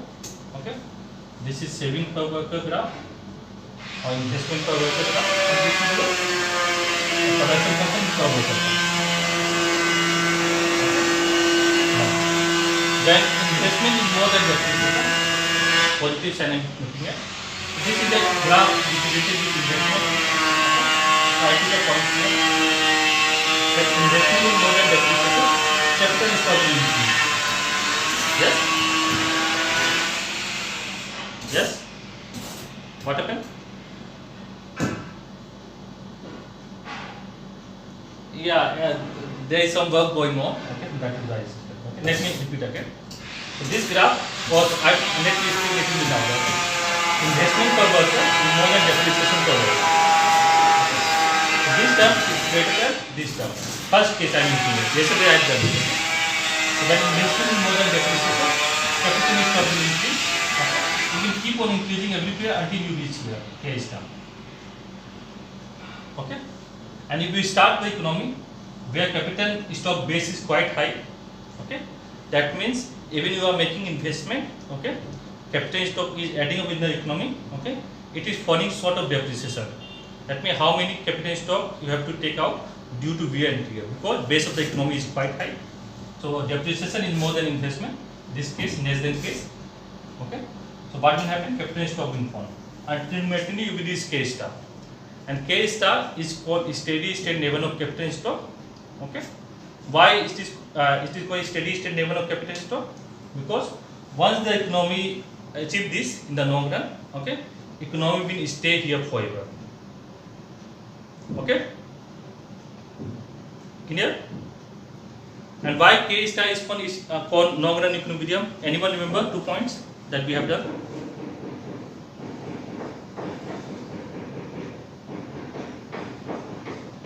Why K star is called long run equilibrium?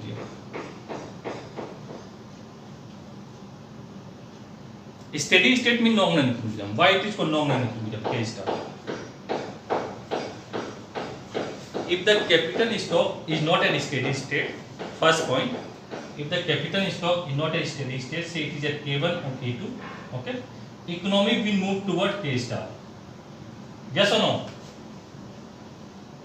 Why steady state capital? Yeah, economy will move towards this, okay.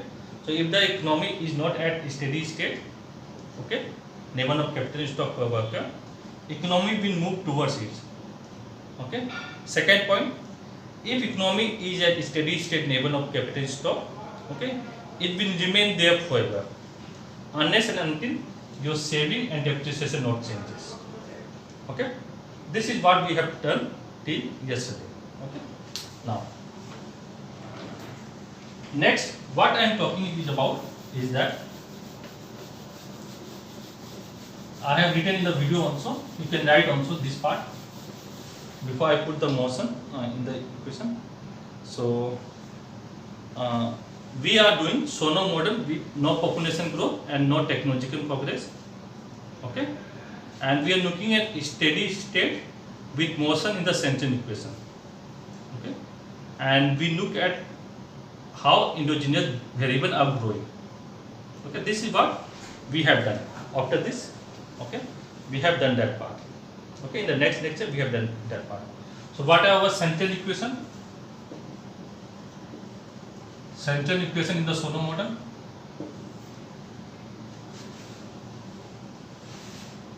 First equation is from potential side. What it is? Output per worker is a function of capital per worker. Right? Yes or no? Second is my consumption per worker equal marginal propensity to consume times output per worker. Okay. Third, investment per worker equal saving per worker. These are my three central equations. Saving rate is given. Okay. So on endogenous variable, okay, depend on accumulation of capital stock per worker. Okay. On by endogenous variable depend on accumulation of capital stock per worker. In the examination, they can ask also what are the endogenous variable in the Solow model. So we have output, consumption, and investment. Because this is determined within the model. Okay. Output per worker, capital per worker, investment per worker is determining within the model, so they are endogenous variable. Okay.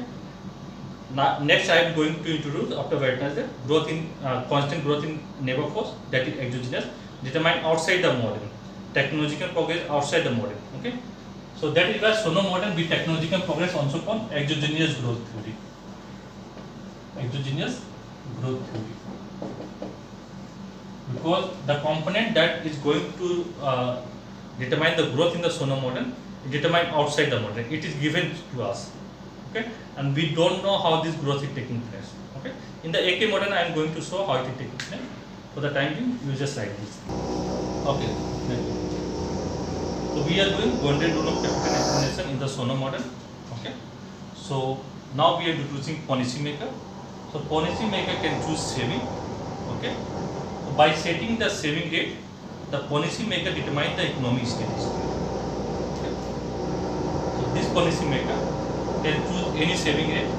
Okay, so the policy maker set the saving rate, okay, and determine the economic steady state. And we want to know the steady state where consumption will be maximized. That is our purpose. Okay, so he can choose the saving rate at any level. Okay, and set the saving rate, okay, for saving, so that economy can achieve a steady state. Economy can achieve a steady state where consumption can maximize. Consumption is maximized. Okay. What? Look at the behavior of individual behavior. Okay. So some of individuals make up the society, and individual does not care about the amount of capital stock in the economy. Okay. They care about how much good and service they consume. Then we look at objective of policy maker.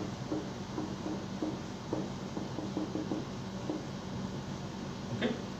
So what is the objective of policy maker? The objective of policy maker is the maximization of well-being of people in the society. Okay.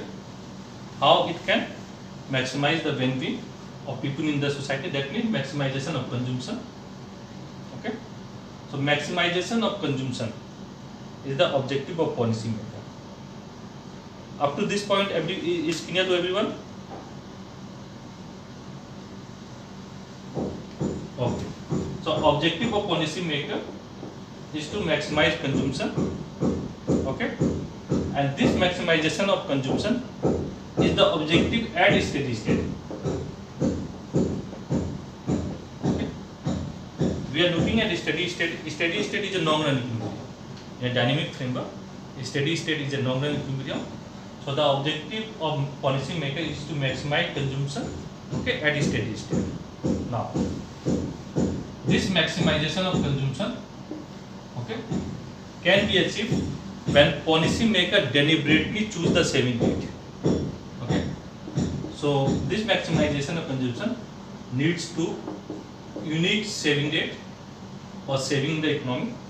Okay, which in turn leads to unique investment per worker schedule. Okay, and this will give me accumulation of capital stock of a unique accumulation of capital in stock, okay, that maximizes my consumption. We denote this by K star only. Okay, I am repeating one more time. Okay. So we are considering policy maker that can choose saving rate in the economy at any level. So the objective of policy maker is to set the saving rate at a steady state that maximize consumption. What is the reason for that? Reason is that the individual behavior that we are looking at, okay, individual is concerned with how much goods they are consuming. They are not interested in how much capital stock economy have.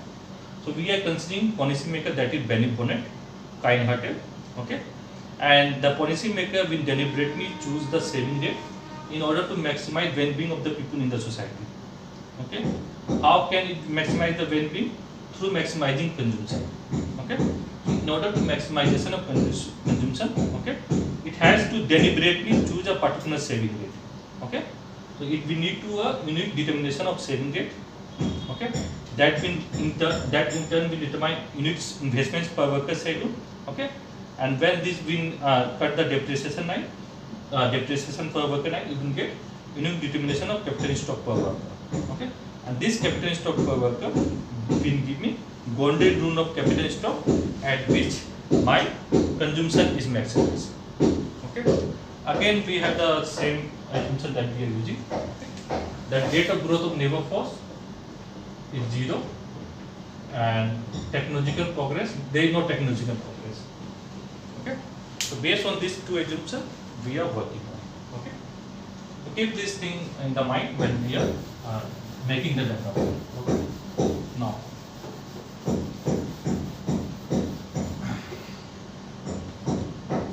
so look at the derivation part. Okay,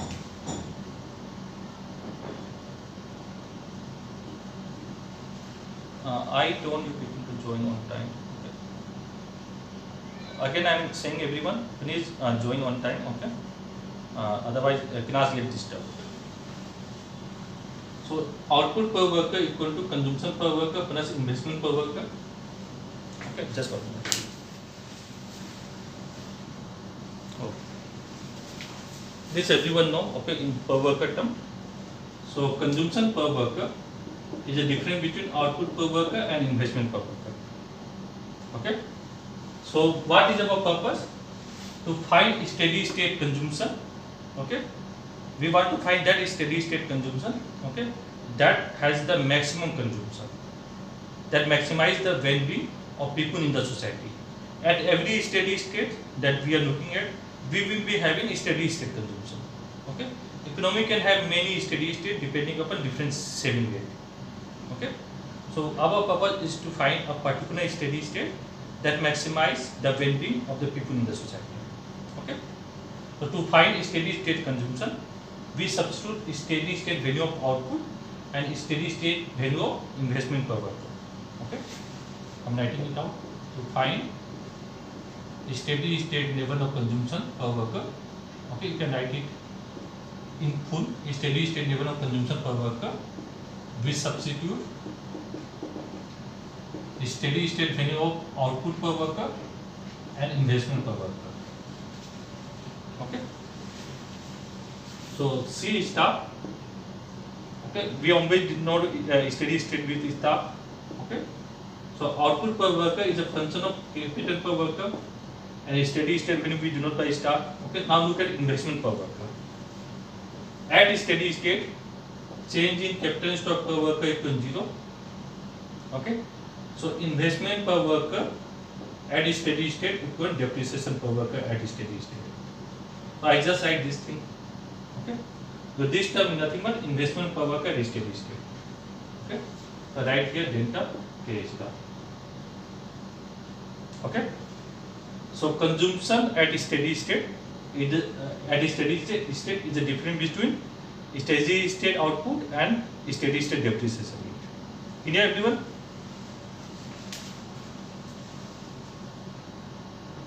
Okay. So again, I'm not drawing many saving schedule, okay, and having many steady state level of capital in stock. Okay, you people can do. Okay, I have done it. Now, look at this term. Okay, understand this thing.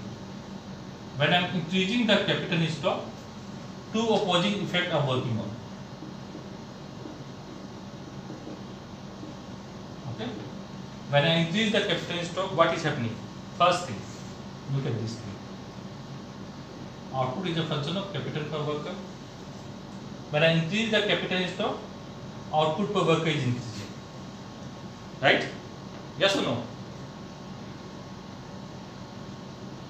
First prime F prime K is positive.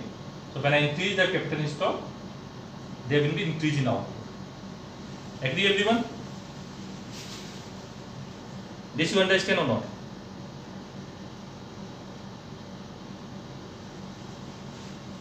When I increase the capital stock, output will increase, F prime K will be positive. Right? So when I increase the capital stock, there will be increase in output. This is first effect.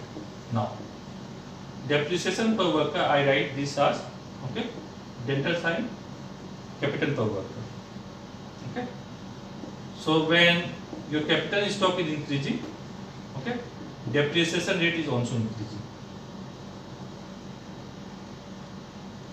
Depreciation is increasing also. So first, when your capital stock is increasing, your output per worker is increasing, at the same time depreciation is increasing. There are two opposite effects working together. One is increasing the consumption per worker and the other is decreasing the consumption per worker. Clear? Yes, no? Okay. Now, I want to draw the graph of these two things first, okay? So that make the thing clear. Now, this is what? Production function in per worker term at steady state. Okay? So in this graph, I am going steady state level of output per worker. Okay? So this is production function at steady state. Right, like this. Okay? Similarly, we can draw the depreciation line. This is the depreciation line, delta K star. Now, our purpose is to maximize consumption. Maximize consumption. Okay? And economic growth is a process of accumulation of capital stock. There is only one variable, okay, capital stock per worker, that is influencing my consumption. So I want to look at how my steady state level of capital stock is changing and how it is going to affect my consumption as a steady state. Okay, that is what I am going to look at. So I love this part. So I use the term delta, you can write D also. Okay. Change in consumption at a steady state. Okay, when I am changing the capital stock, I am moving from one steady state to another steady state to look at how my consumption is changing, whether it is increasing or decreasing, okay, or it is remaining constant. If I can increase the consumption, that means it is not going to do no capital stock. I can accumulate more capital and can increase more consumption. Okay, let me write it, then it will be more. Okay, this will be F prime K star minus delta. Okay, so when I am changing my steady state level of capital stock, okay, how my consumption is changing according to this term. There can be three possibilities: greater than, equal to, less than 0. Now, what is this term? I discussed many times. Let me put it one more time. Okay, for bookkeeping thing, output is a function of capital per worker. Output per worker is a function of capital per worker. Okay. So when I want to look at how my output is changing when I increase the capital stock, okay, I increase the capital stock by 1 unit. How much will be the change in output? It will be given by F prime, marginal product of capital per worker. Okay. So this is what my extra output that I produce by employing one additional unit of capital stock. Okay. Extra output that I am able to produce by employing one additional unit of capital stock, keeping the labor cost constant. Okay. If the labor cost is constant, growth in labor cost is 0. We are in a growth field. Okay. So this is positive.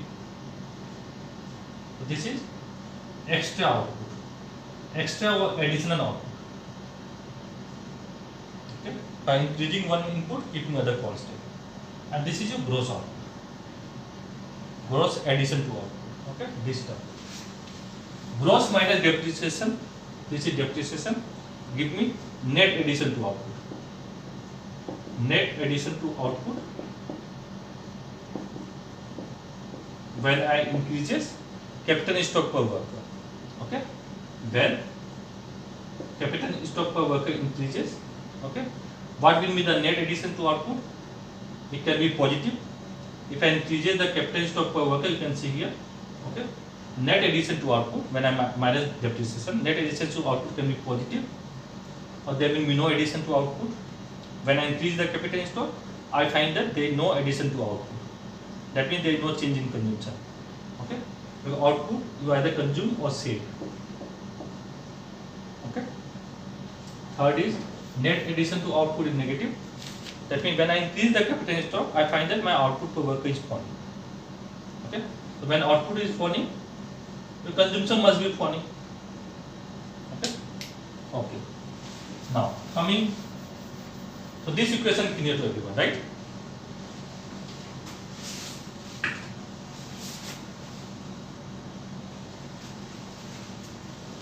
Okay. This is net addition to output when I am increasing the capital stock per worker. Okay. I am simplifying and breaking it more. Okay, so that you people can get it in whatever way, at least get it. Okay, what we are doing. Okay. So there are three possibilities. Okay. Let me break it to all the possible way that I can. Okay.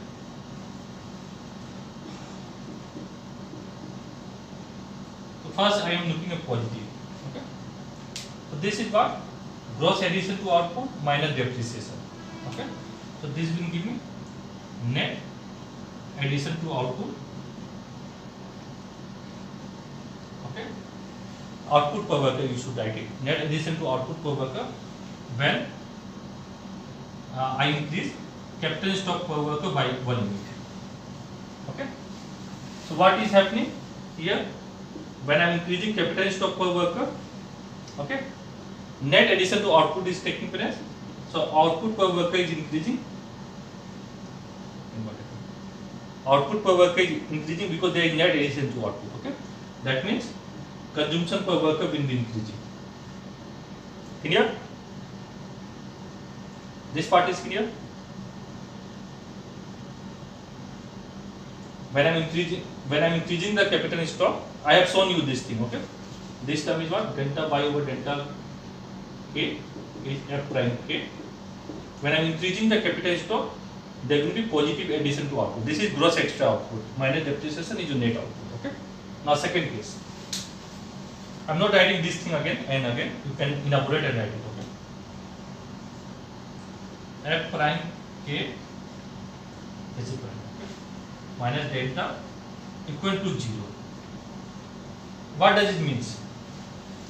When I am increasing the capital stock, okay, whatever is the increase in my gross output, my depreciation is by equivalent amount. Okay, this is what gross increase in output. It will take place. Okay, so when I increase the capital stock, okay, my net addition, there is no net addition to output. So when I increase the capital stock, output is not changing. Output per worker is not changing. And just I change sign. Okay, this is delta. Output per worker is not changing. Let me write it. It's very difficult to write. Okay, output per worker is not changing. That means consumption per worker is not changing. Okay. So when you have a case when I increase the capital stock per worker, okay, my extra output increases. It is equivalent to my depreciation. Okay. So by increasing the capital stock, output is not changing. So capital consumption per worker is not changing. This is second case.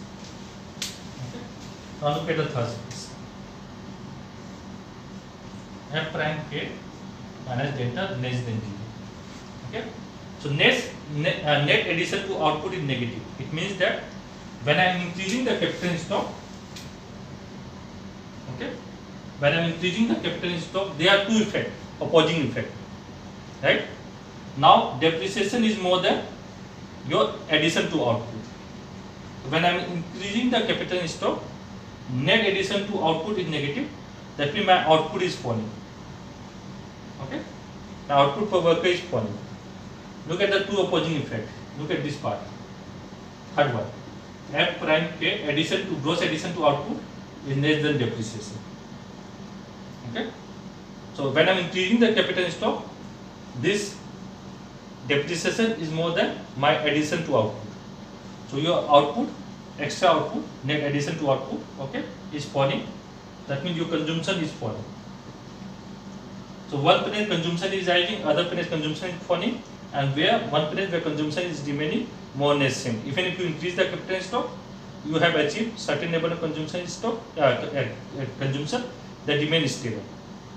Okay. So when you can increase the consumption, that will not represent maximum consumption, and the point where consumption is falling, okay, that level of capital stock will not represent your capital stock that will maximize consumption.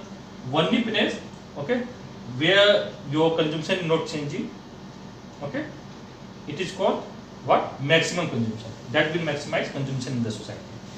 Point is clear? I am looking at capital stock, okay, where I can see that every period I can increase the consumption, okay.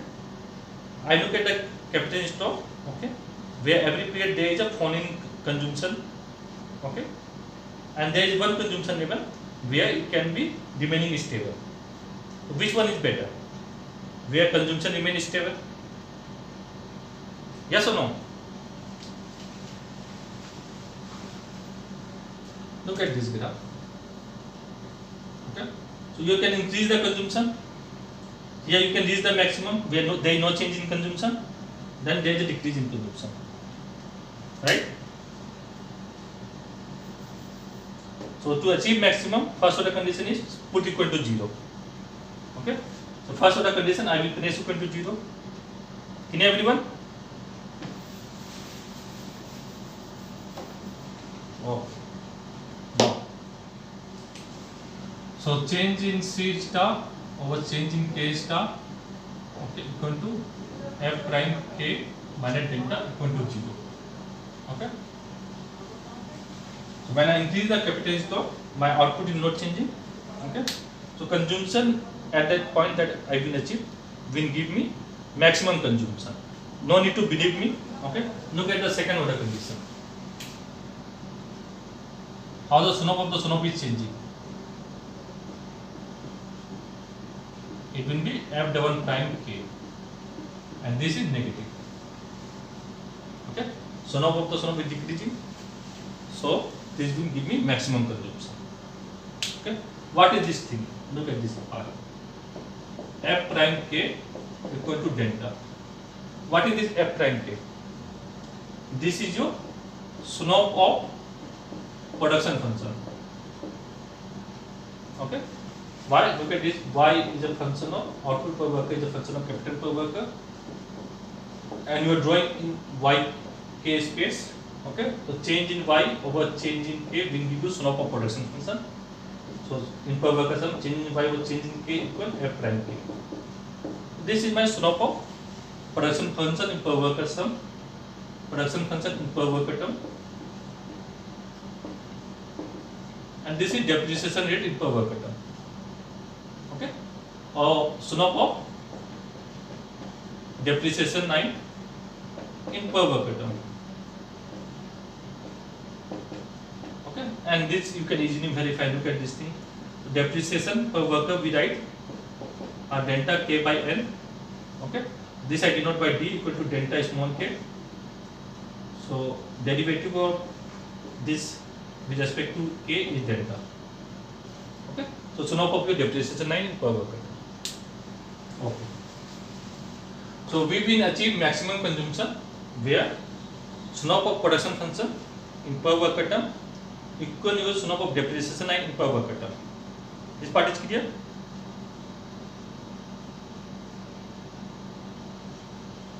Everyone?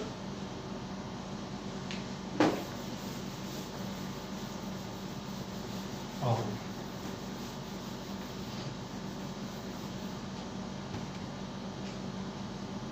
No one to join now.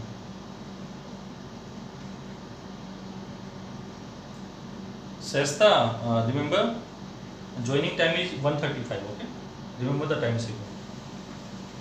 Okay. So there is no point. I told you that if you join the meeting, you will not understand anything.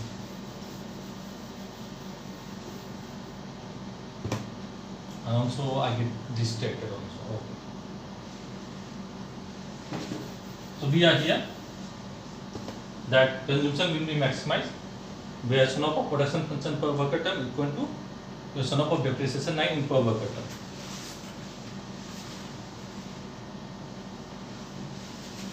So let's draw the graph. Okay. Here you write capital per worker, here you write output per worker. This is my production function per worker term. Okay, start. I put a star. Okay, because we are looking at a steady state, and we want to look at a particular steady state where my consumption is maximum. Okay, and this is your depreciation line. Delta K star. Okay, so what I have to do? I have to get this condition, right? Sum of the depreciation line must be equal to sum of the production function. So what I have to do? We have to draw a tangency in the production function, okay, such that it must be parallel to my depreciation line. Clear? I have to draw a tangency line in the production function that must be parallel to my depreciation line. This is parallel. Okay. So I have to draw a tangency. Draw it properly. Okay. I have to draw a tangency in the production function that must be parallel to my depreciation line. Okay. From here I will draw a vertical line. Okay. That will give me my bonded rule of capital accumulation. Okay. And the consumption corresponding to this level of capital stock will give me C star 1. That will maximize my consumption. Clear? And how we can achieve this one? This is my bonded rule of capital stock. How we can achieve by this one? By having any saving rate, we cannot achieve that. Okay? Look at this one, at this point. This is what? Delta K star. And this we have to choose investment per worker. Okay? Investment per worker that we have equivalent to this much amount. Investment per worker equal to saving per worker. Right? So I have to do investment according to this much amount. Okay, this much amount. Okay, whatever this much amount, you can write 0 delta K star. Okay, and how I can choose this one? Okay, not any saving rate will give me this one. Saving can be any one. Saving rate will be having different one. So this will be chosen by the policy maker deliberately. Okay, such that it passes through this point. Okay, then only we can have. This is going like a curve. Okay, don't make a straight line. Okay, let me put it open. Okay, as of F K star. Okay, so this saving rate is deliberately can be chosen by the policy maker. Okay, to achieve this golden rule of capital accumulation. This is clear. So what is golden rule of capital accumulation? Golden rule of capital accumulation is that level of steady state at which consumption is maximized. Okay? Clear everyone? Okay? And I will suggest, okay, practice the graph. Okay?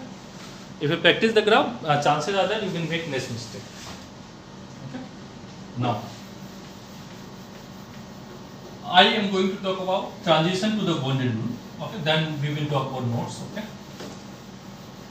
so I want to finish the notes. Okay, whatever time it will take, we will finish the note. Okay, because I don't want to continue. This is third lecture. Transition to the golden rule of capital stock of capital accumulation. Okay.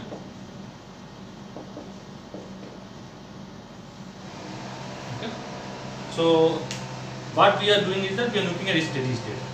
Okay. So consider a situation, okay, where the economy had reached steady state other than the golden rule. Okay. I told you there can be many steady state, but there will be a particular steady state or unique steady state at which consumption is maximized. Okay. So we want to look at how the economy, okay, will move towards the boundary rule of capital stock, K star code. What is our purpose? How the economy will move towards this K star code. Okay. When the economy have too much of capital stock, I discussed this thing already, but we will discuss again. Okay. When economy has too much of capital stock, okay, then how the economy will achieve the golden rule. And second case, when the economy have net put is 2, net put is 1, okay, net of capital stock, then the golden rule, and how economy can achieve this one, okay, that is our purpose. At the same time, okay, I want to look at what is happening to endogenous variable over time. These are my endogenous variable.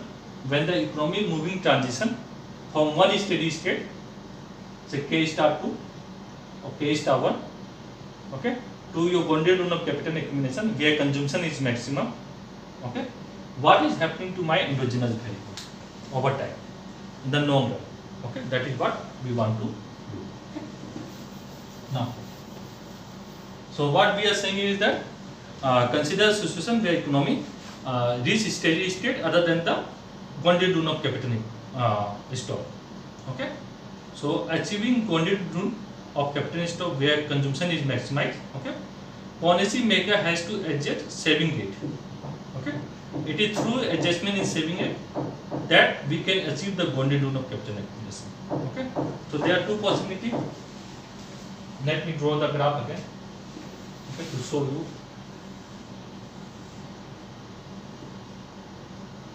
So this is your production function in per worker term. We are only talking about steady state, so I put the star. Here you have output per worker, you have capital per worker. This is your depreciation line. Okay. So how can we know that consumption is maximized? Okay. We have to do a tangency in the production function that is parallel to your depreciation line. Okay. Okay. Make it parallel. It just need to be more parallel. Okay. Just do it. This C star goal. Okay. I write goal because this is the maximum consumption that is possible, and how can I achieve? By accumulating this much of capital stock. Okay, and how I can achieve this much of capital stock? Only when policy maker deliberately choose the saving rate such that your investment per worker schedule, okay, passes through this point. Okay, clear? So economy can have more than one steady state, but there can be only one unique steady state where consumption is maximum. Okay.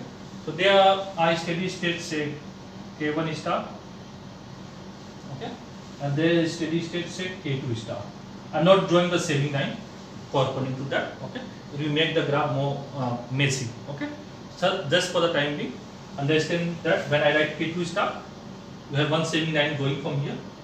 Okay, when I write K2 star, one saving investment per worker line going from here. Is it clear to everyone? Yes, no? Okay. Okay. Okay, let me draw it. Better I draw it. This is the saving corresponding to K2 star capital stock. Okay. Let me write it with Z. This is K1 star. Okay. Then this must be the saving line corresponding to this. This is S to F of K star. Okay. Similarly here, the policy maker that he will choose deliberately, I draw with black pen. This is S1. This is S. This is 1 now. I let me write it S star. Okay. F of K star. Okay. So when you have saving rate S1, you have 2 liters of capital stock. Okay, that what is required to achieve maximum consumption. When your saving rate is S2, okay, you have too much of capital in stock, then what is required to maximize consumption? It is a saving rate S star, okay, that you will be able to achieve your boundary rule of capital accumulation where consumption is maximized. Okay, so remember this graph. Okay, let me see. Okay. You no need to draw this graph, okay? Only for your understanding I am drawing it, okay? No need to draw it, okay? To understand the process, because I have explained on this thing already, but let me elaborate it, okay? So I talk about there are two possibilities.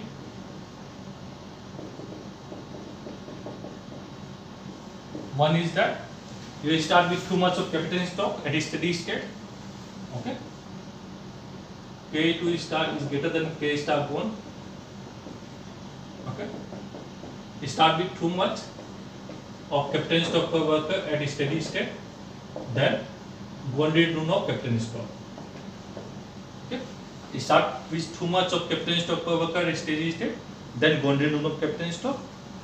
Second, K1 star is less than K star 1. You start with too little of capital stock per worker at a steady state, then boundary rule of capital stock. Okay, so we have to analyze these two processes. Okay, and what policy makers should do. Okay, our purpose is to know the role of policy maker in order to achieve K star 1. Okay, while making decision. Okay, what choices that the policy maker has to take. Okay, that is also I am going to discuss. So keep your mind open. Okay. That part for the last part. Okay. Okay. Let me discuss the first part. K2 star. If your accumulate economy start with too much of capital stock at a steady state at 2 star. Okay. Then you golden rule of capital stock where the consumption is maximized. Then what policy makers should be doing?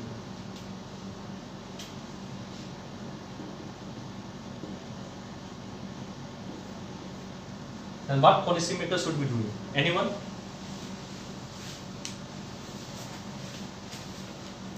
Policy maker has only one role. Okay. What policy maker role is?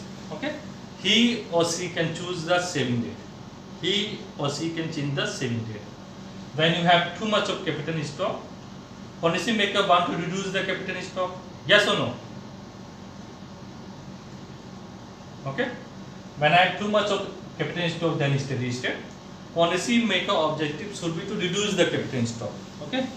Investment by definition is addition to capital stock. Capital K. Okay. Addition to capital stock. So how investment can be reduced? Through reducing saving. Okay. Through reducing saving, investment can be reduced. Okay. So when you have too much of capital stock, what policy maker should be doing? Reducing the saving in the economy. Yes or no? Okay. So when the policy maker will reduce the saving, okay, there will be immediate effect.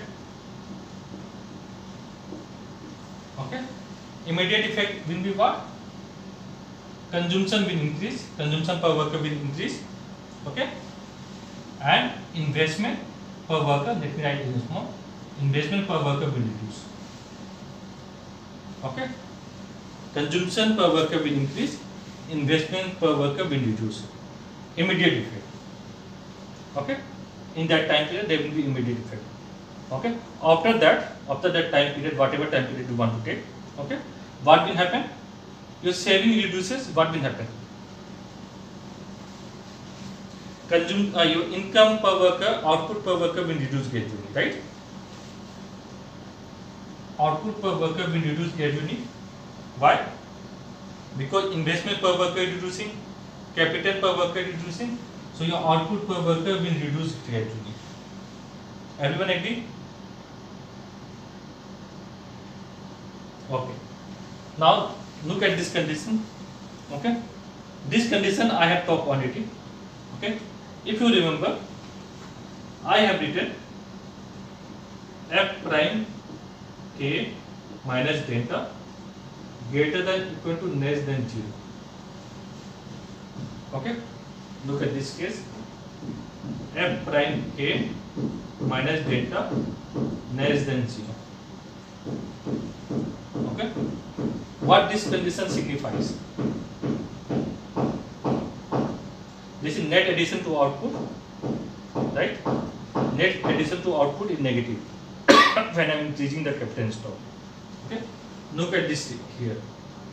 Forget about this blue line. Okay. When you look at this graph, okay, let me draw one more graph. This is just for your understanding, okay? Not important here, but for your understanding, I am just placing it. Okay. This is your production function in per worker term. Okay. This is your depreciation line. Okay. And we will draw a tangency in the production function. Okay. That is parallel to a depreciation line. Draw it properly. I don't have space, so it is going like this. Okay. Suppose this point is here. Draw it properly tangency. Okay. You know how to draw tangency. Okay. This will give you maximum consumption. Okay. So K star go. Okay. Look at point here. K2 star. Okay. Here your production function is flatter. That means addition to output will be less, and depreciation line is steeper. Yes or no? At this point, so now for product. Everyone can see this graph? Okay. At this point, look at this thing. Addition to output is positive, but line is flatter, and this is steeper than this line. That means depreciation is more than addition to output, gross addition to output. Okay. So net addition to output will form at this level. So at a steady state, on endogenous variable must be growing at the same rate. Agree everyone? Or it must be growing at a constant rate, right? So we are looking at time period of growth of this endogenous variable. Here I am taking time. Here I am taking on the endogenous variable. So here I am taking investment per worker, say time T0. It is growing at a constant rate. Okay. This is consumption per worker. It is growing. When you capital stock is K2 star, okay, this is the growth in your endogenous variable. Okay. By joining these two, I will get my growth in output per worker. It is also growing stable at a constant rate. At time T0, okay, since I have too much of capital stock, so what policy maker has done? Policy maker had reduced the saving rate or saving in the economy. Okay.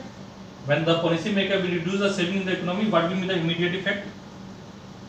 This is the level. If I don't change the saving rate, economy will keep continue growing like this. Investment per worker will keep growing at the same rate. Consumption per worker will keep growing at the same rate. Output per worker will be keep growing at the same rate. Okay.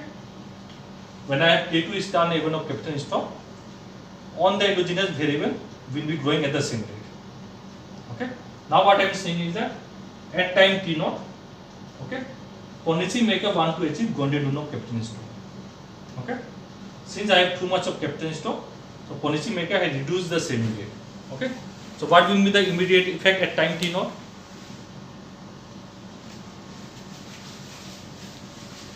What will be the immediate effect? When saving decreases, consumption will increase and investment will decline. Right? Yes or no? At time T0, when policy maker reduces the saving, the consumption will increase, right? And investment will decline, right? But at time T0, there will be no change in output per worker. Okay?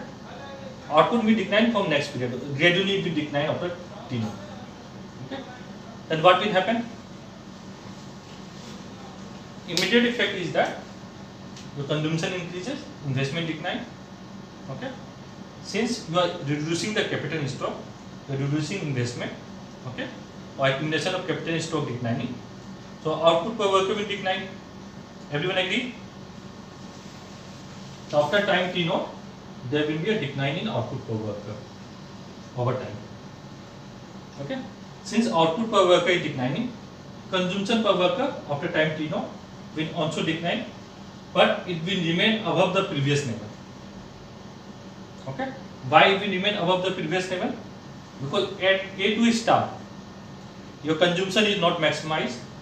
At K star 1 your consumption is maximized.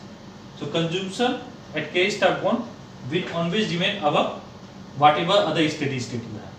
So even though your consumption is declining, it will remain above the previous steady state value. Clear? Yes, no? Okay, I am explaining. When investment decline and you will be remaining stable like that. Okay. What I am saying is that where your consumption is maximized, there are three possibilities I talk about. Okay. When you increase the capital stock, your consumption increases. When something is increasing, okay, that is not the maximum point, right? When you are having like this, when something is increasing, that is not the maximum point. Maximum point is that where it is not changing. Okay. So when your consumption is increasing, okay. Let me put it another way, okay. And after that, your consumption is declining, okay. Let me put it in this way, okay. Okay. So K2 star is your steady state that is above your K star code, okay. At K2 star, you will be having some steady state level of consumption, okay. But that will not be your maximum consumption. Clear? This statement is clear? Okay. So what I am doing is that as a policy maker, I want to achieve maximum consumption. Okay. So what I have to do, I have to reduce my capital stock per worker. So the thing I have to do is to reduce saving. The immediate effect is that when I reduce saving, my consumption will jump up at time T0. Okay. And my investment per worker will reduce. Okay. From here to here. Okay. Then gradually what will happen? I will see that output is falling. Okay, my output is falling. Why? Because I am deaccumulating capital stock, reducing investment in order to achieve golden rule. Okay, so my consumption will fall. Okay, but it will remain above the previous steady state level. This is what my previous steady state level of consumption, right? Corresponding to this level of capital stock. Yes or no? Okay, look at this graph. I have just. So this is your production function in per worker term. Okay, this is your depreciation line. Okay, now I am drawing a tendency point here. Okay, so you have here K2 star. This is K star 1. Okay, understand this. Let me extend this. The consumption that you have here will be maximum. Okay. Now look at consumption here. Consumption here at steady state, this is C star. Okay. Will be less than what you have at K star. Clear?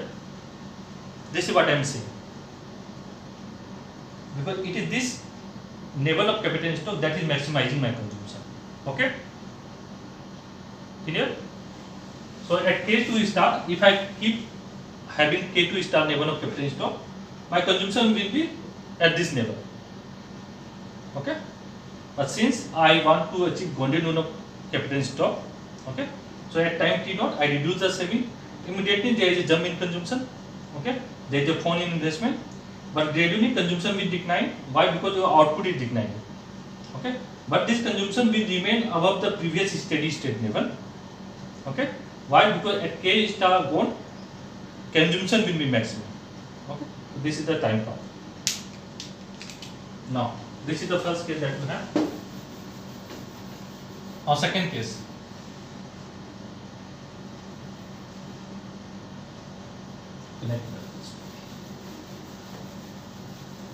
So how endogenous variable are behaving, that is what we are looking at. Okay. If you understand the second case, then first case will automatically increase. Okay. K star 1 is less than K star 1. Okay. So what is happening here? What policy maker want to do? Or have to do in order to achieve K star 1?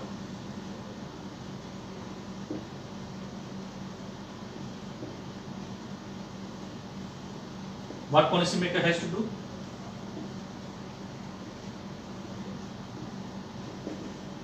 suppose as K star 1, okay, if I am not changing saving rate, okay, investment will grow at constant rate, consumption will grow at constant rate, make this straight line, okay, and output per worker will grow at same rate. Whatever it is growing, it will grow at the same rate, okay. So policy maker want to achieve K star goal, then what policy maker should do? Right now we are at less than K star goal. Remember the graph? Less than K star goal. Yeah, increase the saving rate, okay. So in order to have more capital in stock, policy maker has to increase the saving rate. Very good. When increase the saving rate, what will be the immediate effect? Consumption will fall, investment per worker will, what will happen? Investment per worker increase. Very good, okay. So the immediate effect is that consumption will fall, okay, investment per worker will increase, okay. Now when investment will increase, what will happen? Output per worker will start to increase gradually. Why? Because there is an accumulation of capital in stock, investment is increasing, output per worker will start to increase, okay. So output per worker will gradually start to increase, right? Let me extend this now. So output per worker will start to increase gradually over time, okay. Investment per worker, okay, it is increasing, so it will remain at the same level, growing up, okay. Now consumption will start and will go above the previous level. Why? Because when I achieve this K star goal, even though in the current period, okay, I have to reduce my consumption over a longer period of time, my consumption will be higher than the previous level of steady state. This part is clear? Why? Because at K star goal, okay, consumption will be maximum. So I have to, as a policy maker, need to make a choice. Okay, what choice? If my capital stock forms sort of golden rule where consumption is maximized, so policy maker has to make choice. If I want to make future stream of consumption to be higher, I have to reduce the consumption of the current generation, okay, so that future generation can get benefit. Future generation can get benefit. Okay, so policy maker has to decide. I want to increase saving in the economy, reduce current consumption. So there will be a reduction in current consumption over time. This time period can be 50 year, 30 year, 40 year, 50 year. Okay, whatever be the time. But over time, okay, when the economy achieves this golden rule of capital stock, consumption will be maximized. Clear? Okay, at K star code, consumption will remain higher than any other steady state. Whatever steady state you will take, at K star code, your consumption will be maximum. So you will achieve consumption higher than what we have in the previous steady state. Okay. Now, here the important thing is to policy maker to make choice. The first case that we have done. Okay. So policy maker can reduce the increasing the saving rate, right? Policy maker has to make choice. Okay, if policy maker want to look at the well-being of the current generation or even at future generation, then policy maker will increase the saving rate. Okay, if policy maker only concerned with the current generation, so maybe policy maker will not take this year. Okay, to increase the saving, to reduce the current consumption. Okay, so here policy maker will be in dilemma. Okay, whether to achieve this K star goal or not. But when we have this case, K star 2 is greater than K star goal. When we have too much of capital in stock, okay, then what policy maker has to do? Reduce the saving rate, increase the consumption. Okay, increasing today consumption. Okay, in the future also consumption will be higher. We have shown with the graph, right? In the future also, the graph that we have drawn, consumption will be higher. Okay, if you remember the graph.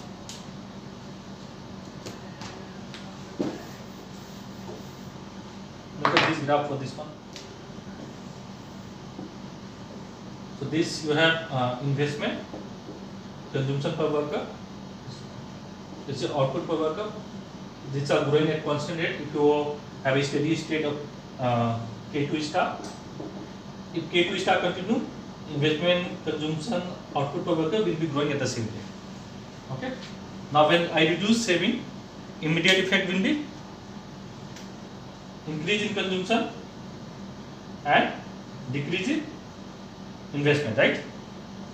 Yes or no? So consumption will remain above the previous level. Okay. So even current consumption will increase also, future consumption will increase also.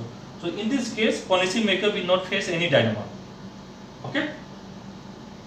When economy has too much of capital in stock and wanted to achieve maximum level of consumption, okay. When you have too much of capital in stock, economy can run down saving, or economy can reduce saving and increase the consumption of the current generation, and in the future generation we will be having higher consumption. Then this K2 star level of capital in stock. Clear? Okay. Only when you have this case where you have too little of capital in stock, policy maker has to take decision. Okay. Whether I have to consider both generation or I have to consider the current generation. If policy maker decide to consider the current generation, so maybe he don't want to take the policy where he has to increase the saving rate and reduce current consumption. Okay. So this is what we have in the transition to the golden rule. Start that thing. So you have to start with that golden rule of capital accumulation. You have to start with that. Okay. Economy can have several steady state. Okay. But there is only one steady state at which consumption will be maximized. Okay.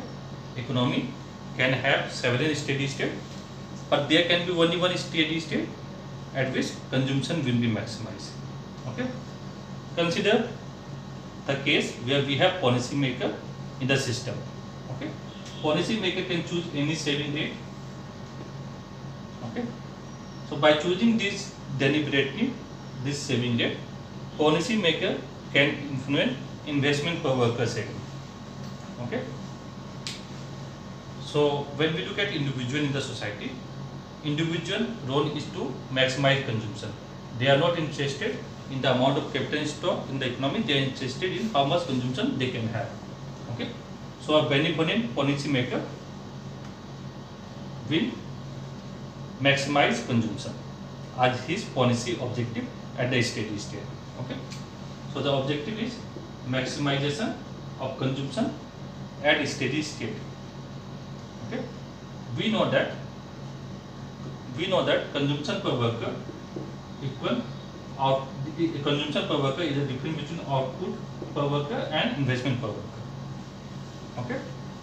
At steady state, steady state consumption per worker, okay, we get steady state consumption per worker as a difference between steady state output per worker and depreciation per worker. Clear, Ravi? Yes, no? Okay. Since steady state consumption, okay, depend on capital stock per worker. Okay. So a change in capital stock per worker, okay, at steady state will give me changes in my steady state level of consumption. Okay. So the steady state where my consumption is maximized, okay, that will give me my golden rule of capital accumulation. Okay. So just like first order condition, no need to go into that. DC star over dk star equal to 0. Okay. This implies f prime k equal delta. Okay. So my first order condition intends as that sum of production function must be equal to sum of depreciation line. This basically is saying that net addition to output must be 0 at steady state. Okay. That means when I am increasing the capital stock, there is no change in output, so there is no change in consumption at steady state. And this is the point where consumption will be maximized. Okay. If there is a positive addition to output, if I increase the capital stock, there is a positive addition to output, that means consumption can be increased more. Okay. Similarly, when I increase the capital stock, when there is a decrease in output, Okay, that means consumption is decreasing. So the point where when I am changing the capital stock and my output is not changing and my consumption is not changing, that means that is the optimum level of consumption. Okay, this we can solve with the second order condition also. Second order condition will be f double prime k will be less than 0. You have to draw the graph and show that where this is your production function at all the steady state k star. We are only looking at steady state. This is depreciation line. Okay, so we draw a tangency line according to this condition. Okay, slope of production function must be equal to slope of depreciation line. So we draw a tangency line in the production function that is parallel to my depreciation line. Okay, so at this level of capital stock k star go, okay, we will achieve maximum consumption. Okay, and this is possible only when a particular saving rate will be chosen at which my investment saving curve will be this going through point E. Okay, this will give me a steady state level of capital, steady state level of capital stock that will be my bounded rule of capital stock because it will maximize my consumption. Clear? Okay, so we will be doing total differentiation first. Okay, so look at this thing. Output is a function of x1, x2, say up to xn. Y is a function of n variable. Okay, so when I write this equation in this form, what do you understand by that? Okay, let me repeat one more time. So we are doing growth accounting. Okay, so I will be using total differentiation concept. Okay, in the growth accounting, that is what I just placing the argument for total differentiation. Okay, y is a function of n variable, x1 to xn. So what you understand when I write in this form? Which one is dependent variable and which one is independent variable?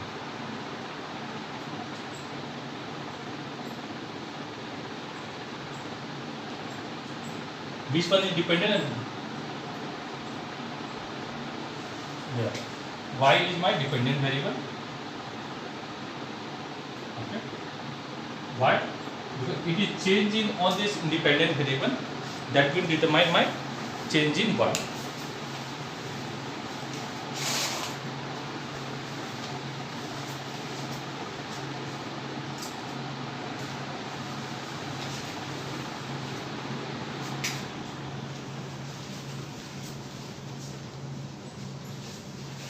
Okay. So these are my independent variables.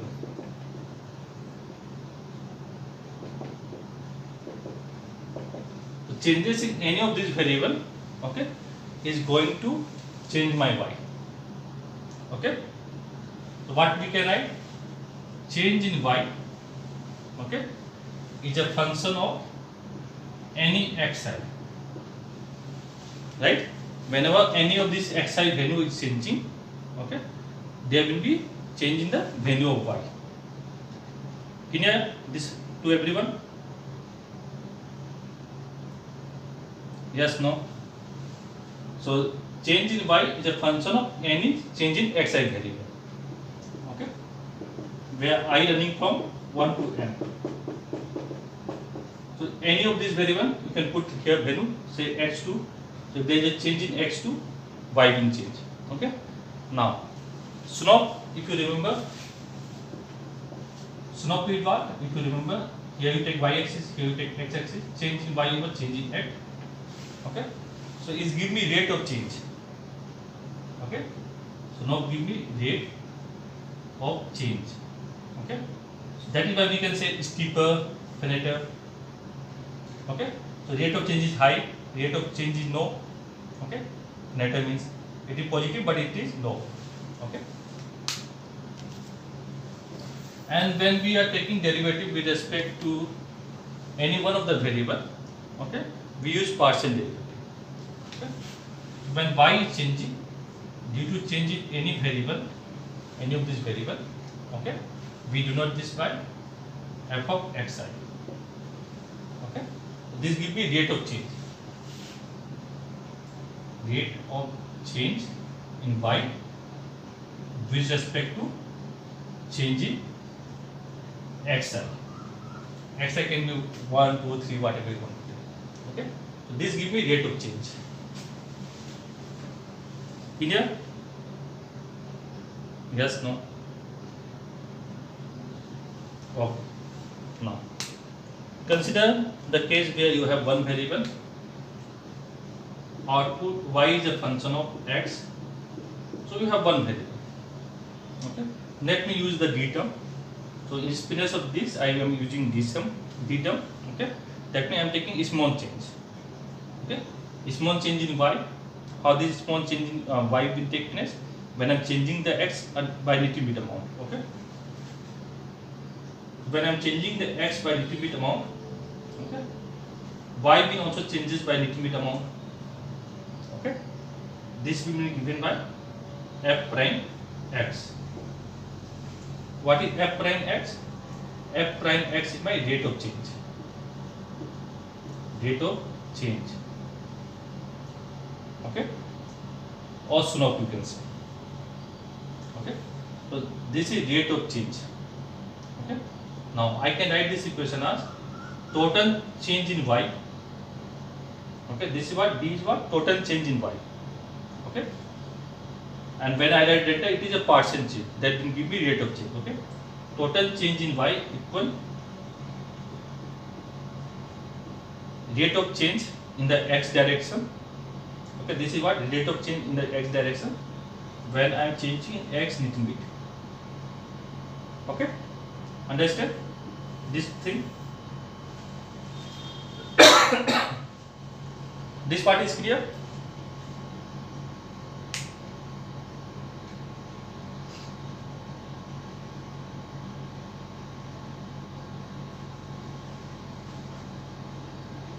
Yes, no, just tell me.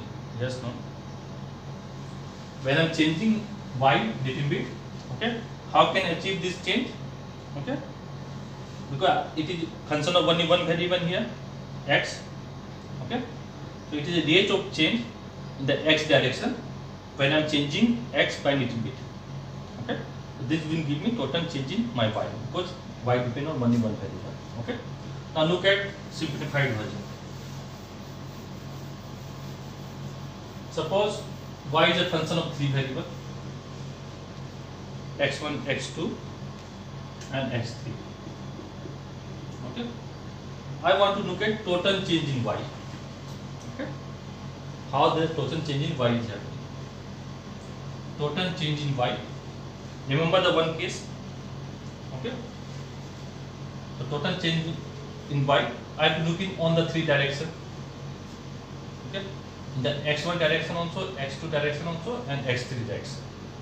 Then I will know how much is the total change in y. Okay, so rate of change in the x direction will be del f over del x1. Okay, this I denote by f of x1. So this is the rate of change in the x1 direction. Okay, times a small change in x1 direction. Okay, plus I directly writing this term here. I am not doing partial. Rate of change in the x2 direction. Okay, times a small change in x2 direction. Okay, plus rate of change in the x3 direction. Okay, x3 variable direction times a small change in the x3 direction. Okay, when I add this up, I will get total change in y. Okay. This is no different from the case where you have only one variable. Look at this thing. Y is a function of x. If there is one variable, I can only take total change. The total change in y when I am changing x little bit will be equal to rate of change in the x direction. Okay. So total change in y will be rate of change in the x direction times small change in x. Okay. Clear?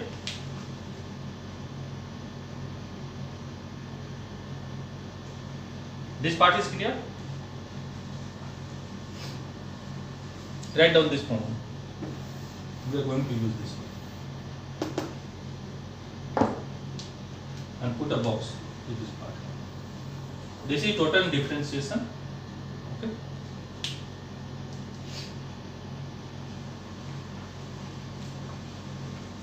Okay. So new Keynesian production function, if you remember, when I have written the technological in progress, it is output is a function of capital, neighbor, and your technology. Okay. Now, what is our purpose? I talk in the start of the lecture. Some of you are not present. Okay. Like I am using the same amount of input, I am producing output. Okay.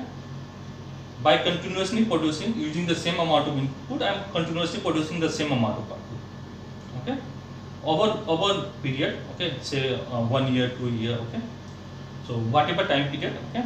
If I am using the same amount of input, if the output is more, okay, that increase in output is attributed to productivity gain. Okay. So this productivity gain, okay, it may be because of increase in capital productivity, maybe because of increase in labor productivity. Okay, so we are not associating with any one of the two. Okay, so we will value each input at the margin.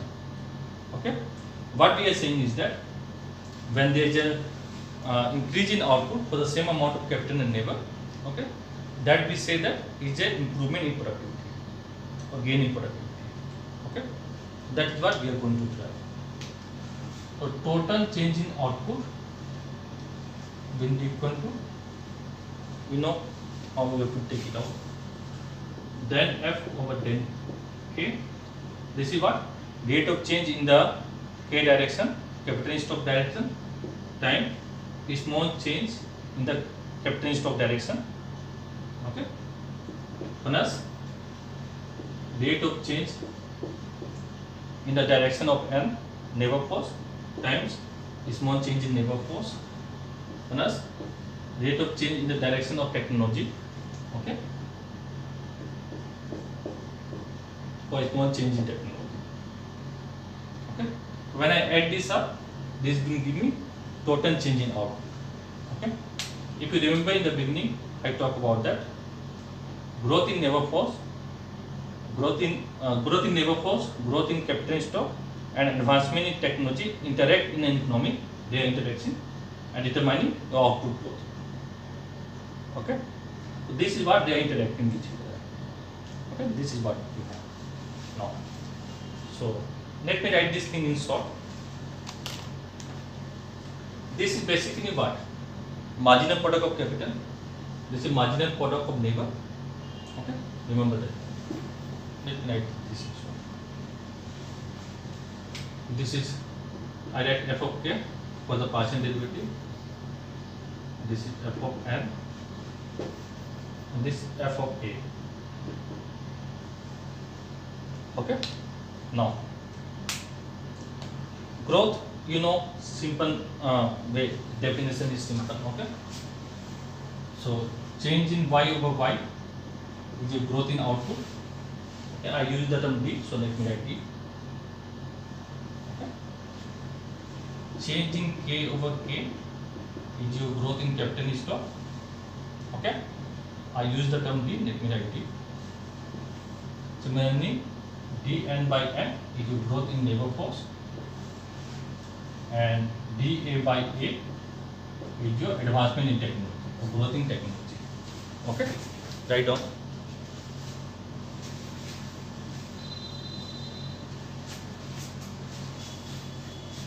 So in place of dy, dk, dn and dA, we can write dy equal output time growth in output. I will write this term in place of change in capital stock.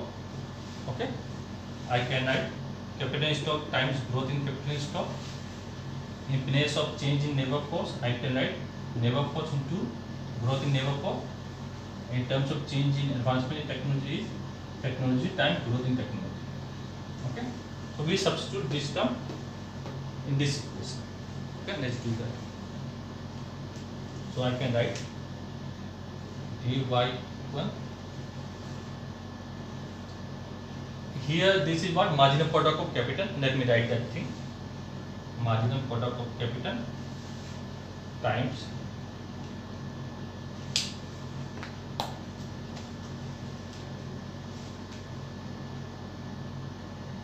y into gy, okay, plus marginal product of neighbor, okay, into n into gn,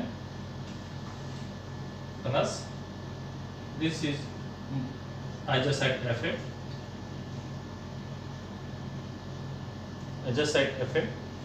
okay. This is marginal product of your technology. You can write this thing. Let me write it. Marginal product of advancement in technology. This I write A into G. Okay. This is basically my Solow residual, okay, or total factor productivity. This term. This I am going to explain what it is. Okay. So everyone have derived this one? Yes, no? Oh, in perfect competition, you have done marginal productivity theory. Okay. So in perfect competitive market, each factor are paid according to their marginal product. Okay. Each factor are paid according to their marginal product.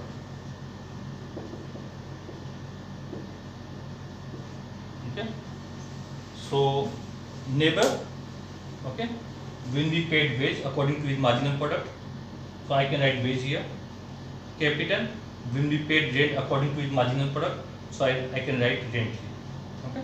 There is no term about technology, so we can leave it like that. Okay. You can write that thing that I just said. Okay.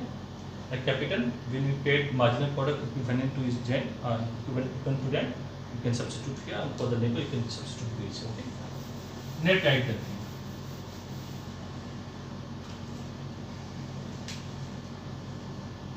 Total change in my output is rent time output. Okay. This term I need to change, right?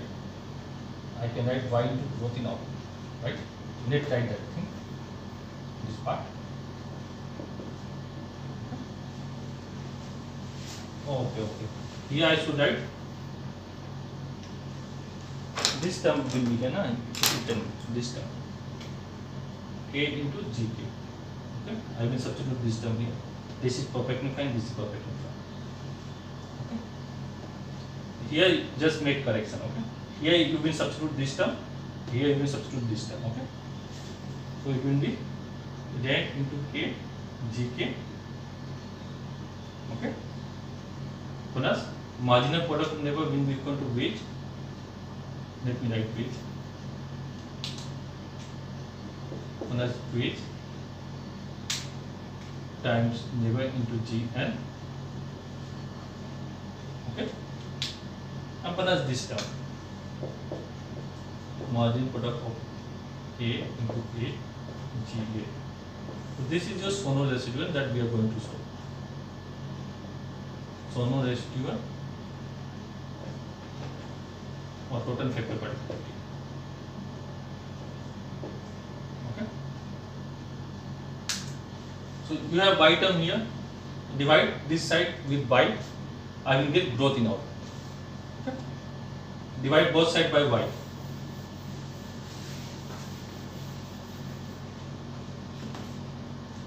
So when you divide both sides by y, you will get growth in output equal rk by y into gk plus wn by y into gn.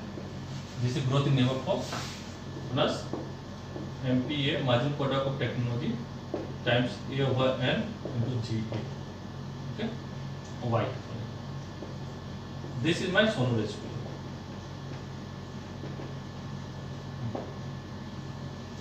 This term. Basically, we can say this term because we can take out in growth rate. You can write this term as Solow residual. This term. Okay. This one term is Solow residual. Okay. Now, look at this term and this term. What is this term? Anyone? This kind of thing you have come across or not? Even in your consumer theory, you must have come across this kind of term. basically what this term is, this is share of capital in total output, and this is share of labor in total output. Okay, what is this? This is share of capital in total output. This is share of labor in total output. Okay, right on. This is share of capital in total output. This is share of labor in total output. Okay, and we have considered production function. Okay, production function is homogeneous of degree 1. Okay, that means the production function that we have exhibit constant return to scale. Okay, so if I increase the input by 10%, output will also increase by 10%. Okay, so the share of capital and labor, okay, when you have constant return to scale, sum equal 1. Okay, when you have constant return to scale, write down. When production function exhibits constant return to scale, the share of capital and labor, sum to 1. Sum up to 1. Okay, let's show you. Okay,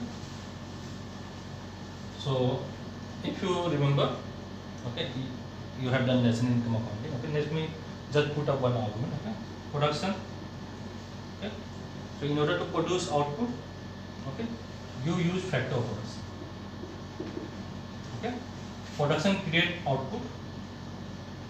Okay, so national income calculated using the output method is called product method. One method is this. Okay, now production use factor of production. Okay, so production of factor of production get income. Okay, so national income calculated using income method, income of the factor of production, wage, gain, interest and profit. Okay, we get income method. Okay, and this income is spent on goods and service. Okay, so make expenditure made on goods and service.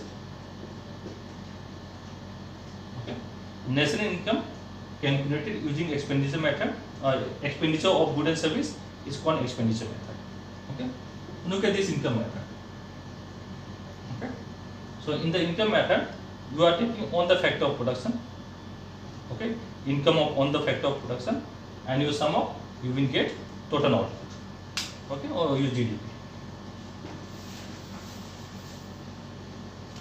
So my output, I have only two factor of production, labor and capital. So wage into labor, okay, minus rent into capital. Dividing both sides by y. Okay, so I will get 1 equal Wn into y plus Rk over y.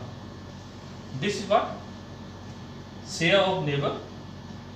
We can say share of labor first in total output.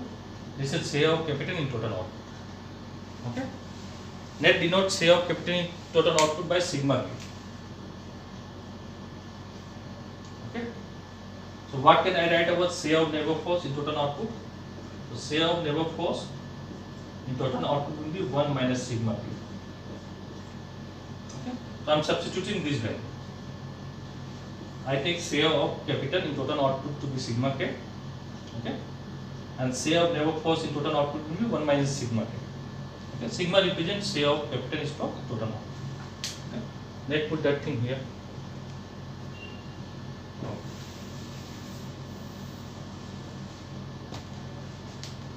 So this will be equal to sigma k, share of capital stock in total output times growth in capital stock plus this I can write 1 minus sigma k. Okay. 1 minus sigma k and to growth in labor force plus this I write Solow residual. Solow residual. Okay.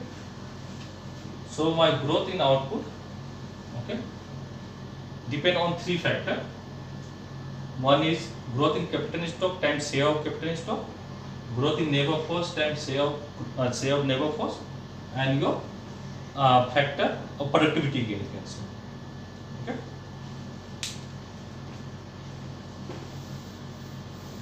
Now, I want to look at this term, Solow residual or total factor product. What is this term? Okay, so let's write it down. So Solow residual is equal growth in output. Let's take one term this side minus sigma k share of capital stock in total output times growth in capital stock minus growth in labor force minus then share of capital stock in total output times growth in labor force. Okay, this term. Let's arrange this one. So I am finishing these two terms together. If you remember, we have done logarithm. Okay, it will be easier for you to understand. I am finishing these two terms together. Okay, so this will be what? Growth in output minus growth in labor force. Okay, minus sigma k. Okay, growth in capital stock minus growth in labor force. I am taking common out of this two, sigma k. So you are getting this term. Okay. Now what is this term? This is in absolute sense. Okay. And Solow talk about intensive growth, right? So look at this term. Okay. Output per worker. I told you if you want to take out a growth rate, okay, you have to take the log. Okay. I am taking natural log. So when you take a log, what you can write? Log of y minus log of n. Right? Then you take d over dt. Okay? D over dt. D over dt. You can open it up. I am not opening. So this will give you what? Growth rate in output per worker. I denote by gy. This is what? Growth rate in output minus growth rate in labor force. Okay? So when you have growth rate in output minus growth rate in labor force, in this place I can write growth rate in output per worker. Okay? Clear? So let me write that thing. So I use small g. Okay? Growth rate in output per worker. Now I am using small y. Okay? Minus sigma k. You have growth rate in capital stock minus growth rate in labor force. Okay? So you will get growth rate in capital stock per worker, small k. Why? Let's look at capital labor ratio. Okay? Take the log. When you take log, it will be log k minus log n. Take derivative with respect to time. Okay? This is what? Growth rate in capital per worker equal growth rate in capital stock minus growth rate in labor force. So I substitute this term, growth rate in capital per worker. This is my Solow ratio. Okay. So after writing this, make this in the box and write down Solow residual. Solow residual is the difference between output growth. Solow residual is the difference between output growth and weightage average of factor growth. Here you have weightage. Weightage is sigma k. Okay, and weightage you can write sigma k. Okay, weightage average of factor growth. Okay, where the weightage sigma k give us factor share. Give us factor share. Solow residual, next paragraph. Solow residual is that portion of output growth. Is that portion of output growth that cannot be attributed to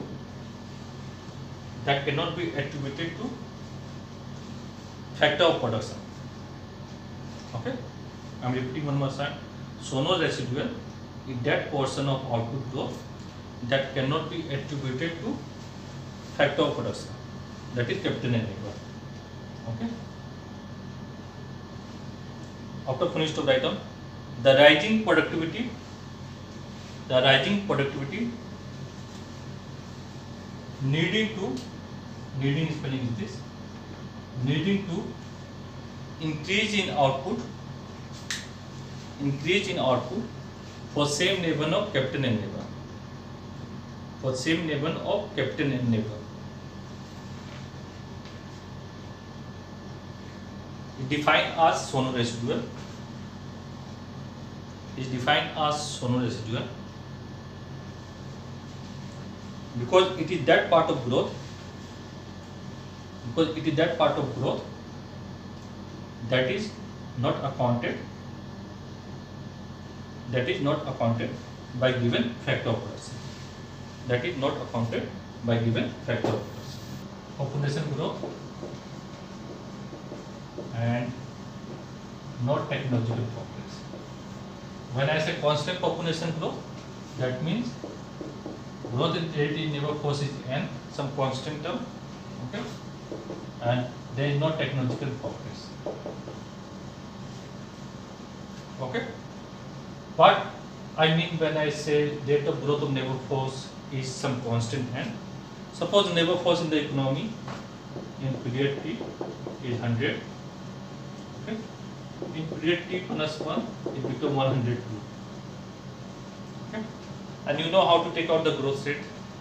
Okay, change in n over n will be n2 is T plus 1 minus n1 is nt over nt, and when you multiply with 100 you will get in percentage term. Okay, multiply with 100 you will get growth rate in percentage term.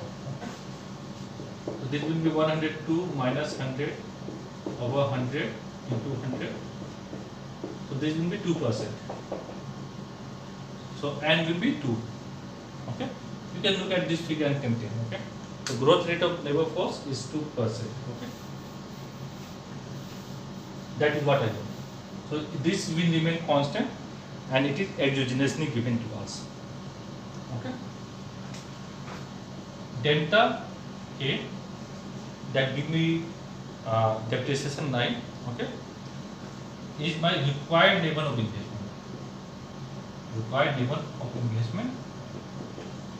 Okay, why this is required level of investment?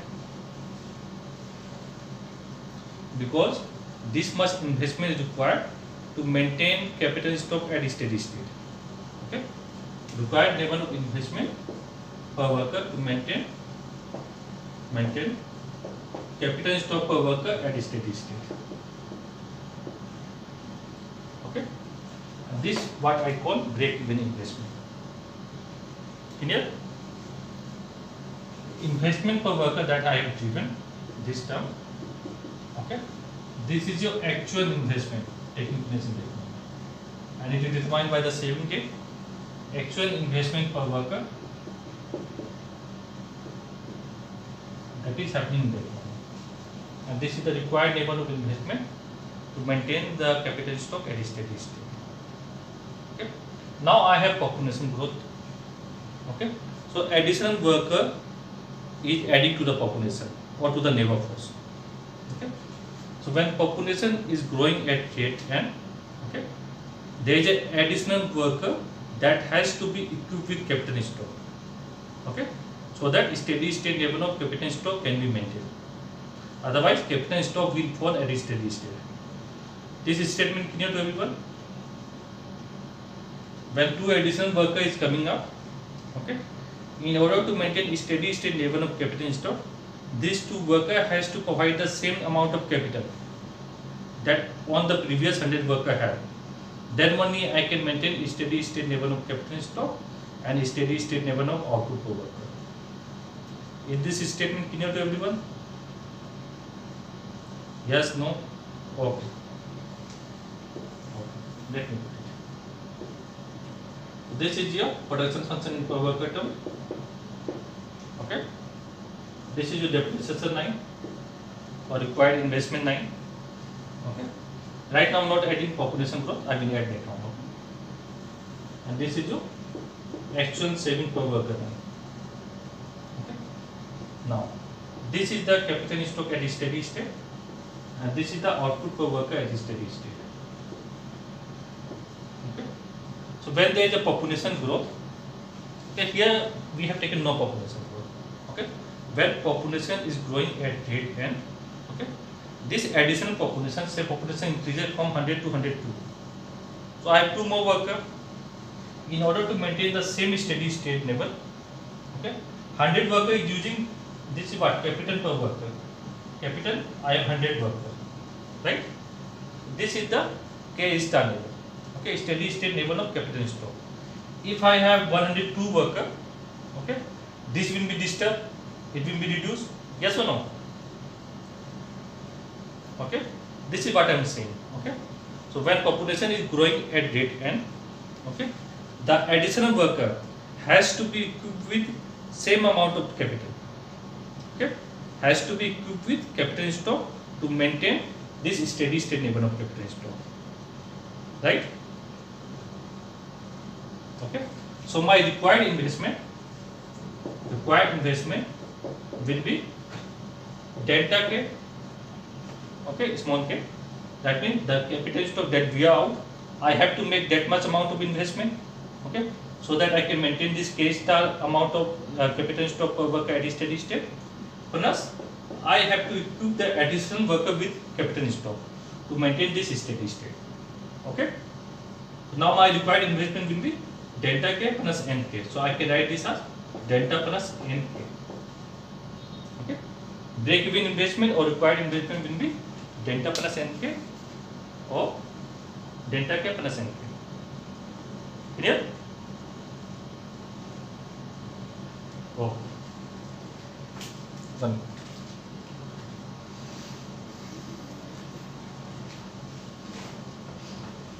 Now, one question that I have done, okay, when depreciation is high, okay, this line becomes steeper, depreciation line becomes steeper, yes or no? Okay, now here look at this term, this is delta K. Now my required investment is what? Delta plus Nk. This is my required investment per worker. Okay. So this term N is positive term, right? It is 0.02. 2% is 0.02, right? And delta lies between 0 and 1. So 0.1. So 0.1 plus 0.2, it will be 0.12, right? 12%. So when I am drawing this required investment curve with population growth, okay, my break-even investment line or required investment line will become steeper. Okay, let me put it.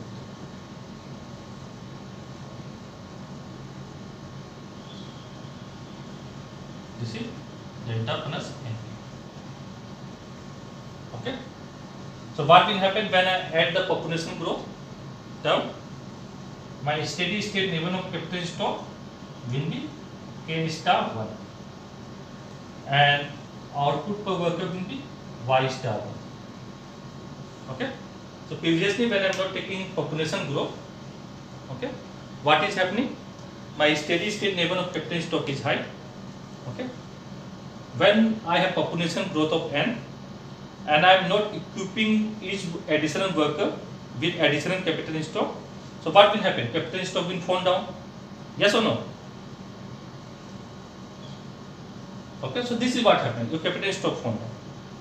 Okay, this is what I have depicted. Okay. Now we will present this thing and do several part of this one. Okay. So this is what we have to do in Solow model with constant population growth and no technological progress. Okay. There are several part I will do it to make this thing clarified. Okay. So let us start. Everyone draw this graph first.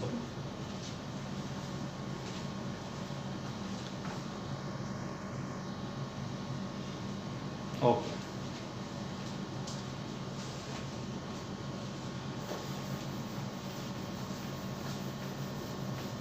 Explanation will be the same. Okay, there will be not change in the explanation. Only thing you have to remember, we have now constant population growth which is equal to N. Delta N by N in continuous time framework you can add dN over N into 1 over dt equal to N. Okay, like this one. Okay. So growth in capital stock equation. Growth equation. Write growth in capital stock equation. Okay, or the law of motion. What you will write? Change in capital stock will be equal to actual investment per worker minus required investment per worker. Right? This will become my growth equation with constant population growth and no technological progress. Yes or no? Okay. So here also you will be having case greater than equal to less than 0.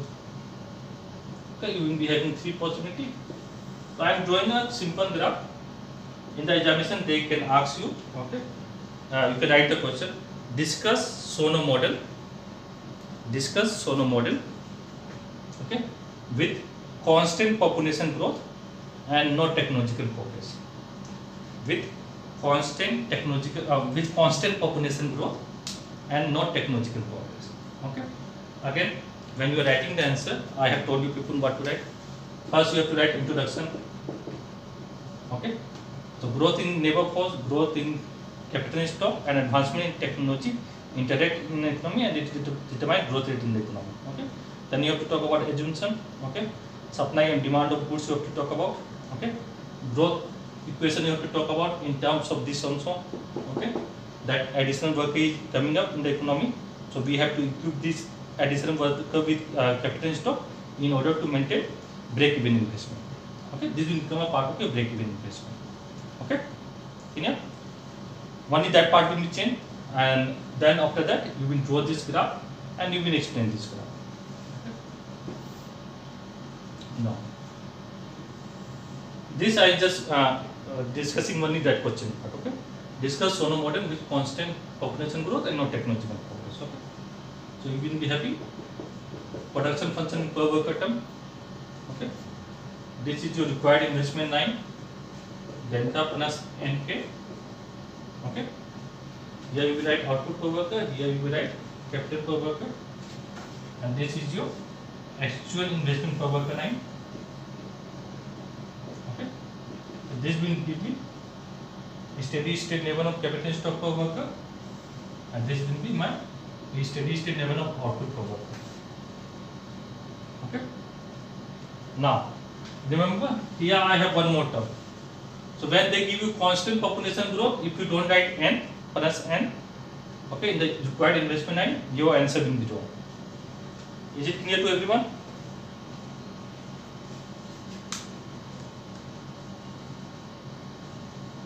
Yes, no?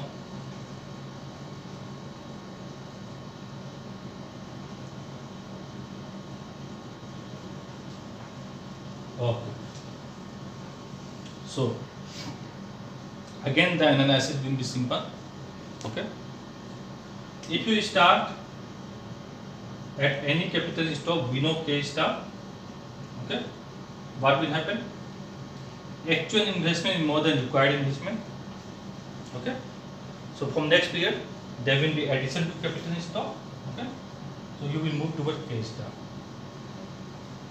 At any capital per worker stock, okay, higher than K star, okay, required investment more than actual investment. Okay, so what will happen? There will be a fall in capital stock from next period, so you will achieve K star. Okay. And if they ask you to discuss about nominal equilibrium, why steady state is called nominal equilibrium, okay? Because if economy had any other steady state or any other capital stock per worker, economy will have tendency to move toward this K star. Second point, if economy stay at K star, okay, it will stay there forever. Okay, this is the explanation part. On this part we have done already. Okay. So delta K, okay, is the required investment that we have to do in order to take care of buyout capital stock, so that I can maintain this steady state level of capital stock per worker. NK is the required investment that I have to take, okay, because population is growing, so I have to equip the population, okay, with capital stock, so that I can maintain this level of capital stock. If I am not equipping the worker with additional capital stock, what will happen? My steady state level of capital stock per worker will decline. Okay. This I have shown with example. This is capital stock given K, right? Capital K. I am just opening the file. Whenever is 100. Given the same capital stock, whenever increases to 102, this ratio will decline. Okay. So that will what happen. Because with this line will be shifting. Okay. And the previous graph I have shown you. I have taken one graph to be required investment to be delta K, other to be delta plus NK. Okay, I have this part. Now, so you have this part. Okay. What are the central equation we will have here? What are the central equations we have in the Solow model?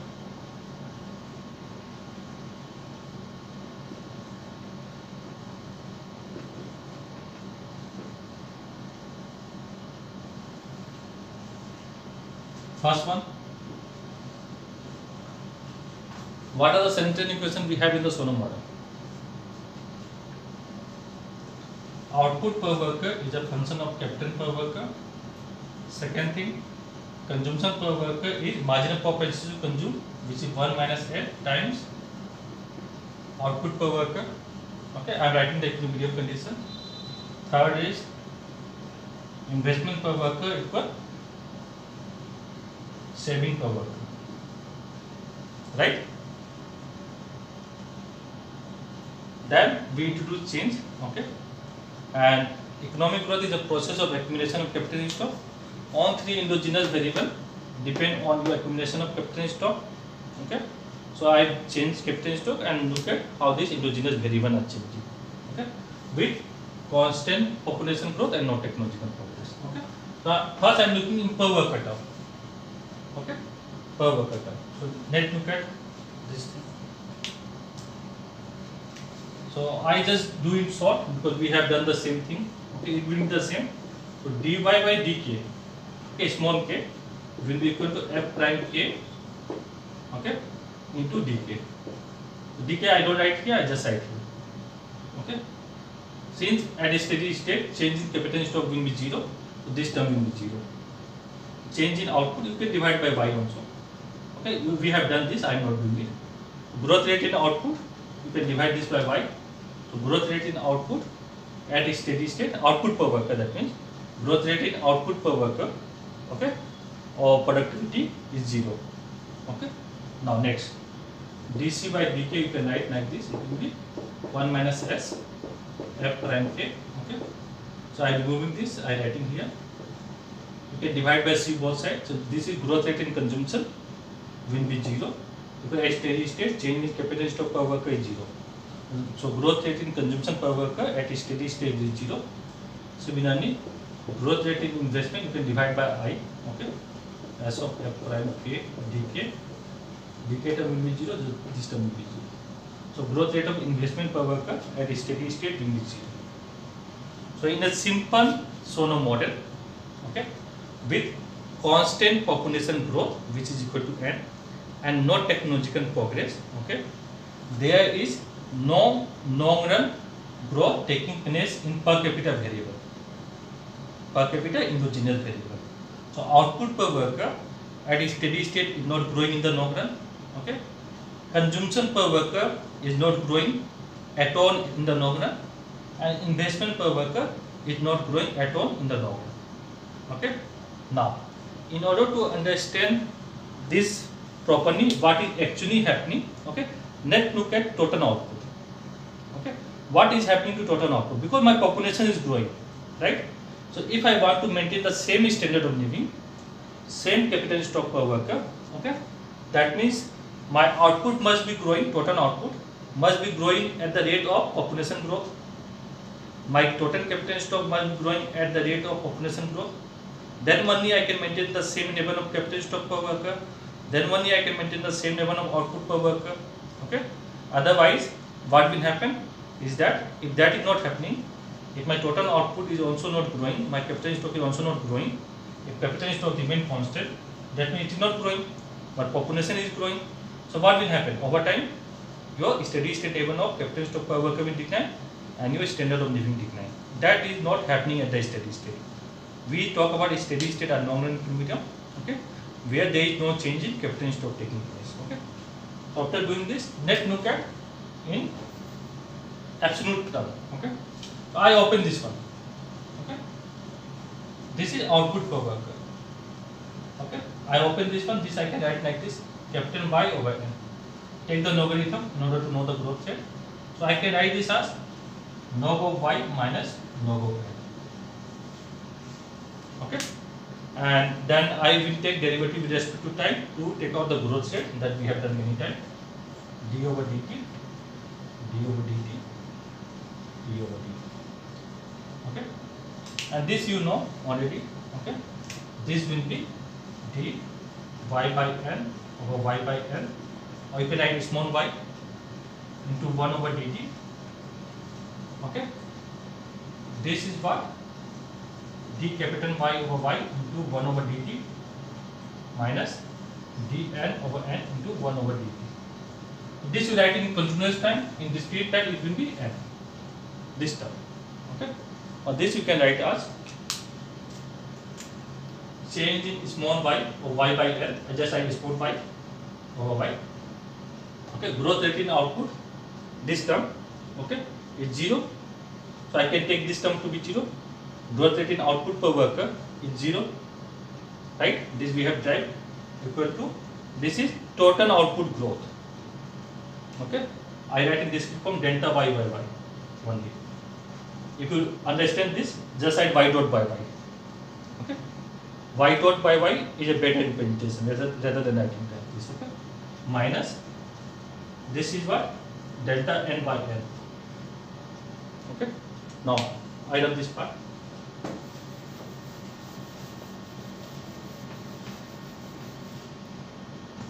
So what happened? Y dot by y. This I write there as dy by y. Okay. You can use any one of the two. It will not make change. Okay, it will be the same. Okay. Just use y dot by y or delta by delta. Whatever you understand. Change in total output minus change in labor cost. So this term is 0. Yes or no? From Central equation, growth rate in output per worker is 0.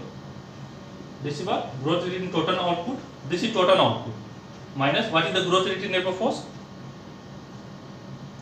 And no. In the previous case it is 0, so your total output also growing at 0. And so my output, total output must be growing at rate N. Right? That means standard of living remains the same. Remember the graph. Okay. That is what I want you to understand. Okay. So this is output per worker. This is capital per worker. This is my production function in per worker term. This is my required investment delta plus n k. Okay. And this is my actual investment as f of k. Okay. Now at this steady state k star. Okay, my standard of living remains the same, y star. When I say standard of living remains the same, output per worker remains the same. So when population is growing at rate n, okay, output must be growing at rate n. Yes or no? Then only standard of living remains the same, right? Yes or no? Okay. Now look at one more question. Okay. Capital per worker, because it is through accumulation of capital in stock that I can maintain this level of standard of living. Okay. So capital per worker. Okay. If you look at this equation at steady state, it is not growing. Okay. So capital per worker, take log is what? Log of k minus log of n. I write this small k, then it will be easier for me to do this. So I do d over dt. D over dt, d over dt. Okay.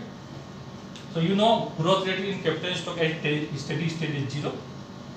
This is what I just write in so delta k by k.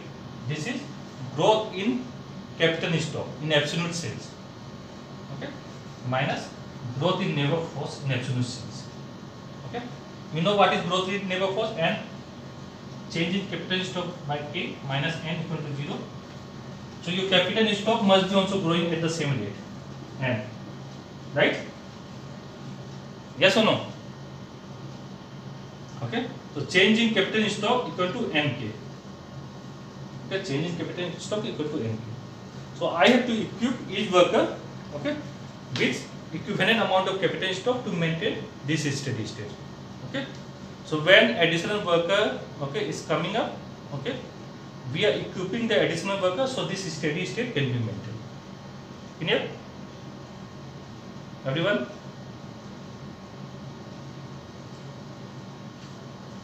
Oh, write on this thing.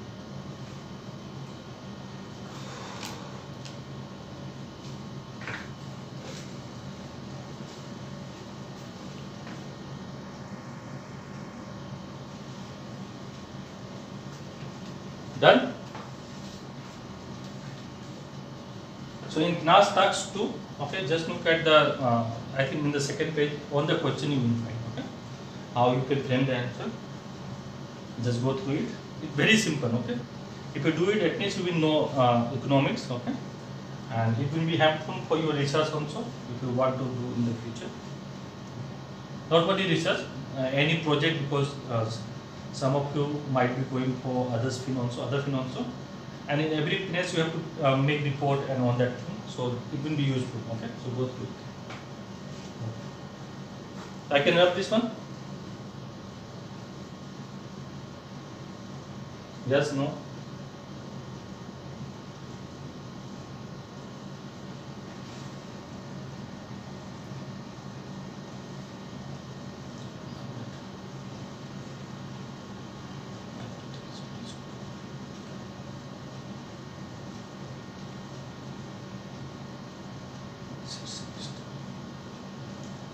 Okay. So what we see is that at a steady state, okay, on the variable, if you remember from the header model, on the variable must be growing at the same rate. Okay. If some exogenous growth rate is given, never first. If never growth is growing at rate n, okay. So capital stock and output also, okay. The growth in capital stock and growth in output must be at the same rate. Okay. In order to maintain the steady state level. Okay, in order to maintain the standard of living or steady state level of output power. Okay, now let me do some more iteration. Okay, so it will clarify the thing much more.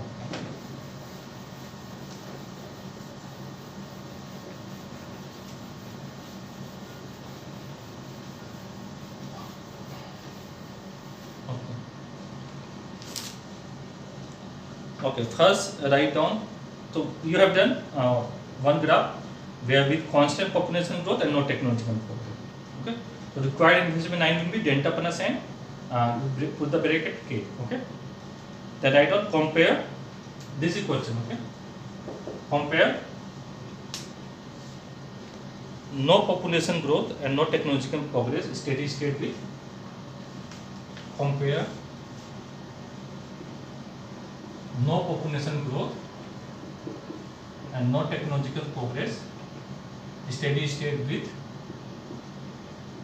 constant population growth and no technological progress steady state. Compare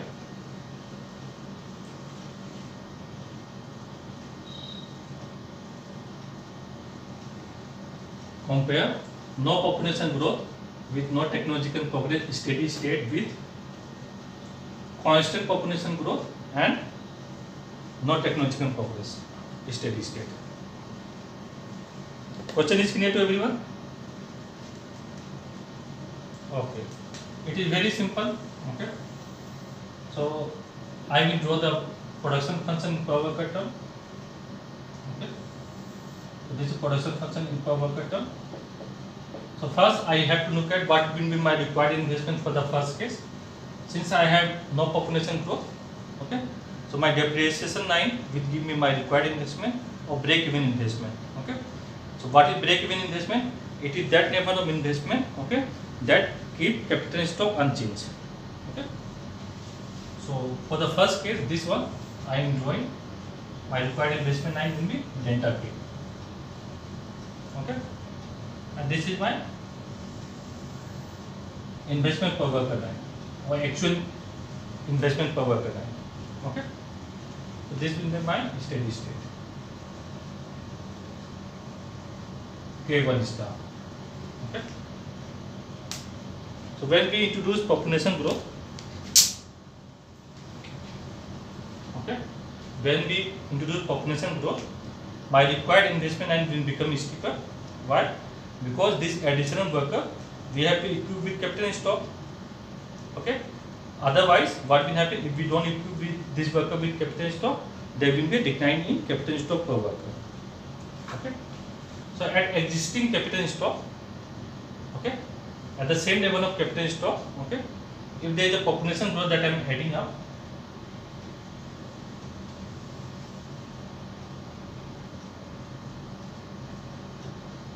what will happen? If for the same level of capital stock, okay, if I am adding a population growth, a steady state level of capital stock per worker will decline. Right? Yes or no? Okay, write down one line. When we introduce population growth in Solow model, when we introduce population growth in Solow model, existing capital stock, whatever capital stock you have, okay, existing capital stock has to be distributed,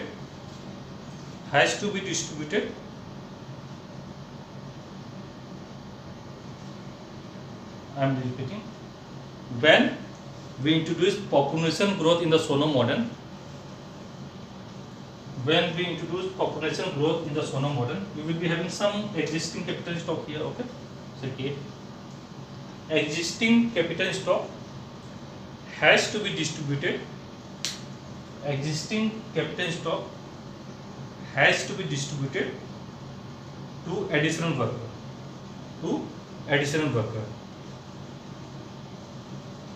As a result, break-even investment line will become steeper. As a result, break-even line will become steeper, and new steady state will be associated with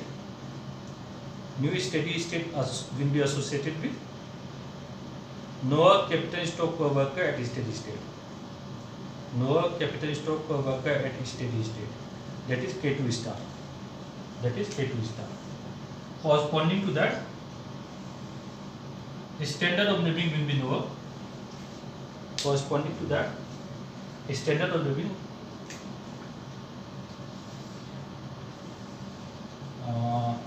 anyone repeat what I said?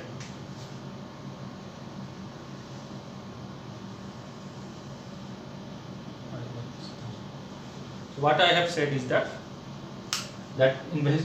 your required investment and will become steeper, and new steady state will be having lower capital stock per worker, okay, and output per worker, or lower standard of living, okay.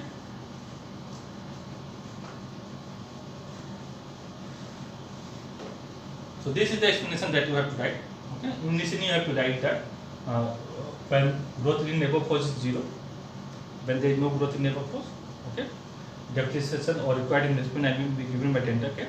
Okay, once we introduce population growth, existing capital stock has to be provided to the additional worker.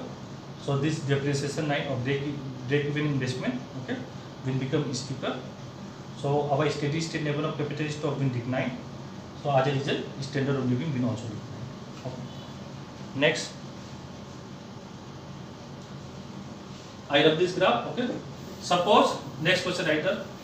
Suppose population growth increases from N1 to N2. What can we say about steady state? Consider Solow model.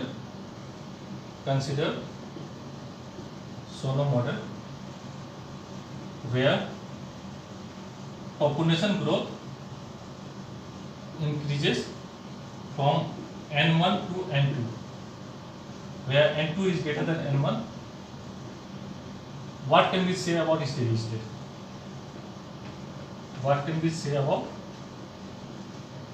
steady state. If you can understand the question, okay.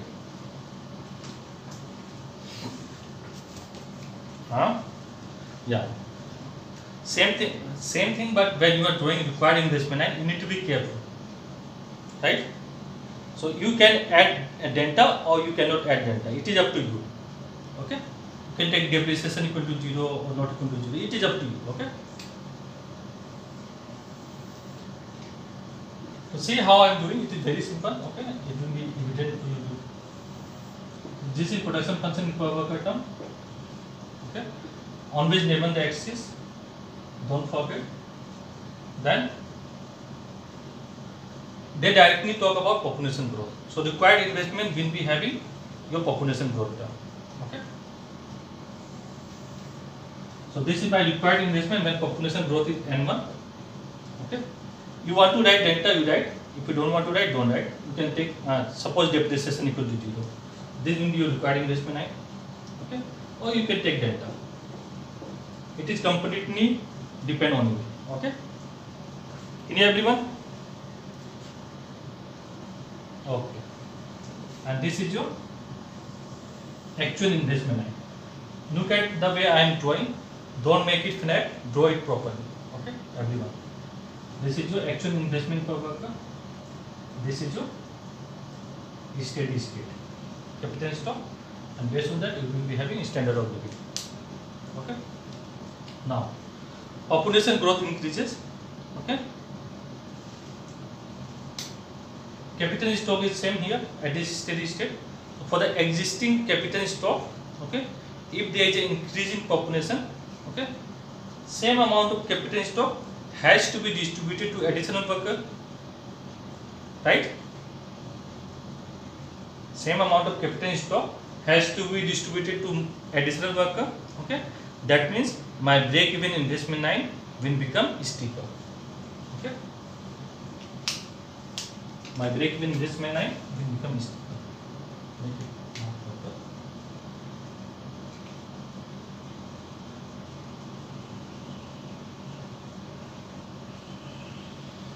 This will delta plus n to k. Okay.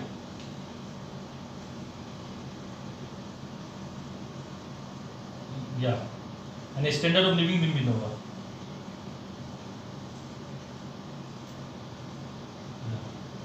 I write y not this time, okay? You can write anything.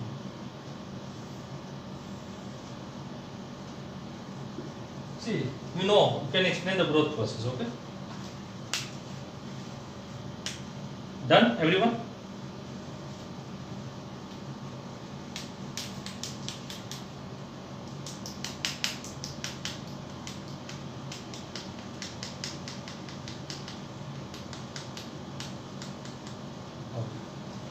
Now,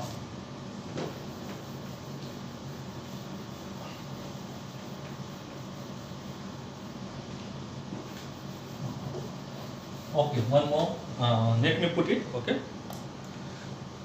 Suppose economy start with a steady state equilibrium, right? Or suppose economy start with a steady state equilibrium, where initially population growth is 0 with no technological progress, of course. Okay.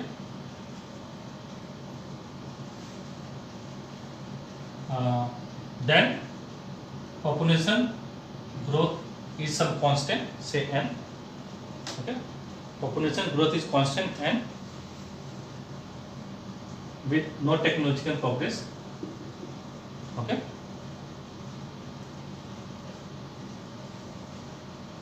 What policy decision? Right on. What policy decision should be taken to maintain the steady state, okay, with population growth, okay, similar to with no population growth, okay. Or you can write in short how to maintain initial steady state. initial steady state with population growth. With population growth. Okay, this is the question. Okay. So first, this condition is given. Initially, we start with a steady state with no population growth and no technological progress. Okay, just draw the graph.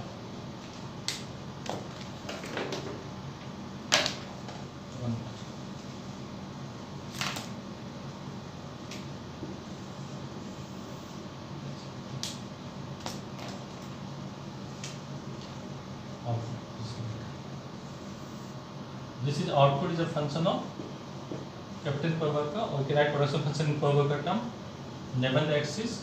Okay. So I have to draw this graph. Know my initial steady state. Okay. This is my required investment 9 with no population growth. Okay. This is my actual investment. Say S1 f of k. Okay. This is my steady state, K1 star. Okay. Now population is growing at rate n. So what will happen? This break-even investment or required investment 9 will become steeper. Yes or no?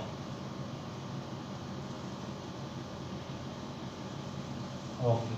So make this steeper.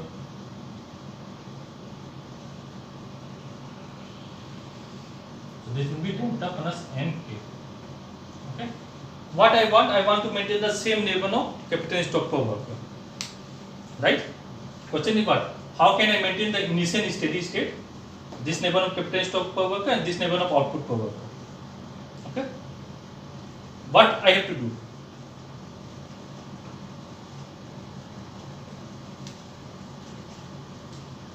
As a policy maker, what I have to do? I have to increase the saving rate, right? When I increase the saving rate, my investment per worker or actual investment curve will shift up. Okay. How much I need to increase? My actual investment by this much amount. Agree everyone? So saving must be S2, which is greater than S1. This is S1 here. Okay. So I have to increase my saving rate. So investment per worker schedule. Okay. We are going from this side. This is S2 f of k. Okay. So I can maintain the same level of capital stock per worker. Okay. If I do investment per worker, okay, in such a way that it is equivalent to my required investment. Okay. So I can maintain the same level of steady state or my initial steady state. Can you everyone? And same standard of living also. You can take it out.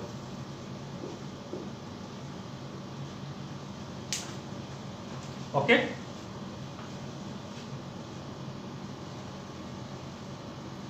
Okay. So this is where I stop for today.